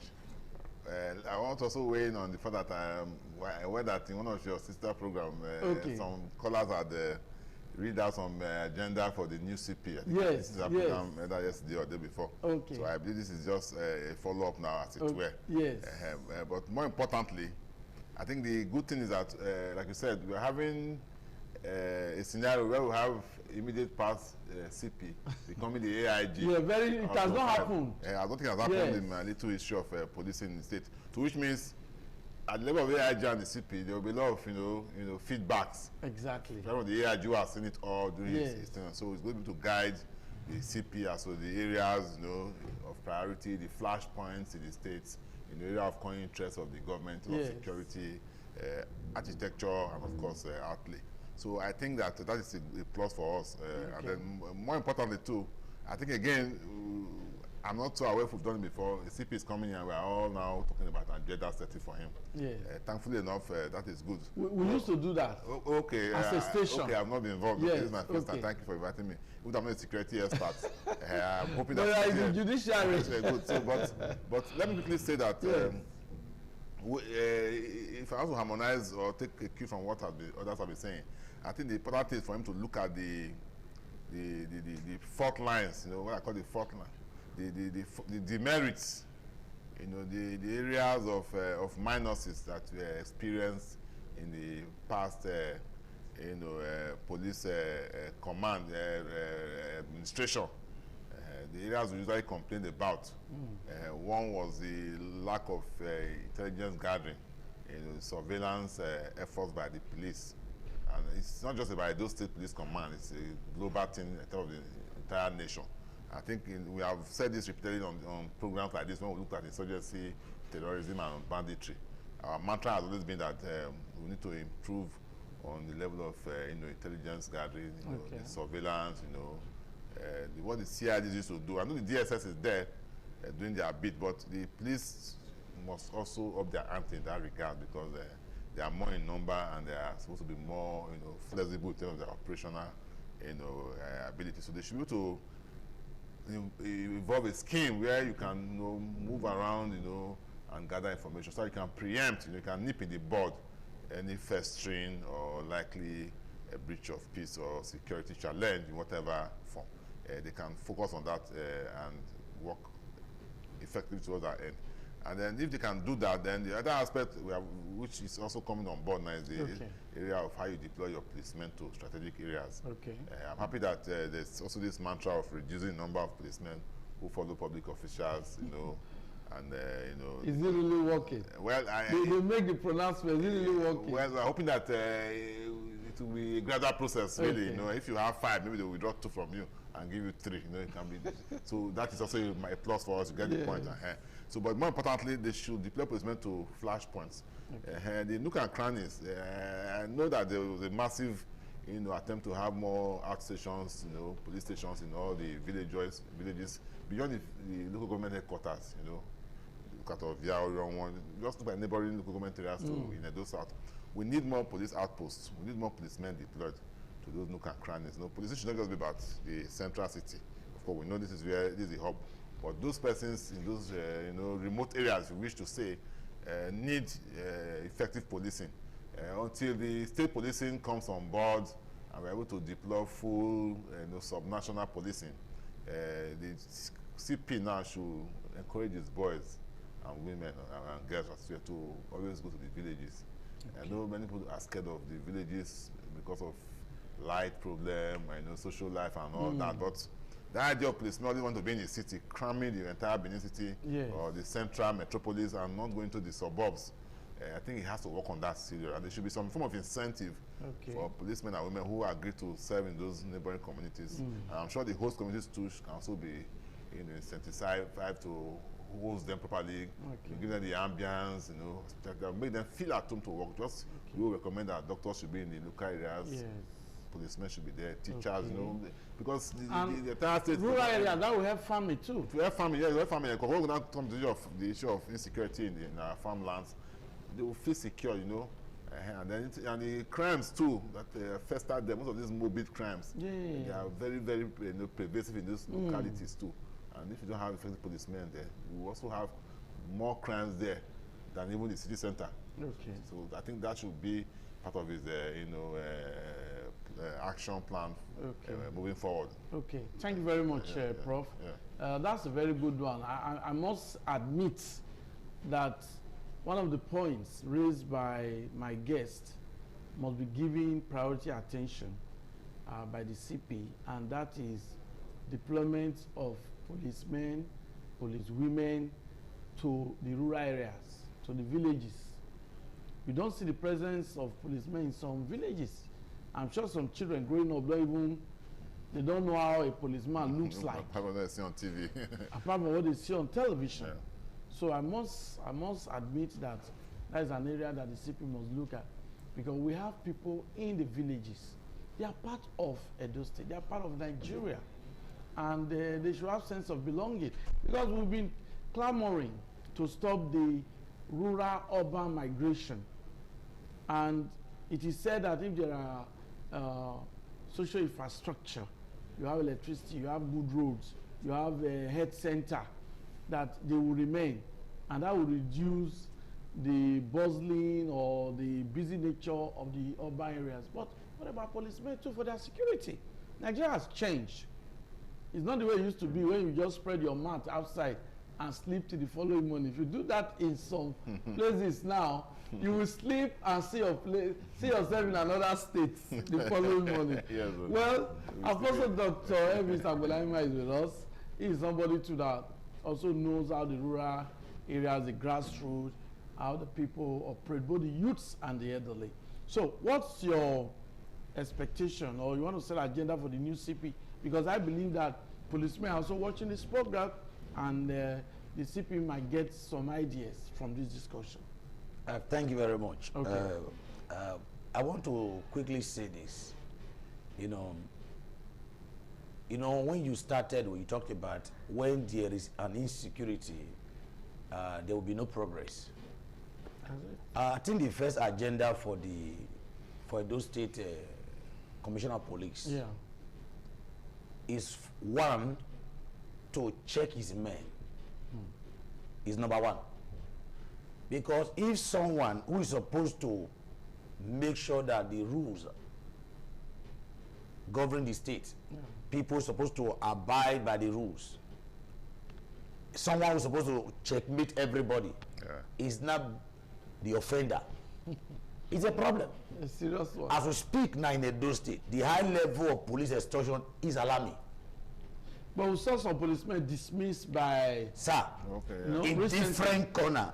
Yeah. I'm not debunking your point. The enforcement then. But as we speak now, the way policemen in those states are doing what we call, in street language, attacking people, hustling by way of extortion is alarming.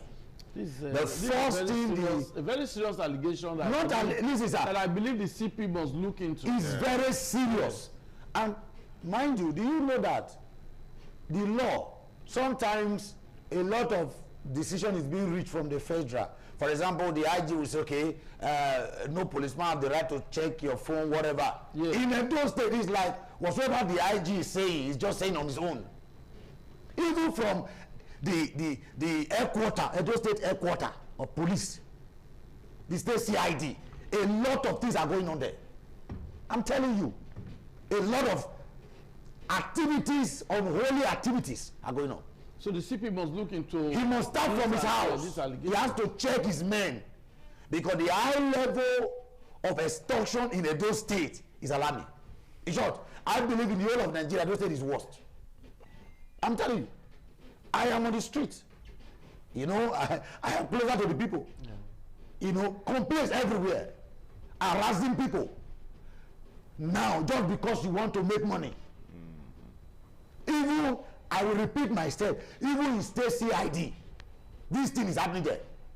They just go on the street, park people randomly, take them there, begin to look for something to hold them. That is profiling. They call it profiling. Sir, they do arrest in passports and not profiling. It is not passport. If they are doing that anyway. They are doing fishing, human fishing. They call it fishing. This is human fishing. It is stealing by trick. Therefore, the first major agenda I am to set for him, or we, is that he should start to look at his people, because the people that is supposed to make sure that there is law and order, they are even breaching the law, harassing Nigerians, citizens from Edo State. Okay, which other area do you think you should look at? Then, I haven't done that. If he's able to do that, if he's able to do that, the work will be simple. Because police is supposed to be respected as a body, as an institution.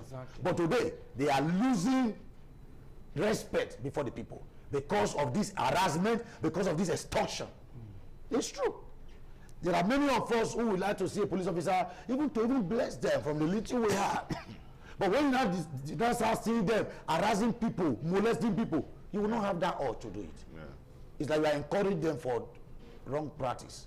Now, the second agenda is for the police officer. Those who are on duty should be well taken care of. Okay. Because a policeman will tell you, you need to fuel my vehicle. We want to go and make an arrest. Fuel our vehicle. That is where the problem starts. Or they are driving vehicle, and at the end there is no good, mobilization for them to run for the day. They will not look for a mist. And this means they are looking for, at the end, is the people. If you are not guilty, they want you to be guilty. Sometimes, because every month, every year, every budget year, I believe allocation is made for the police. Definitely. Therefore, let those money be spread across, so that a divisional police officer will not be looking for how to generate money. Funds should be sent to him. Yes. Because when there is no funds and he's there, he wants to run his office. That is where problem comes. You know, sometimes you see when he sends his men out, they are looking for how to avoid their vehicle. They are looking for a lot of things. You know, a lot of times that's where problem comes. You should check that. Because if these people are well taken care of, then he cannot stand his ground to say, why are you doing this? Why are you doing that? Now, then the agenda now is for the people. Because the police officer or the police commissioner can do more if the people cooperate. Definitely. Okay. If the community cooperate. Yeah. It's so painful that in one way or the other, if you look at the government, they are trying in some way. But it's so painful that the wicked ones, the spoilers among us, are too plenty. It's true. For every crime that happens in any community, there's an insider. Yeah, that's correct. I repeat myself. Yeah, that's correct. Government to a large extent, we should not just say government, we know it is the duty of government. But to a large extent, if you look at it, government is also trying. But it's so painful that the wicked ones, the spoilers, the wasters, the destroyers among us are too plenty. In the sense that every good thing, unknown to these people, that if there is no peace in their community will not progress. There are some community now, he would have progressed more than it is now. Yeah. A lot of people have even started, you know, building houses, doing it. They didn't go there. Some, they bought a land, they refused to go there because of kidnapping. Yeah. Nobody want to build a house and be kidnapped later. Yeah. Because of insecurity, the pace of growth in different communities in those states, it has dropped. There are people outside the country now, they don't want to come because of what they are hearing. Yeah, you're right. They have, some of them, they have money to, you know, if this one bring money and is doing something in his community, the community will be growing, there will be progress. Those who are selling petty things, those who are doing one or two things, they'll be benefiting. But now, because of insecurity, some community has been deserted. Now, and that community that is deserted, it is not just an outsider. Because those outsiders, those people that come to perpetrate evil, they don't know the terrain more. It is an outsider there. It is members of the community that will show them all the secret. Now, what am I trying to say? If this commissioner of police must work outside the first agenda I just said, yes, the people, we the people must be ready to play our part. Because if we are not ready, because if the man, no matter what he wants to do, if the politician around is frustrating him, somebody who has committed evil, because you are so powerful, and you call the commissioner, say, release him, he's my boy. That is where the problem starts. That is very wrong. You get it now? Yeah. Now, those who are supposed to join the commissioner to make sure there is peace, there is law and order, there is peace in the state, they are the one, it is they are their voice that are causing the unrest in the community. Therefore, the effort of the commissioner will be frustrated. Now, for the commissioner, because it takes two to tango, for the commissioner to be able to be effective and work for the good of all of us, we all as citizens, we all as communities, we must be part of the process. Because no matter what he wants to do, if we are not ready to play our part, there will be a big problem. And that's why we are where we are. Because a lot of good commissioners of police have come to this state. Some of them, they could not do much because of the people surrounding them. Now, starting from their men. Then before you now enter the people, the community, the state, you know, the politicians, let us, all of us, because when there is peace, there will be progress. I agree. Let all of us make up our mind to say, let's peace reign. Let there be progress. And therefore, let us repent. Let us change our way. Let us stop encouraging evil. And then, by the time we do that, all the good plan, all the good and wonderful strategy the commissioner must have come with, it will work. Because we the people, the state, everybody want to see progress. Okay, thank you very much. Only recently the federal government or the administration of President Bola Ahmed Tinubu increased the salaries of army personnel. So, and you can see that it appears the military, they redoubled effort. They are now more effective against terrorists. Yes, that's so. Yes. Dr. Elvis Agbonahima just talked about the welfare of police officers. Yes. Do you think maybe the welfare is not adequate? Of course. Like he has said, obviously not adequate. Okay. I don't even think there's anybody in the public sector in Nigeria, I don't know about private sector anyway, yes. that their welfare, and remuneration is okay, considering the economic situation we find ourselves now, the galloping inflation and all that. So there's really no sector that can say their welfare is okay. But for the police and security agencies, because of the risk factor involved in their operation and the rest, and the sacrifices they make, it's imperative that their welfare is top notch, And so we will not belabor the issue. It's abysmal. Yes. And it's given the backdrop that we just stepped up that of the army personnel. I wouldn't know if it's going to trickle down to the policemen, because that appears to be for the armed forces, and they don't always believe policemen are part of the armed forces. But I think that moving forward, efforts should be made to also review their emoluments, their enumeration, their remuneration, especially their allowances, the hazard allowances.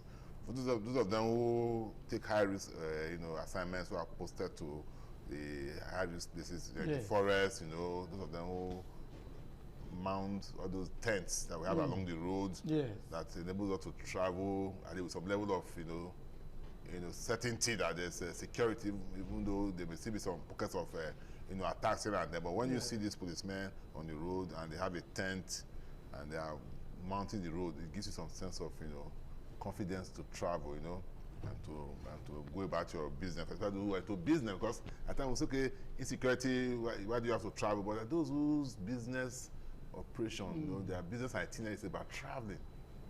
I'm going to buy goods from Onitsha, I'm going to Benin. I'm going to go to Onitsha almost every week to restock. Yes, I know we have this way billing system and yes, but again, people can afford it. You have to go to a certain level where you can order goods and be brought to you in your shop. But at a certain level, you still have to travel and buy these things, especially when you have to buy and get it at the right price. So what is more important, that this welfare thing of the police is very important. Like he mentioned, if you start from their residential apartments, I'm sure if you really go to the barracks, the ones we have in Benin, go to SCGA barracks, the one in Nogida, and the rest. None is presentable. Let me use that word. Yeah. None, and it's quite embarrassing because though they are policemen, even the lowest ranked policeman is a father, at least for those who are married, and it's a husband to somebody. And so distant apartment. When you see policemen in other climes, see how they look, and even from their kitchen, and their body built, they see that they are well taken care of, and so they should focus on that seriously. Okay. Because if that focus is not misplaced, you cannot really, as we have observed, question those. Not that you cannot question them. The moral,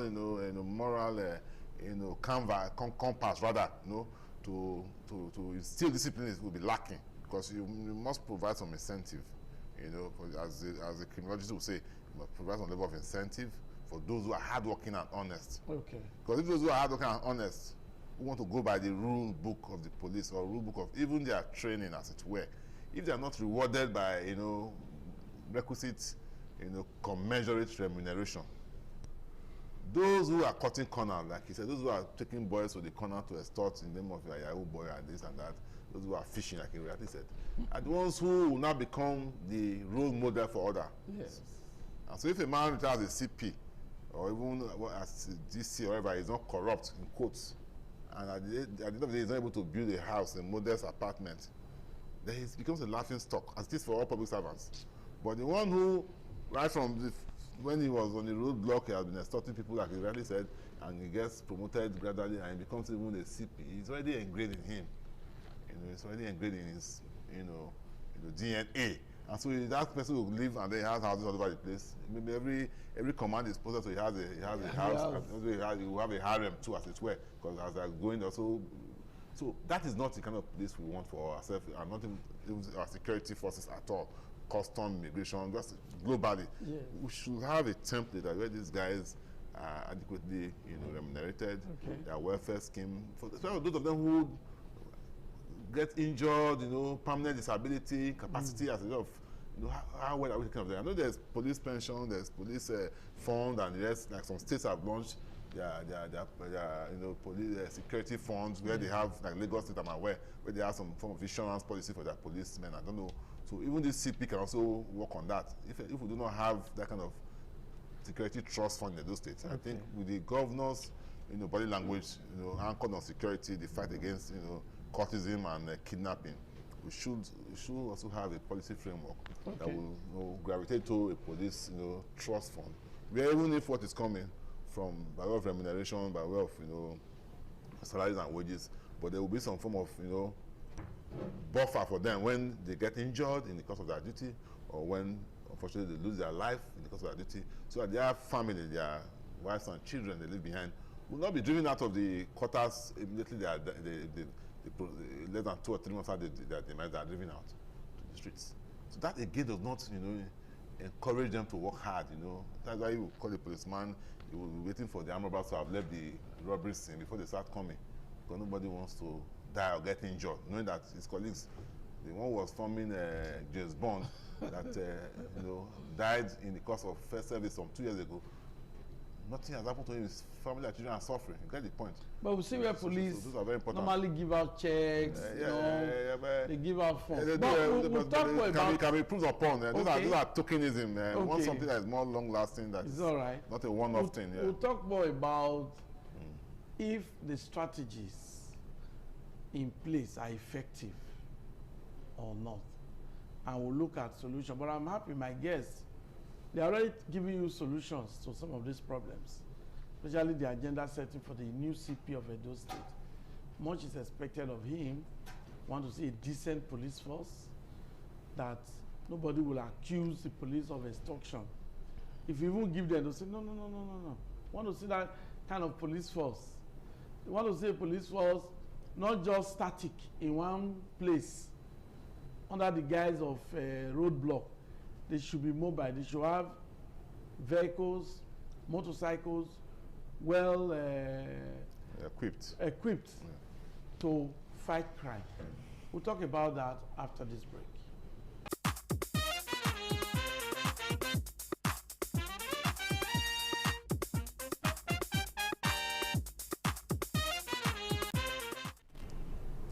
Okay, sorry, we're delighted to have you back.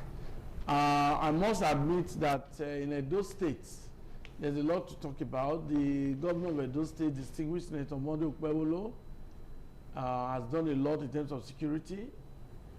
We understand that people are not careful, even in their public conversation, to threaten anybody and say, do you know who I am? Nobody wants to say, do you know who I am again? They say if you try it, you'll be in Governor Okpebholo's soup. So people are afraid to threaten anybody and say, do you know who I am? They said there was an altercation between two people, and one was saying, do you know who I am? So the other man asked him, who are you? The man understood that he wants to implicate him, so he quickly sad man. So I'm a man of God. In their local palace, he has to maintain. He's a man of God. He has to quickly maintain. But we commend Governor Okpebholo for what he has done in terms of security, but we urge him to do more. Please don't rest on your hands, because there's still much to be done. Edo State need to be secure. We want Edo State to be called police state. Yeah. Where those who want to do crime will be scared to come to Edo State. One of the strategies of the governor is the Edo State Security Network, or you can also localize it, vigilante. We now have vigilantes in different communities, and it's one of the strategies that have been involved by government. But the question is it effective? Some persons say that they shouldn't have allowed vigilantes to be working with the police at different checkpoints. That now, some vigilantes are alleged to be collecting money, you know. So the government must look into that, and investigation revealed that some vigilantes are not paid. Are they supposed to be paid? Yes, they should be paid monthly salaries to encourage the vigilante. They need to be equipped with motorcycles or vehicles so that they can patrol communities. But let me not do the talking. I'll come back to Apostle Dr. Elvis Agbanaima. Now, issue of vigilante is one of the strategies of government to tackle insecurity. Is it working? Well, first and foremost, I will not say it's not working because a lot of effort has been put in place. Okay. But just that what we are seeing, you know, for some time, the morale have dropped. Mostly after the time they told them they want to profile them, and their weapons were taken from them. And many of them did not get their weapon. And there was a strong lacuna there. Okay. Because someone that does not have a weapon and you want it to police to go to an area where the people there who are committing crime are well kit is a problem. But before I talk about the vigilante more, I want to say this. You know, police and vigilante can do the work. But let me start with this. If really we want to fix the police and our insecurity, it's simple. It's not only about employing more people. First and foremost, let's not take care of the people that are there. Okay. By the grace of God, you know I'm an employer of labor. Yeah. It's not by having too many staff, but the few ones you have you been able to take care of them? Their take home, can it take care of them? Let's start from there. I think the least paid police officer should be half a million with the current situation in Nigeria now. That's your suggestion. My suggestion. You know, it's not by employing too many thousands of police. No. Do you know, sir, if, for example, this environment, we just have, for example, 50 police officers that are well paid, they can police this environment. But situation whereby they are not well paid, a police officer should not be thinking of paying rent where you want to live. It should be the duty of government for his, his shelter should be taken care of. A police officer should not be entering a public vehicle. If we want to help the police, we want to help them to work. A police officer, there should be a vehicle that police officer should use, except it's on mountain. Yes, except it's on mountain. But if it's on duty, there should be a vehicle. Not that the police officer will wear a police uniform and will enter a public vehicle. It's an error. According to street language, now see finish. A police officer should not be living in the same house with us. With civilians. With civilians. You know, the government should have a very comfortable, it might be small, apartment for every police officers. Those who are married, those who are not married. They should be kids, well paid. Sir, even with the numbers of police officers we have now, they will give us excellent results. But a situation whereby he's thinking of his children's school fees, he's thinking of what he's going to eat, he's thinking of his landlord is knocking at his door, so many things. He will not begin to think of how to extort people. That is where we find ourselves.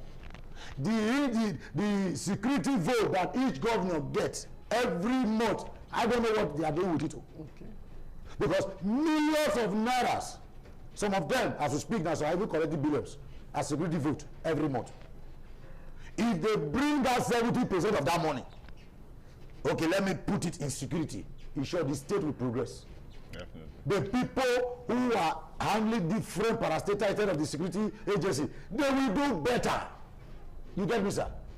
You are sending a man to go and police a community where the people there are heavily harmed, and the police officer is not well kit. He does not have the necessary, instrument to work. He's not even well fed. You get it now? He will wait for them to operate and go home. It is after they have left that he will now come to the scene. Because the first thing, sir, if every police officer knows that, God forbid, anything happen to you, there is a particular amount, your family don't need to stress themselves, they will just go there and pick the money. Sir, they are ready to die for this nation. But because they know if they sustain any injury, God forbid anything happen to them, they will cry. Some of them, a lot of them are dying. A lot of them that are sustaining injury, for them to recover, for the people in the Home of Affairs to attend to them is a problem. You see, there is so much problem. You know, like I said, all these ones they are saying on TV, you know, different channels, they want to employ more police. It is not more police officers we need. It is the ones we have now. Let us take care of them. Let us do our best to make sure that so many things that they need has been given to them. It is them we can be thinking of bringing more people, because once the salary, once the take home is encouraging, it will help them to be more effective. Talking of the vigilante as we speak now, many of them, they are just living by the help of people around. Many of them are not getting anything. That's why, see, when they started, the zeal was there, you know, before you know, that was also talking about the people. That's why even the people took us a bit of help. An area where you have vigilante, for example, it is not a bad thing for the community. You see some stores now, I have seen some people selling some petty things, say, no, I don't want to contribute 500 naira, but tomorrow when they bundle, they break into the store, you will lose everything. Yeah. You know, that's why I always talk about the people. You know, the government has its part to play. We, the people too, also have our part to play. Thank you. I agree with you. Thank you. Prof, vigilante is one of the strategies. Yes. You think it's effective? Well, like I said, they are trying. Let me know what they are trying, and they could do more. Yeah. And like he has hinted, there are ways we can get them to do more, on governance to do more. First, I think the profiling thing was about getting the right personnel on board, and removing the bad eggs, because we know over time that they were infiltrated by some of these, even the criminals themselves, the court boys around there, use that as an opportunity to, you know, to more like masquerade the activities, you know, by the guys of vigilante or what have you. So the profiling was properly done, and then get the right personnel on board.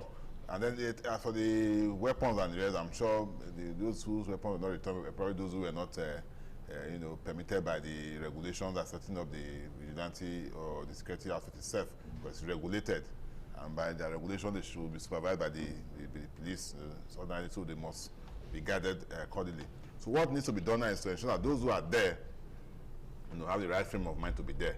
Because first they want to be there, not because they are just there on a temporary basis, but because they are an opportunity to extort money or to, you know, project their own hidden agenda, as it were. And then if you get the right persons there, then the training must be, you know, must be rigorous, must be continuous. You know, the training thing now cuts across both the military and the police. Yes, you must keep retraining them, so that they can have the right frame of mind, the right temperament, you know, to understand that this policing job is, you know, very comprehensive, so holistic.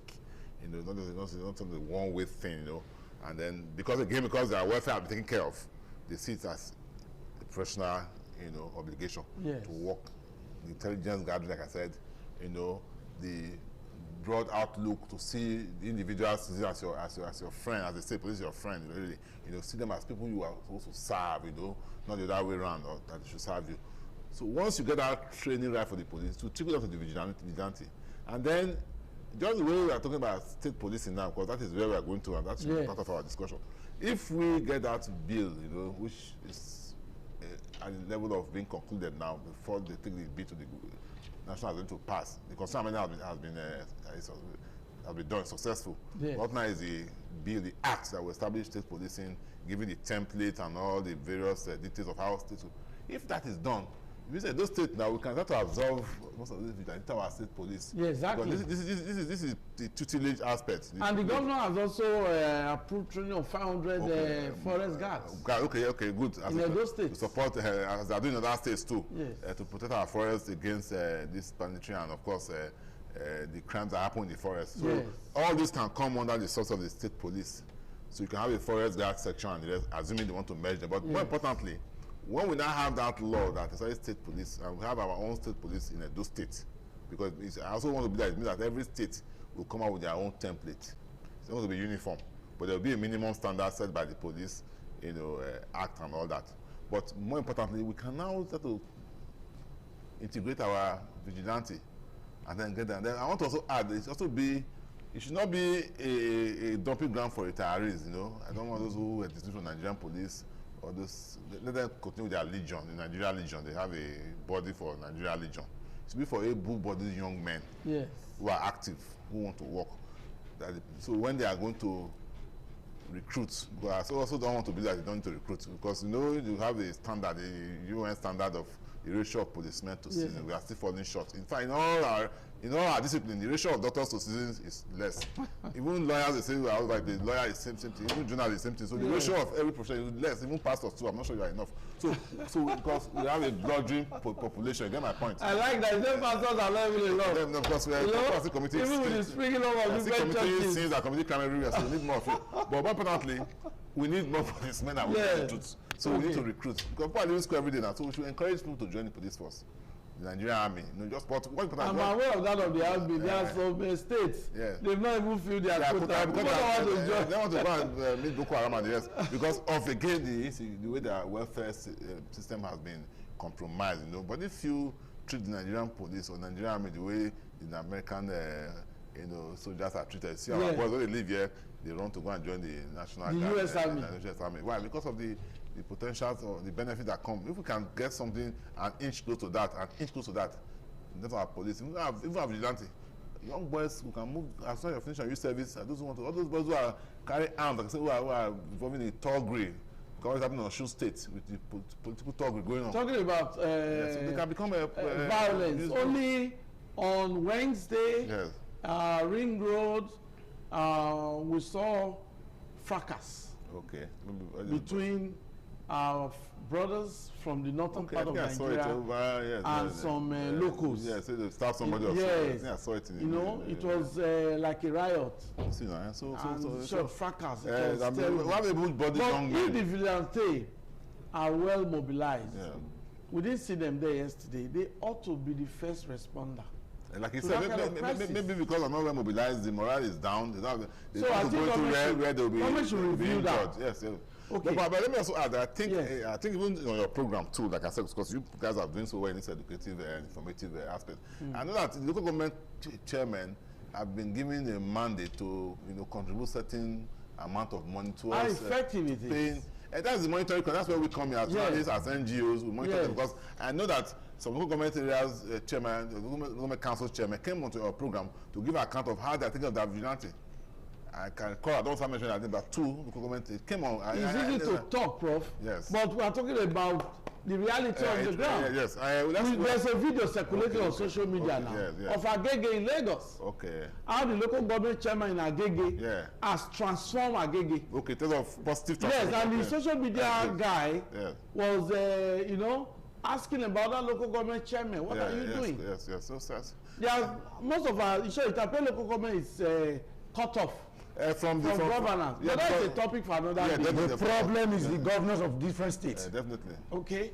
But we'll come to that. But I want us to quickly talk about another strategy of government. And this has also to do with Prof. Now, the state governor asked for a special court. Okay, interesting. to try violent crimes. Yes. And it's on. Yes. So it's a strategy of government. Is it effective, Prof? You are a legal practitioner. Yes. Well, I can't say now until maybe we have the first set of judgments, conviction, and sentencing. As you are aware, the vegetable market kidnapping is the test case amongst other cases. So when judgment is passed, and we see how quickly, assuming, I'm not going to preempt because it's a case before court, we shouldn't comment on it, but assuming there's a conviction and sentence of death penalty, which is capital offense, which is actually the punishment. Let's see how quickly the governor will sign the death. The governor has promised to sign. But it's promised. Like you said, let us wait for him now. Let's see how he matches his words with action, because a lot of persons who are on prison custody are waiting execution, even in this our state, across the 30 states. Governors don't sign. Since civilian dispensation, they don't sign. In fact, since 1999, the only person that signed was Shimode, Governor Shimode, and he signed just one. So if you do not start implementing that capital punishment, which is the highest punishment, even though some countries are saying it is not fair, the leader for criminologists but I want you to clear the air. Our laws for now. Now, if the judgment is passed in this special court, the suspect, can they appeal? They can appeal. Of course, they can appeal. Definitely. Okay, that is true. Thanks for reminding me. They have right of appeal. Penal court is not a tribunal. It doesn't take away from the constitutional provisions of fair hearing and the right of appeal to Supreme Court. But what we are saying is that If there's a special court, we expect that within 6 months or even less than, you can have judgment. So that at the level of court of appeal, that can be the area where they can delay if they are able to. But I believe that the state, through the General Office, can also ensure that any appeal filed is not unduly delayed. Because we have, that's very well that appeal can be delayed. But if you have a respondent, assuming you are a respondent, that wants the matter to be, there are ways you can fast track it by filing motions to dismiss any form of delay. So at the end of the day, before it gets to Supreme Court, you can't do more than criminal trials, criminal appeals are given precedence anyway. Criminal appeals, just like election matter, are given precedence, they are given priority. So no way you can be convicted today, let's say in June, and then you want to use the appeal process to delay your execution, assuming it's going to be affirmed. So, but we don't want to say like Reverend King, whose capital punishment has been hanging for over 10 years now, is still there, not yet executed, to my knowledge. But that is a conviction that was obtained more than 10 years ago. But I don't think that is what we want as regards our special courts. So the appellate process guarantees that the constitution must not be abused. And I believe that the Attorney General's office will find a way to ensure that once the judgment is handed out, if there's an appeal, thank you, Prof, for clearing the air on that. Apostle Doctor, I want you to just comment on this special court, because also one of the strategies of government as you conclude.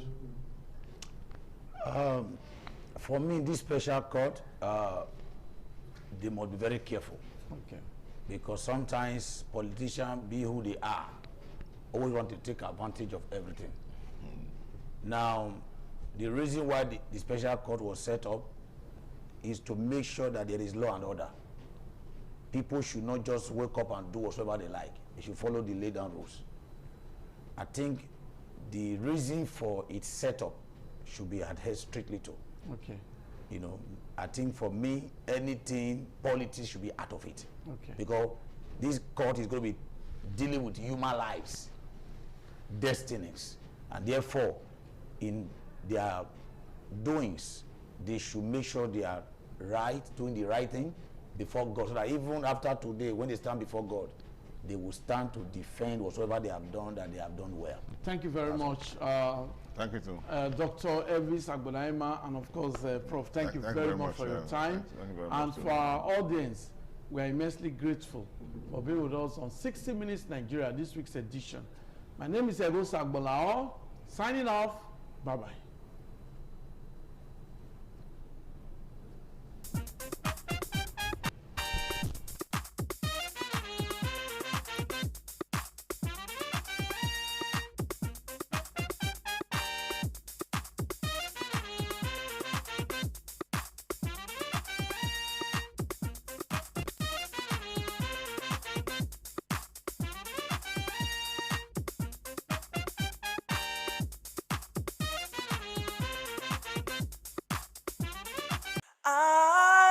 ITV, certainly the best.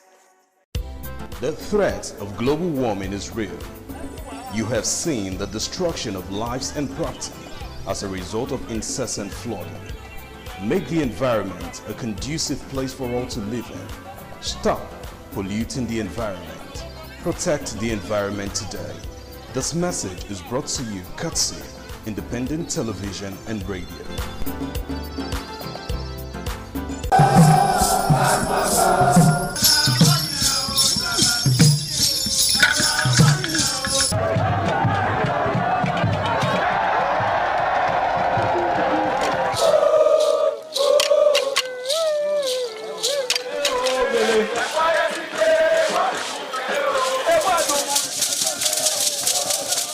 The Ugewe is the final ceremony of the series of festivals.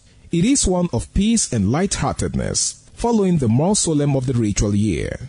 Ugewe is the festival of the Ewe leaves, a symbol of good luck and joy. It is the most popular of all that heralds the dawn of a Benin New Year, new vow, newness of life and freshness of life, and a new hope for the future.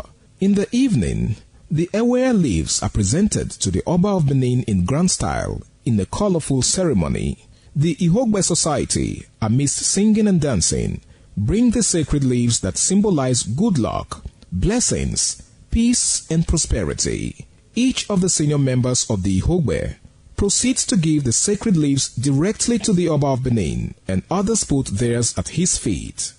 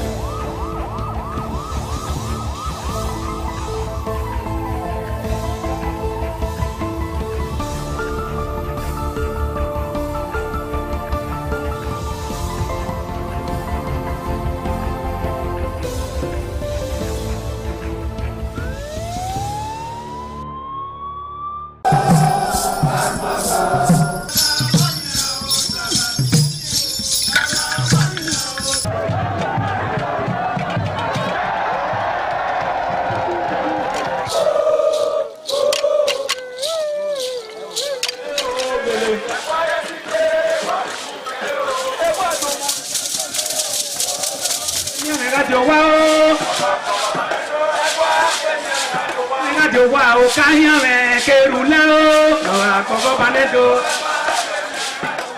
Ẹgbọ́n akẹ́mẹ́rin lájò wá o káyán rẹ̀ kẹrù lẹ́rọ. Omonomba Nedo Ukwakwalopolo Ewai II, Oba of Benin, performing during the 2025 Ododua Festival. Ododua Festival is unique as it was organized in honor of Ioba Omoni Hwoyeme, Ioba Ewai II, as part of activities for her burial rites. The rich traditions and cultural heritage of the Benin Kingdom was showcased when His Royal Majesty Ewai II engaged the floor to perform during Uge Ododua in the palace ground in Benin City. In the dance performance, the Ogbelaka royal drummers supplied the needed impetus and rhythm for the dance. However, tributes are paid by the head of Benin deities to the monarch, who was the cynosure at the event. The event can best be imagined as the spiritual rejuvenation, stunned, spectaculars and guests at the colorful ceremony. 7 masquerades representing 7 spirits and deities conveyed different meaning in company with the head of the deities of Benin, with the Oba of Benin, who exhibited a grand cultural dexterity in his dance steps.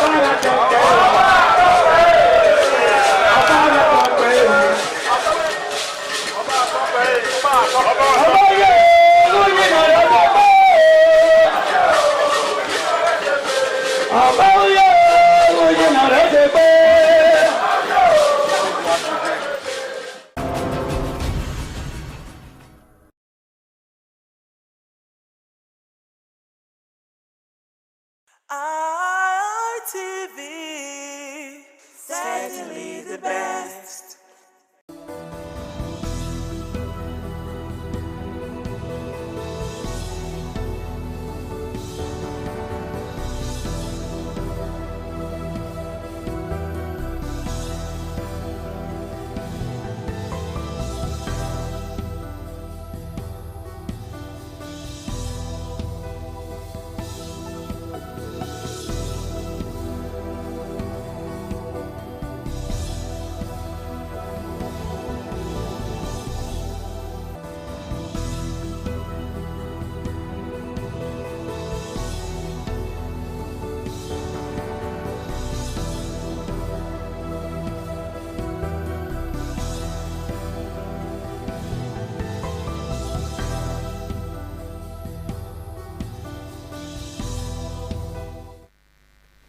2027 election, I say everybody you think of now because the kutu when we say the follow me, it allowed every day IPC people they beat the drum well.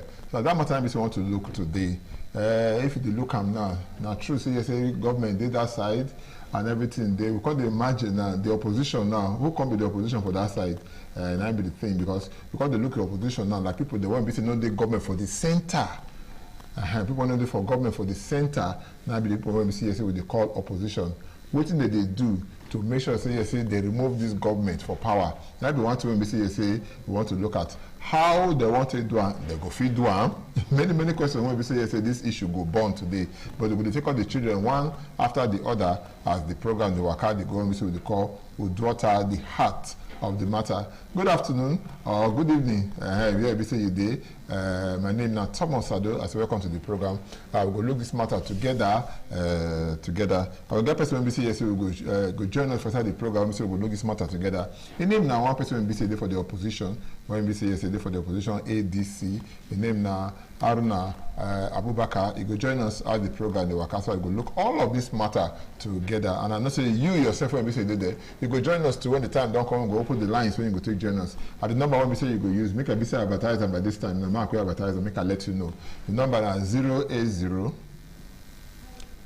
77 77 0300 080 77 77 0300. Once you call us, you will be part of the program. When we don't open the line for this big issue where NBCSA we will talk. So kind of things that when we say they happen, we go ask ourselves, all this one go reach to shape the election when we say they come or how they go take be. All of this one go come after we take this break. Not go anywhere. Stay with us because so many things then do when we say we go share together for inside the program today. I tell you again, I don't tell you before. My name is Thomas Adu. Welcome to the program, Uduota Heart of the Matter.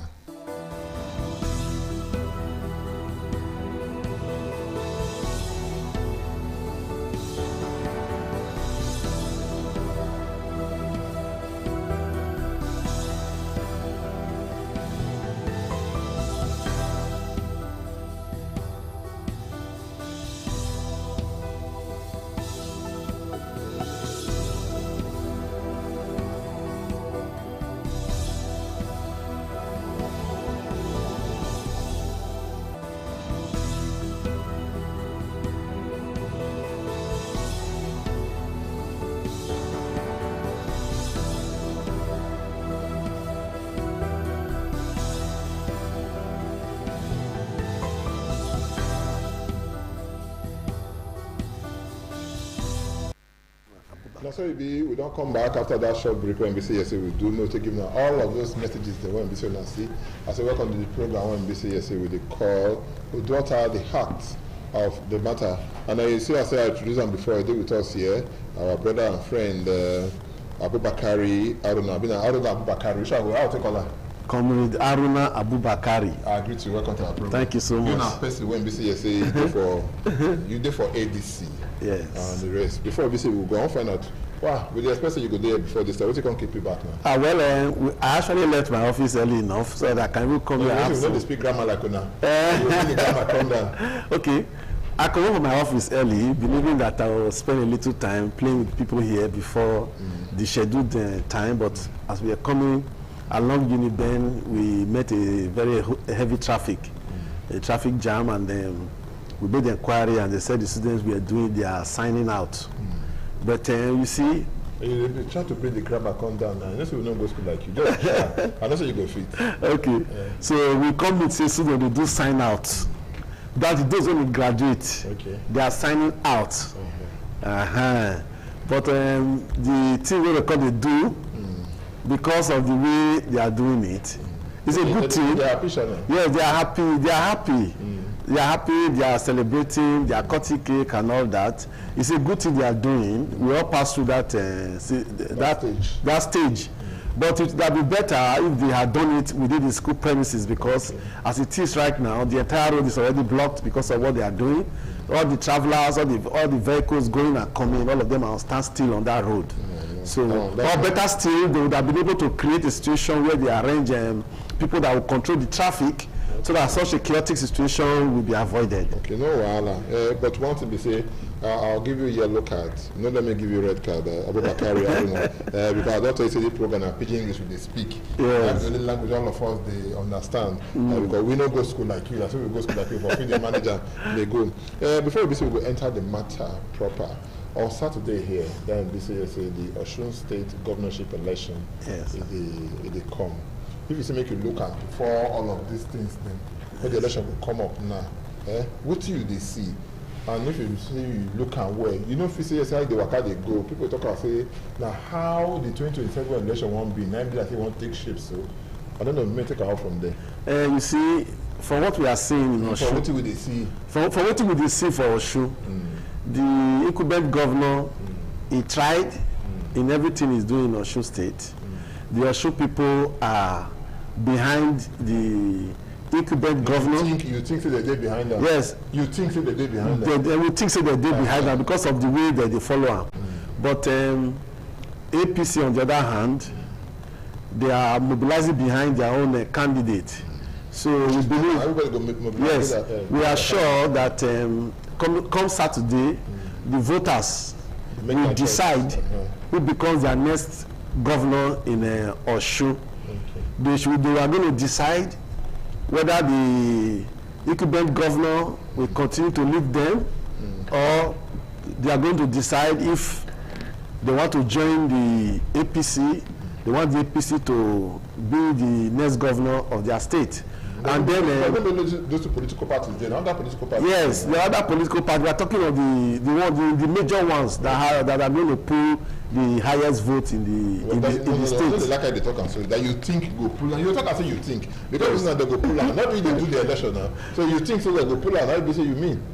Yes, we think because now what will they see on ground there? Now we take the talk camp. Okay.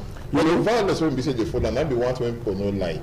People they talk and say so many violence they come for that Osun State and the election are just on Saturday here. Many people know they happy with the kind of thing when say they happen. Actually, election is not a do or election not be do or die something. Right. And the Osun State people they want to make sure say who they want now become their next governor. Okay. They don't want any external influence. Whether APC, whether the incumbent wants to remain, they don't need any external influence. So they are trying to form a kind of resistance. So on my own part, I want to say the law enforcement agents in Osun State, they should try and play neutrality. The INEC on their own side also, may they try, may they do neutral for the election, so that people go see fairness, equity, justice, and true results from this election of Osun State. They take and rate this government. When BCSA go, okay, but one thing when BCSA people they talk say, when they cause all this kind of tension, all this kind of wahala, this kind of running, now because in an off-cycle election, nobody want to say they uniform with every other this thing. Well, like I'm now, Edo State is different. You get your own time when they do your own governorship election. Osun State get your own time. Ekiti do their own the other time. And just say they Kogi do their own too. For time when no city. You know, if you say, because if you look at now, you go say the ruling government, they go pack it, people go there. Governor, they talk now, governors there for that side. You don't understand? Different governor or APC they for that place and the rest. You know, if you say they do and say all the governors, governorship election, they do all of them for one day. All this kind of tension, no go. You know, sure they go come down because that time the governor go they go take up their own. Maybe say they'll say we want to go do comradeship along with somebody. All of them go do for their own place. They take up their own. See, from experience we don't get for this country, every off-cycle election always experience this kind of momentum because all the strength is concentrated in that particular state. All those governors that are there. They are supposed to be in their state during their own election if it is a normal election. But because in an off-cycle election, they now have the time to leave their state, to go to Osun, to support their party in Osun, to make sure they deliver the party there. But if they don't get votes, that's what they want to do there. Yes, they don't get votes, but they need to add their voice. They need to add their voice to what their candidate is doing in the place. Okay, no wahala. This is voice in terms of mobilization, strategizing, advising, talking to people, and all that. Okay, no wahala. All this mobilization and all of that, we will talk about it. We will come back to the main matter when we see every day after this break. Don't go anywhere. Name of the program our daughter at the heart of the matter at the Richie from Independent Television. Stay with us.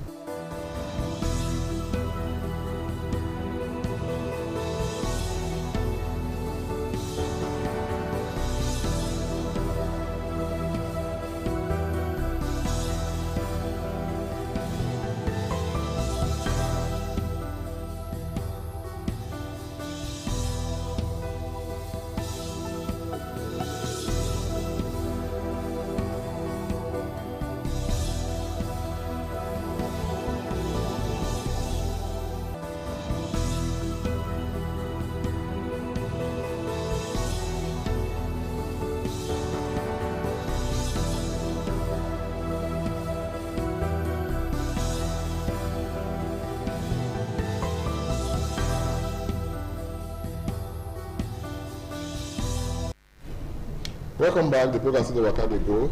The program now daughter at the heart of the matter. We do with our brother here, Abubakari Haruna. When this now ADC senatorial candidate for Edo North. Now welcome again to the program. Thank you so much. We dey talk about this tension when we say the full. You know, if you say if they do am well, say everybody they do am when we say yes. We know see now what dey happen. They do all, say, all the governorship elections across the 36 states of the federation, they do all of them one day. You go reduce the tension now. Everybody go there for your own house. Governor for those states, if you there for the political party when they rule, you know go there that side. All the people that when we say there for the political party when we say they rule for the state, they not go that kind of place. You know if you say yes now what we supposed to do, make we reverse them to originally make this everybody do the same election on the same day as the governorship election across the federation. Thank you. You see, that's how it's supposed to be. But why there are off-cycle election? During the normal election period, there are some states that had issues. We know they'll go court. And they go court and all that. Governor is removed and is replaced. Sometimes they do by-election. Okay. Those things always result to off-cycle election. So if you decide to reverse everything back to come do and make everybody they do election at the same time, some people, some governorship not going to complete their tenure, which might result to litigation again. Okay. So the off-cycle election is to allow those governors midway that came in to be able to finish their normal 4 years tenure before another election. Okay. So we look and we'll come back home. This 2027 election now be one thing when we say everybody talk about. How ready the opposition dey to take power come off for the hands of the incumbent. The incumbent now be President Bola Ahmed Tinubu. Yeah. How ready the opposition dey to make sure say they take power come off for their hand? Thank you. You see, Nigerians are today, Nigerians are tired of the incumbent. Yes. Nigerians are tired. The suffering on the street is too much. The common men, the common woman, the common market women, everybody is feeling the heat. Everybody is feeling the pain. Even the president knows that people are pained. And they are tired. They are aiming for a change. And my party is going to provide the needed change. Our presidential candidate is a man that has the experience, that have the know-how, that have the capacity to be able to bring the change that is needed to make Nigeria great again. Where we are today is not where we are supposed to be in this country. Our youth, they are running away because the country is too hot. It's burning on everybody. Insecurity is all over the place. People are not happy. The Nigerians are not satisfied with the incumbent. They are not satisfied with the incumbent. That's why they need a change. Okay, they won't come out now. If you are talking, you talk about your principal now. When we say yes, ADC now be Atiku Abubakar. Yes. And I be your principal. Then for at the top there. So I will look at now. Atiku Abubakar before, all of them with Peter Obi, all of them they for inside the same ADC before. Yeah. Before Peter Obi can come out. you know, if you say this personal interest of say now me must be president and all of that, you know, if you say they affect the opposition than say make we remove them, make we remove the mark for that place. Because somebody talk and say if we get common enemy, we join our house together to fight our common enemy. If they better pass, say when we don't win and finish, we can't go do and share the meat the way we like them. But now everybody wants to be the president. You know, if you say in our undoing, especially if you look the last election, what do they call a conquest? So you get your majority, you get your plenty vote, million. Peter Obi gets your million. If you see they call them Atiku Abubakar too, you get your million. And let's say they join now together. They did together. You know, if they go fit because this one be say yes, this one they go here. You sure say yes, the opposition ready again to take power for them. We know all of these people when you talk say yes, they dig. You sure say they're ready. Whenever they go in your house, So. Thank you very much. You see, what you have just said, what you just talked now, the opposition, they are already aware of what you have said, what you are saying. So, to give that a solution, the oppositions have met and they have called out 100 persons across all the different political parties to form the G100 so that they can come together, put resources together, put support together, and form a stronger opposition that will be able to face the incumbent and unseat the incumbent and make sure the Nigerian people are liberated from this stronghold of APC. No, when you talk, I say this G100 now. Maybe say you bring come out now. This G100, maybe say they come out so all the 100 people. Are we saying how they want to vote?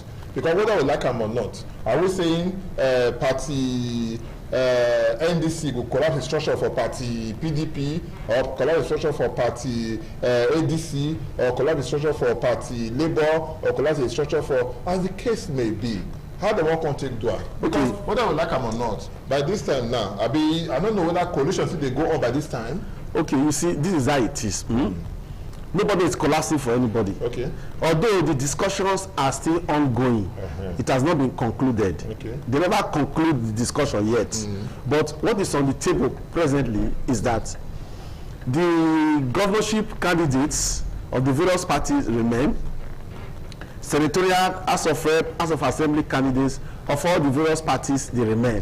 But at the presidential level, it's expected that all the parties that are in agreement in this coalition are to collapse their structures at the presidential level for whoever candidate that the G100 will bring forward. Okay, but we go look and say all of the fair agreement, all of the for one place before. What will be the guarantee now? Say the team will first scatter them before what they call go do NDC, do ADC, do different political parties. What will make you feel say that you know go still enter inside this G100 country scatter them again? Don't forget to the smallest church when we say did that time.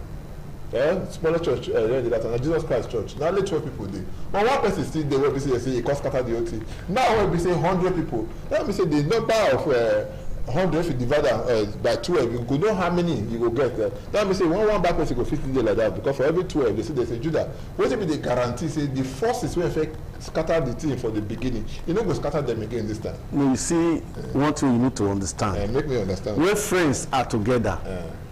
Because they are friends, they feel that we have the same capacity. But when there is a little misunderstanding, maybe something bring misunderstanding among the friends, and then they come fight. They'll come, when they fight, they'll come scatter. One will not beat one. Everybody will go sit down. We can't adjust. Can't look himself well. You want to don't scatter. They'll come look themselves well. Say, okay, this one strong past me. If I go alone, I not go fit. If this man go alone, not go fit. This one go alone, not go fit. They not see. They not come see reason why they need to come together as one. Okay. Instead of everybody to go on their own. So that if we come together as one, we will be able to confront the common enemy. In quotes now, the common enemy. Yes. But that person, they say carry leg. Somebody get that leg. You don't just leave his leg for you, may you carry like that. Now. It's always like that. It's always like that. So what to make you feel say yes, this one we say leg there for ground for everywhere now. So if you take care of it. Some people they now when we say the opposition, now they would talk and now say now the people when we say they for the incumbent, and they throw spanner for now leg when we say no let them the waka they go. All the spanner when they throw the corner, don't arrest all the spanner. Even with the spanner when they throw. The parties are still standing. Okay. Abi, the passes are still standing now. You dey where you go fit throw spanner, that's why you dey throw am. When you dey throw the spanner and go meet, he says he ready, say he know say you go throw spanner, and he ready to jump your spanner pass. So they're still ready too. They're ready to. Yes. Okay, no wahala. Before I know say dey happen, we go sleep, wake up 2 times, 3 times now. 2027, it don already reach. Make we continue like this. 2027 when we say we dey talk about so. Now by the time we say they go to do the National Assembly election, do both the presidential election, do House of Senate, do the House of Representatives, and maybe 1 or 2 other this thing. But this one will be the main one when BCA say it will happen that time. Before BCA say we will take a short break now, I want to find out, you feel say INEC, they independent enough to ensure say the election go as peacefully, not be peaceful now, as credible and as fair as the way it's supposed to be? Okay, thank you very much. You see, in this country we have experienced so many elections, and in almost all the elections that we have experienced, it has people can't believe say I get the way that they play their wayo inside the whole game. Okay. You can't make people now not come to trust INEC. Okay. But you know, like, trust INEC now. Like from the beginning now we said, let's see how the Osun State election will go. Then from there, we now begin to imagine, we now begin to reason and say, okay, this INEC now the one we go fit trust because we never experienced this particular one. And new INEC be this. Okay. Maybe the INEC chairman we did before day now. Now in first elections, be all this one they do now. So from here now we go know whether this INEC chairman go be transparent, he go do free and fair and credible election. We will come know. Okay, no wahala. We'll take a very short break now. When we come back, continue for what we say with Storm. We'll take this very short break and we'll give them these messages. After which we'll continue. After we'll come bring the thing, come back very close to house. Okay, this we'll talk the matter. We're not going anywhere. Stay with us.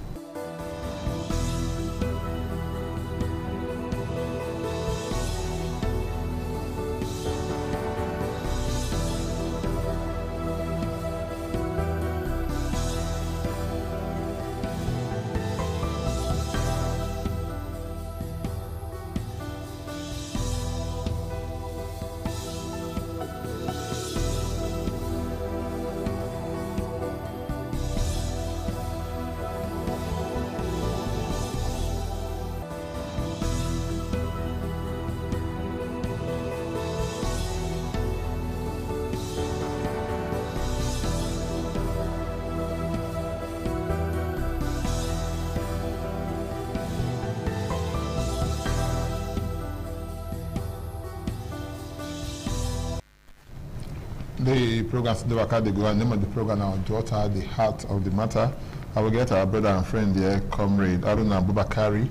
Welcome to the program. Thank you so much. Thank you so much for Mr. Yuwaka on joining us today for inside this program. Make we come closer home now. Make we look the matter when BCA it concern the National Assembly elections. We don't take out this. You know, somebody they eye the thing around the Edo North Senatorial District.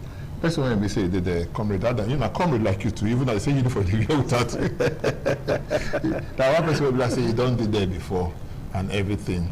And one person will be like say the ESACO people they always rally around down and that kind of thing. And you now ESACO man. And the rest will be there, especially yes, in the ESACO bra, you go there for a back to support her. What you can make you feel say yes, you did different from somebody like somebody like Adam to Shomolo, say you feel wrestle power with her. Thank you very much. I will give you so many reasons. You know, the thing we say, while Comrade Adam Shomolo was governor, he tried. He did his best, and then we give him credit for that. But when he come up for governorship, come become senator now, you know they try. Okay. Why I say no? Okay. Why I say no? They try. We see what other senators they do for their senatorial district. The people of Edo North, they are not enjoying anything. No, I know. Okay, if you don't enjoy anything, I know. I make it blast you talk about. Yes. If I want to make it blast you, I won't give you a opportunity to make you talk about yourself. Okay. Maybe because this thing.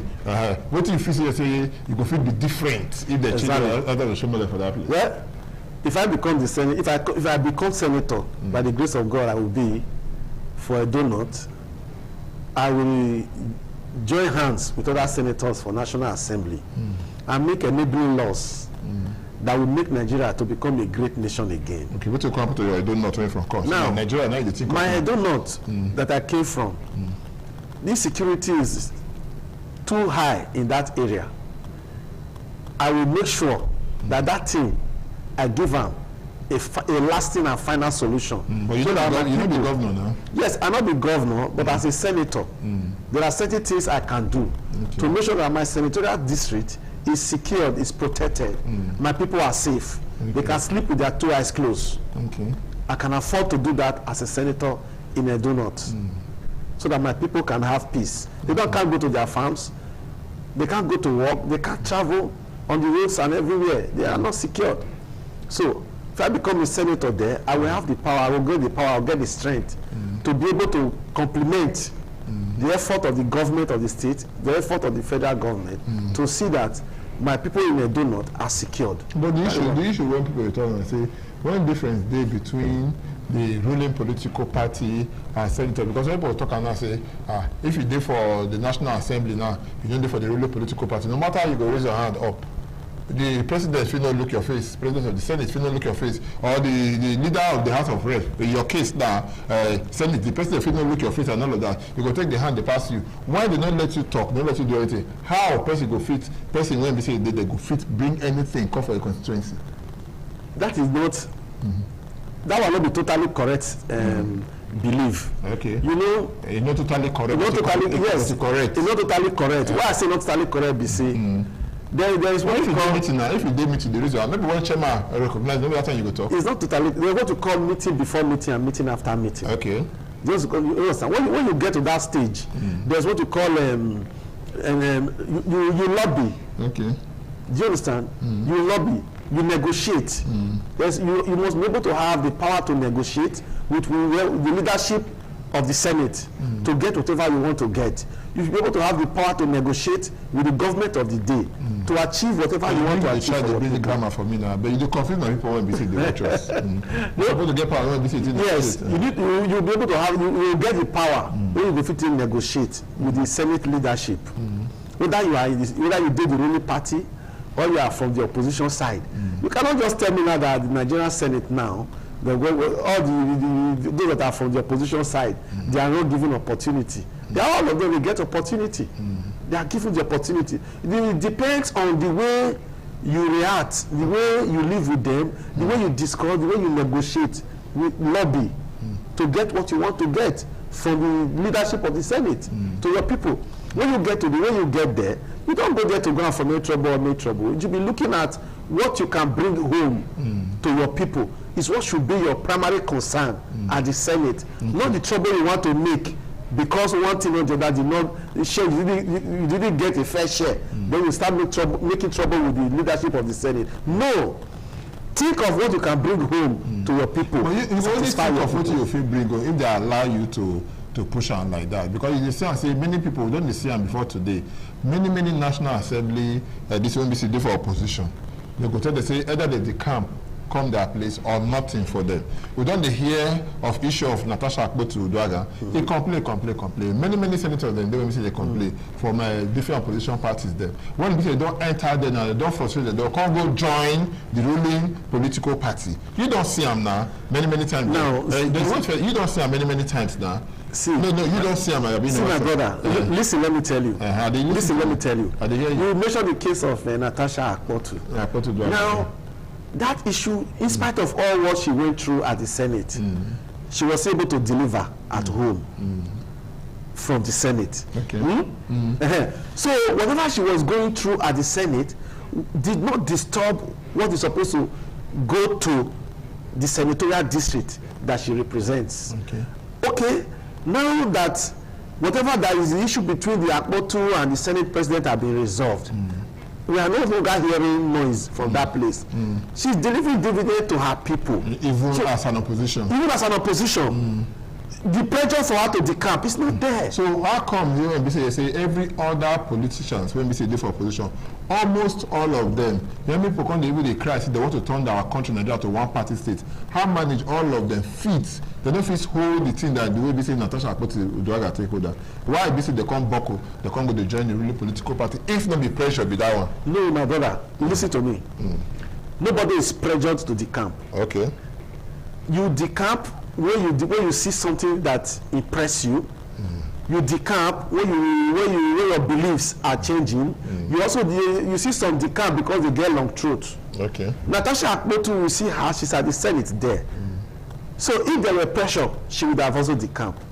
What the issue she was having was not a pressure to force her to decamp.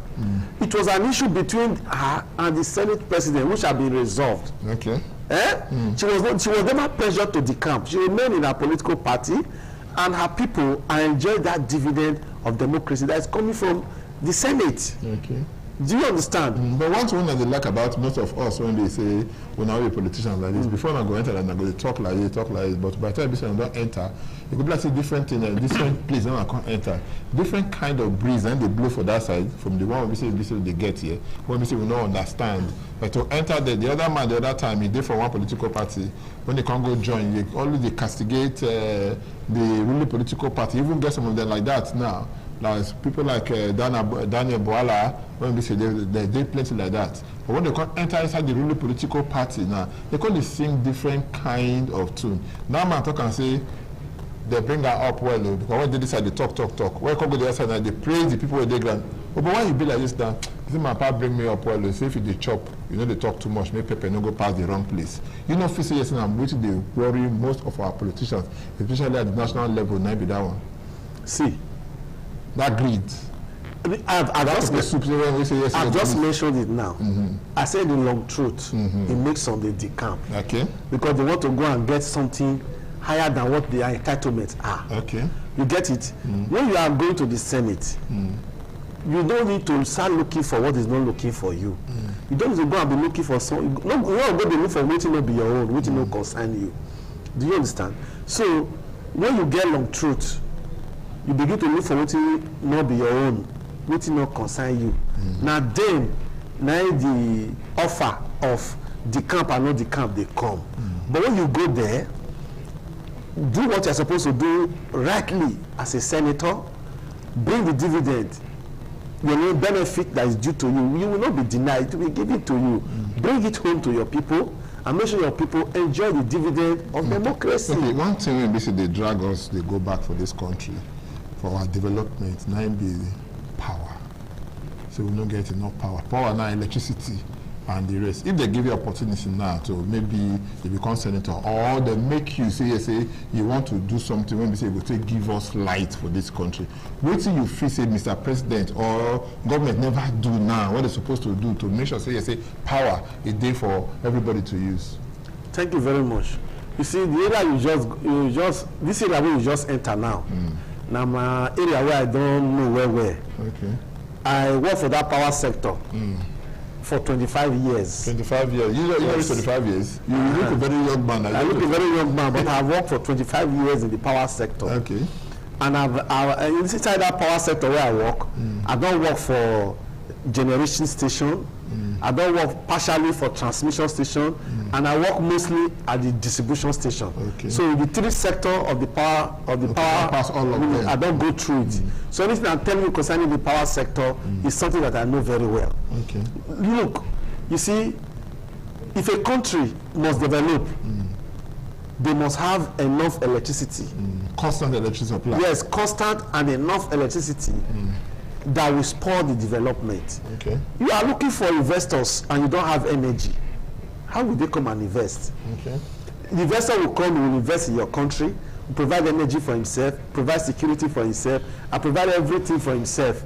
And you want him to compete with imported products. He will not be able to succeed. Okay. So, as a country, the first thing you should look at, you look at the area of power, agric, steel, security. So if you want your country to have sufficient electricity, uninterrupted electricity supply, that you even use and you become an exporter of electricity to other country and earn foreign exchange, you need to invest in electricity more. The easiest thing for a country, the easiest thing for a government to achieve is giving the people steady and uninterrupted electricity. It's achievable. It is the easiest thing to do. Okay, you say the easiest thing to do. Yes. What's the practical way to do it? Good. The next 30 seconds. Now, Nigeria today, the megawatts we have a stock capacity of 13,000 megawatts. Now, what we are generating inside 13,000 megawatts is 5,000 megawatts. 5,000 megawatts, it cannot power the country. Even the 13 in stock cannot power the country. So 5,000 megawatts cannot power Nigeria. So first of all, you need to generate more electricity by building dams, thermal stations, solar plants in Nigeria to generate the electricity. Another thing you must look, apart from generating the gas powered power station, water power, which is dam, coal powered, solar powered, you need to again look at the transportation of the energy to where it's going to be used, which is the transmission station. Nigeria today, the transmission lines that we have are the ones we have been using for decades. And they try to bring the grammar conduct more small. The transmission line we get for Nigeria they use for many years. For many years. Now we still get now. So the government have not extended, they never built join the transmission line. Even the ones saying don't old, they never think of how they repair. They don't repair, you reinforce them. They never think of how they reinforce the transmission line. Because even if they take more than 5,000 megawatts that we are generating now, the transmission line may not be able to carry it to where it will be used. Do you get it now? They are already weak.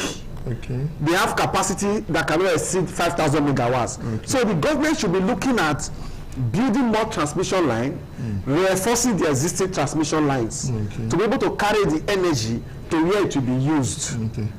Before I go take the next question, I want to let you know, say if you want to be part of the program, make a call in now. The number I want to say you take call in now be 080 77 77 0300 080 77 770300. Once you call us, you don't become part of the program. Be that one. The phone number there for there. Just call us and make it basically we'll take your call. As a say comrade, I don't know, Abubakari is there with us for here. Somebody don't already there for the line. Hello, good evening. Hello. Good evening. Good evening. Yeah, what did you know where they call us from? Is this from live on radio? No, television day so. Oh, sorry, my brother. Now I read that you listen to that. But how you take this number now? I know my number, but I listen to sing soccer. So. I don't know if you want to call us. Maybe say you call it this thing. The number we say you go call 9 on S too for television 080 77 77 0300. Once you call us, then become part of the program. Make you ask our brother Abubakari Aruna. Comrade, when we say yes, now a big ADC party now when we say therefore I do not, and it was serve they put I for a do not senatorial district seat. So when you call us, make it BCSA, we hear from you. Call the number when we say there for your screen 080 77 77 0300. Once you call us, you don't become part of the whole thing. We talked just now about electricity supply and the rate. But before you go to that, before I go to the next question, like somebody deadline. Hello, good evening. Hello. Blast this network onto the players or kind Jumbel. So like I was saying, Nigerians are good people. Nigerians are responsible people. All this money the government they waste, they throw all about, they scatter for everywhere. If you use and build electricity, give Nigerians light, uninterrupted electricity, people will be happy. They will willingly come and cast their vote for you. Okay, hello, good evening. Struggling. Good evening. Hello? What did happen? And network the guy should be that one. So okay, don't talk a little about electricity and the rest. I want to say you put smart for where housing are one issue when we say a day, whether we like them or not. If you go Lagos now, almost everybody sleep on that bridge. If you go Lagos now, almost everybody sleep for canal. We don't see them for even this side of the country. Some part of Eastern Corner, people they stay for side bush, but they stay for under this. They never get where they stay. Even for the capital city here and all of that. How you go take? What you feel we go do about? But first, before you go answer, we will take this call. Hello, good evening. Good evening. evening. Yeah, good evening. What will be your name? Where they call us from? Mr. Sagi, I'm calling from Igwebe. Mr. Sagi from Igwebe. Talk to us. Yeah. I want to talk to Haruna. Okay, Haruna, they hear you. So he talks about Oshomole. People from the not they enjoy Oshomole. And what I want to say is that if you want to go for Senate, he has to talk his own. Let you run his another person down. Oh, no, but you remember when I told us to make you talk what you want to do now? Exactly. Because that was not enter my ear before you say make you talk. They will let him go do. So that is what I just want to say. Next time, let him not try me again now. No, if you want to do anything now, you go talk about yourself and the rest. Make you not talk about yourself again. No, he's supposed to talk of his own, not to run another person down. Okay. That's what I'm saying. All right, no wahala. Thank you so much, my brother Osagi. When we say you come all the way from Igwebe, he said make you talk about yourself. Don't be say, but you talk about yourself and all of that. And I want to NBC you say no. We could talk about this housing and the rest. Because I want to NBC we want to talk about. But the line, we're not going to open the line, so people just they call him. They call. Hello, good evening. Good evening. Yeah, good evening. What's your name? Okay, that call he cut. The network no one help us today. Look, we talk about matter when we say concern housing. Because that's a big issue when we say all of us get to talk about. Hello, good evening. Good evening, sir. I may reduce the volume of your television. What will be your name? Where they call us from? I call from the endurance. Okay, you sure say you get endurance, so? I think I want to ask our honorable there. If he becomes the Senate,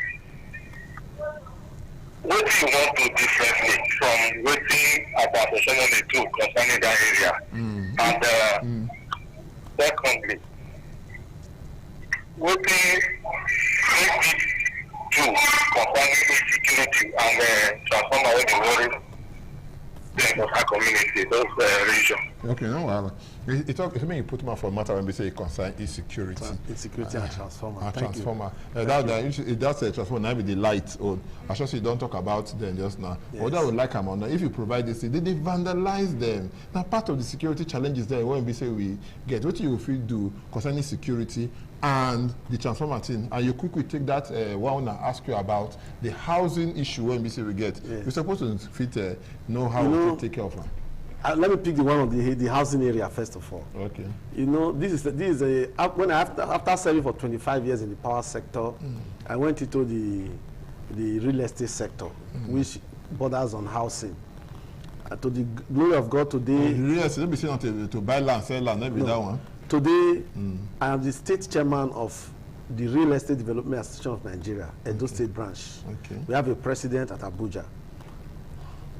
That is Redan, Edo State. I am the state chairman today. Okay. Now, Nigeria, we're having housing deficit. So many people are without houses. So many people are on rent. But the real estate, the housing sector of Nigeria, to be able to provide housing for every citizens of Nigeria. Wait, I don't understand. You as a real estate, maybe a realtor, or what they call them. Yes. And I'm saying I want to come go to when I want to get the money, not the president or the they build all these kind of houses. That is exactly because whether you want to show them how you go take down and be how, because even if I thought say yes, you be you don't be governor. You don't be president, don't be executive, don't be a day. Now legislation you have now be someone like you there. How you go take down when be say that can't thing go there? I mean you want to say the idea to Mr. President, say see what you go do, see what you go do, see what you not go do. Thank you very much. You know, the government of today, they have been trying to build some houses in every local government across the entire federation. But even up to now, it has not been successful. Why? Because they have not taken time to focus on it. The housing sector is capital intensive. Hello? Okay, somebody there. Hello, good evening. Good evening. Yeah, what if you know where they call us from? Ken Asamuta from Igor. Ken Asamuta from Igor. Yeah. Talk to us. It's Haruna I want to talk to. He was talking about insecurity. Yeah. Now that everywhere in Edo State, insecurity problem is affecting all of us. But in your own federal constituency, how is it that it's more rampant than the others? How are you going to tackle this insecurity? Okay. No wahala. Because time maybe our friend yes. again. You see, it's more rampant in a donut, like you have just said now. Okay. You did you hear it? I heard it. More rampant in a donut. My people are living with their eyes open. Okay. They can't sleep at night. Every day is one kidnapping case or the other. You see, if I become a senator in that place, I have to sit down and compliment, you know what, that senatorial effort of the compliment the effort of the state government. There are what you call military. But you admit the state government they try. Yeah, the state government is doing their best, but it's not enough. But it can be better. It can be better. It can be better. Provide vehicles for security. Provide what they require to do their job. Give them allowances. Okay. Put them in strategic locations. Motivate them. Motivate them. Give them a communication gadgets. Give them what they need to do this job of security. And when they are everywhere, this insecurity that is more rampant in a donut, we go down completely. Okay. We go down completely. So that means yes, in your own way that you don't support state police creation. State police creation is good. Okay. But it has not taken effect. But the safe that kind even if you corner, people go capitalize on that. The user government go use that for their private interests. It may not be like that outrightly. The state police is going to come with enabling laws. Okay, you say they need to give an enabling law. Yes, that will regulate the usage of how the control and usage of the state police. Okay, so it's not what people are thinking. Okay, before we come out, we'll get this last call. Now we'll take. Hello, good evening. Hello. Blessing, that's one. You know, one talk. But I want to make it busy. Before I go let you come out, I get one to be there for your mind. When I want me to take, because then they do close to 1 hour here since and everything. But I want me to take one last call before I go let you come out. Hello, good evening. Hello. The network and I'm say you can't try himself. So if I want make I leave you now, what be that when we say you would like to tell the average Edo man, especially as 2027 they come now, especially as opposition, when we say concern the readiness of opposition to take power away from the government at the center. Yes. What I will tell the common man is, you that have refused to come out to vote, cast your vote right now. Come out, come vote. You don't want Nigeria to move forward. Okay. If you want Nigeria to move forward, if you want the situation of Nigeria to change for the better, you must pay the sacrifice of coming out to cast your vote. Cast your vote for the best and for the right candidate that will change the situation and make Nigeria great again. Okay. We talk since with our brother, comrade Aruna Abubakari of ADC. Don't tell us so many things there were in BCSA. They see for the 2027 election when we say they come, put man for the Oshun when we say they come, put man for matter when we say consign electricity power supply. Say if we get that counting, the country go move forward because in our person we say do 25 years for that area before we say do it. You will see put man for the matter when we say consign housing and so many other things. Them how the G100 they ready and they keep body together to make sure say they take power away from the ruling government when we say they want to thank everybody that when we say be part of the program when we say calling the Saige from Ingwe, will thank you, Joran for Benin will thank you, and even Seth, our brother when we say they call Asem Mutaken from Igor will thank you so much. My brother, thank you so much. I should say when we call you, thank you. You go quick call yeah, there. Sure. That kind of way how you want the contest and don't go happen again next time when we say we call you. Yeah. Until next time when we go see my name now Thomas. I don't know forget how I talk before. I'll tell us now say deaf man, they don't give a name and they call and make it they hear. They know say no they hear. But they give her that name. Anytime when they call and make them say somebody like that, they there for there. Now good evening.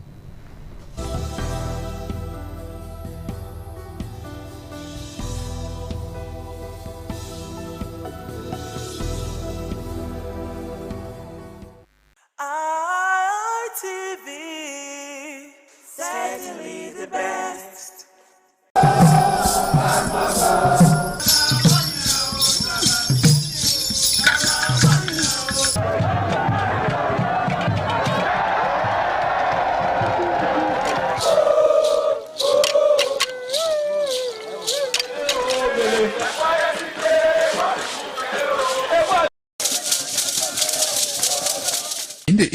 of the initiation day, all the newly initiated Edion danced to the residents of the Odion Way and also visited some homes of the various senior elders, where Chief Elder Ogbede Onwonse was very conspicuous, especially at the country home of Sir Chief Dr. Gabriel Osaro Igbenedion with his family on the night of the initiation.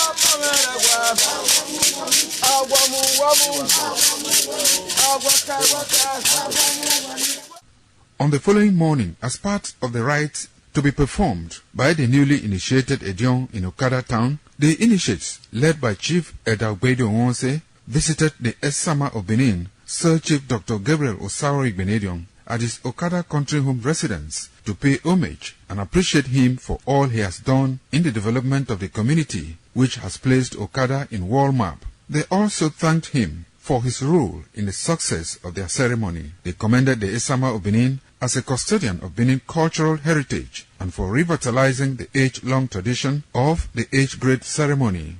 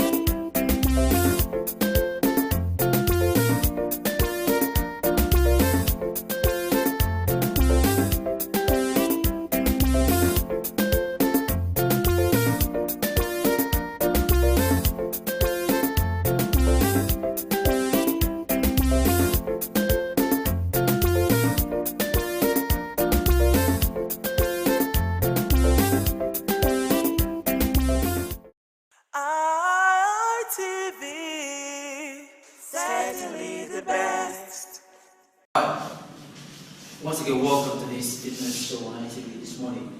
I'm Gato Destiny, aka Man of Steel. Already, I've introduced us to the use of cardiorespiratory exercises and aerobics. This morning, once again, we want to take another variation of the aerobics. Thank you all to watch. We will be stretching first, of course, otherwise called the warm-up, which is very essential and necessary in every workout. Afterwards, we'll do a cool down. 1, 2, 3, 4, 5. Inward, please. 1, 2, 3, 4, 5. Outward. 1, 2, 3, 4, 5. Please return that. This. 1, 2, 3, 4, 5. Inward.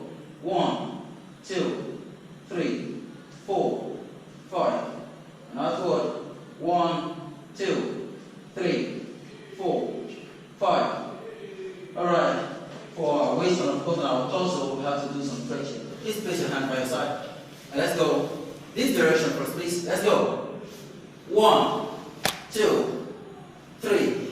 Alright, that will be fine. Now go this way. 1, 2, 3. Alright, and before the last one, let's place our hand behind our back. Mind you, it's proper this way. Don't go like this, it's wrong. Just do this or alternatively do this. Alright, but I prefer this personally. 1, 2, 3. Yeah, that should stretch your back for you. Of course, let's do our thigh stretch. 1, 2, 3. Remember, when you pull your thigh, ensure that your elbow is directly facing, your knee is directly facing the ground. Alright? 1, 2, 3. Yeah, that'll be fine. Guys, are we good? Alright, the first program to be run this morning will be the mountain climb. Yeah, many of you are conversant with this move. And of course, we will be introducing more to you. But for now, let's hit this. Alright, let's step down to it. Yeah, all good? Yeah, good. Let's go. We're going 3 sets and 10 reps each. Let's go.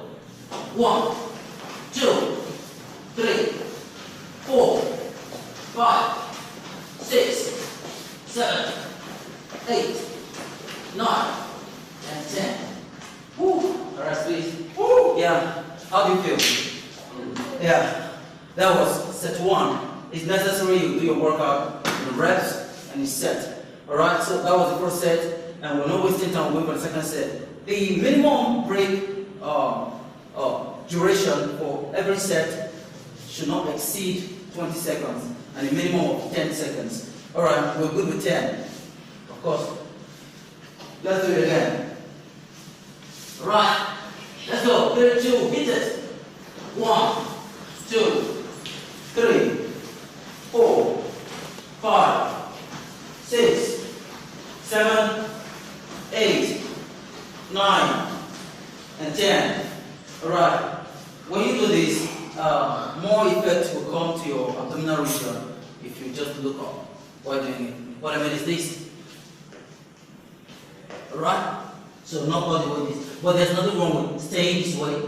Uphill. Breathing your head might place more pressure. Alright, for the very last set of this mountain climb, let's get down, please. Let's go. 3, 2, 1, go. 1, 2, 3, 4, 5, 6, 7, 8, 9, and 10. Alright, at this junction, we will take a water break. We'll join you in the next workout for this very session. Thanks very much. Once again, I'm Gato Destiny. Alright, let's do this. 1, 2, 3, 4, 5, 6, 7, 8, 9, and 10. Whoa. Yeah, the other leg, please. 3, 2, 1. This when you do this, ensure that your knee gets to the level of your chest. Okay? Well, that's the maximum level you get. And of course, the minimum here. I understand not everyone is as flexible as I am or as anyone here. Please, we'll just keep it safe and do the right thing. Thanks very much. Alright, we'll go on the left. 3, 2, 1, go. 1, 2, 3, 4, 5, 6, 7, 8, 9, and 10. Whoa, that's exhausting. How do you feel? Yeah, thank you very much. And this is the last set of this workout. Remember, every workout should be done this set and the rest. Alright, thank you. Let's do this. Let's go to the left. To right, brother. 3, 2, 1. Let's hit it.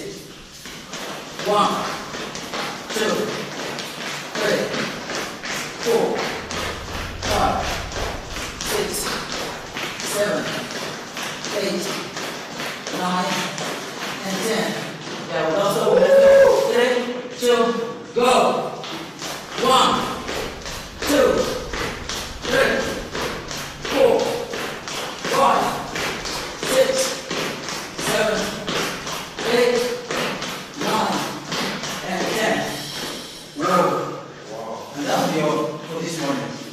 Alright, remember, I said in the beginning, before any workout, there's need for a warm-up. And after that, there's also need for cool-down. This is the cool-down. Alright guys, just sustain the breath, watch this first. Ensure that your knees are locked, alright? This one goes with hamstrings, the calf, and as well as the lower back. Doing this. Swing it, swing it, swing it. Got that? Alright guys, let's do this. 3, 2, 1, go. 1, just 5, 2, 3, 4, and 5. Alright. So, lastly, what we did before we started, let's stretch it. 1, 2, 3, 4, and 5. 1, 2, 3, 4, and 5. So that's lastly, yeah. Please let's target our hamstrings. Do this. Just sit inside of it. Alright? Please don't stand on it. Keep that shape like this. And both stand just this. Alright? Stand 1, 2. Yeah, this is a form of squat though. This is not the purpose of developing or building the hamstring muscle, just for stretching it.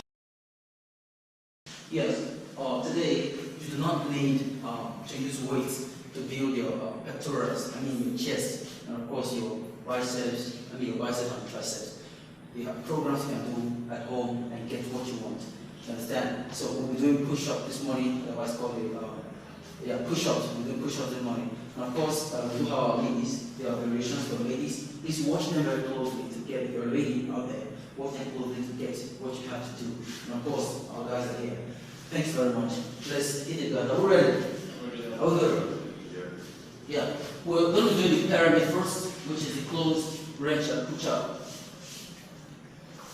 Alright, let's go. 3, 2, 1.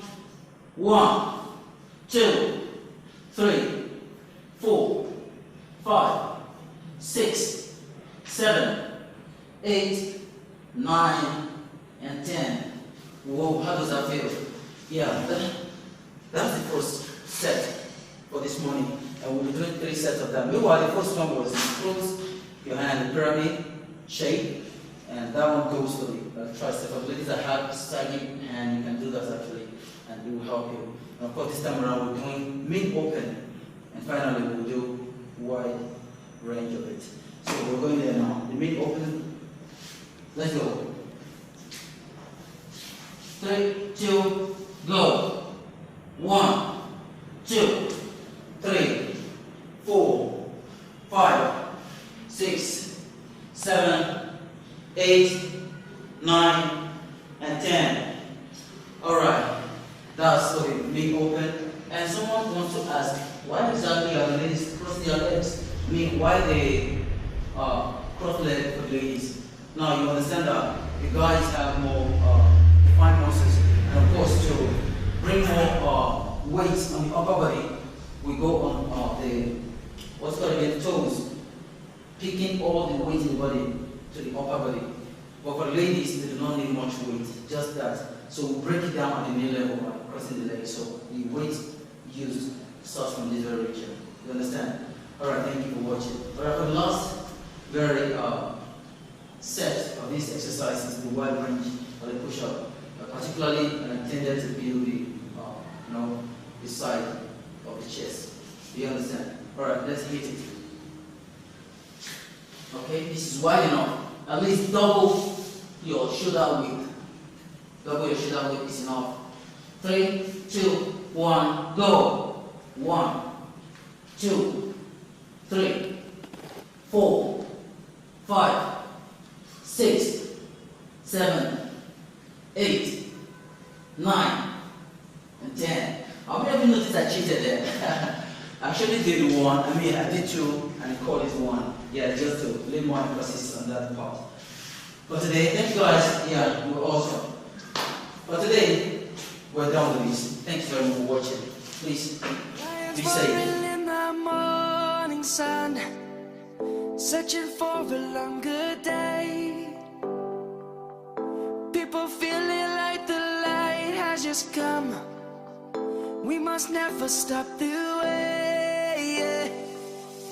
Birds jumping and I hear my name, grasping into life. Life is happy but it's so insane. We must merely make a start. Savannah, I'm coming home. Savannah.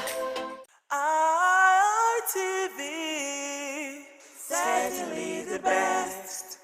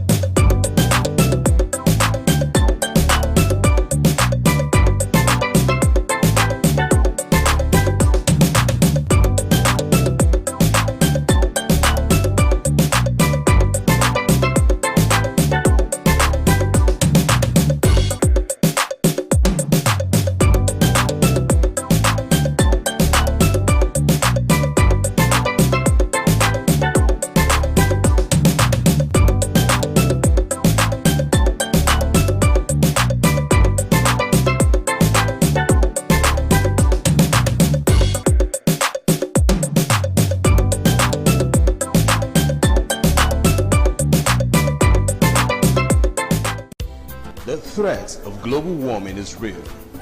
You have seen the destruction of lives and property as a result of incessant flooding. Make the environment a conducive place for all to live in. Stop polluting the environment. Protect the environment today. This message is brought to you courtesy Independent Television and Radio.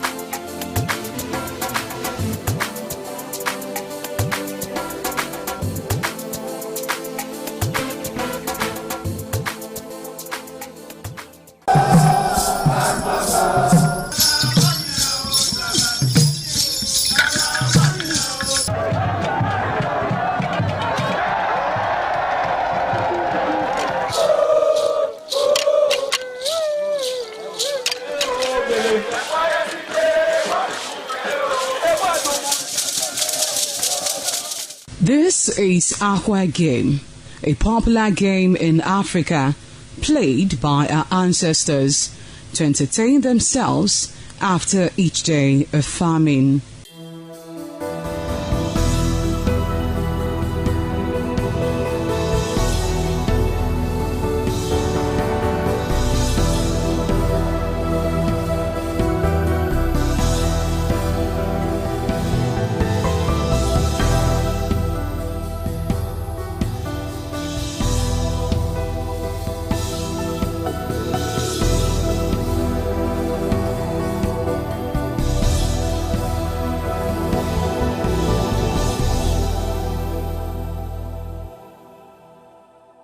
It is also relevant in our coronation in Africa. It is a sport and indeed very interesting, as every seed had a role in the game.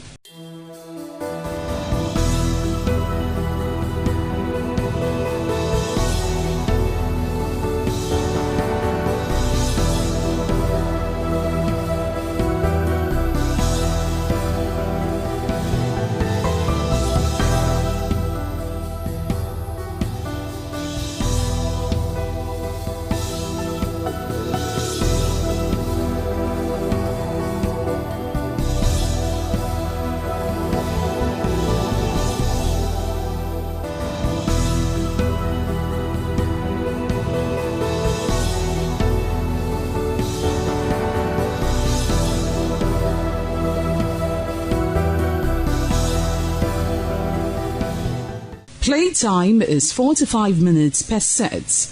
There is no age limit as long as you can spin Aqua Seed. Ayo or Aqua Game, known as the game of intellectual. This game requires a lot of mathematical skills. Aqua Game is played with carved wooden box containing 12 holes.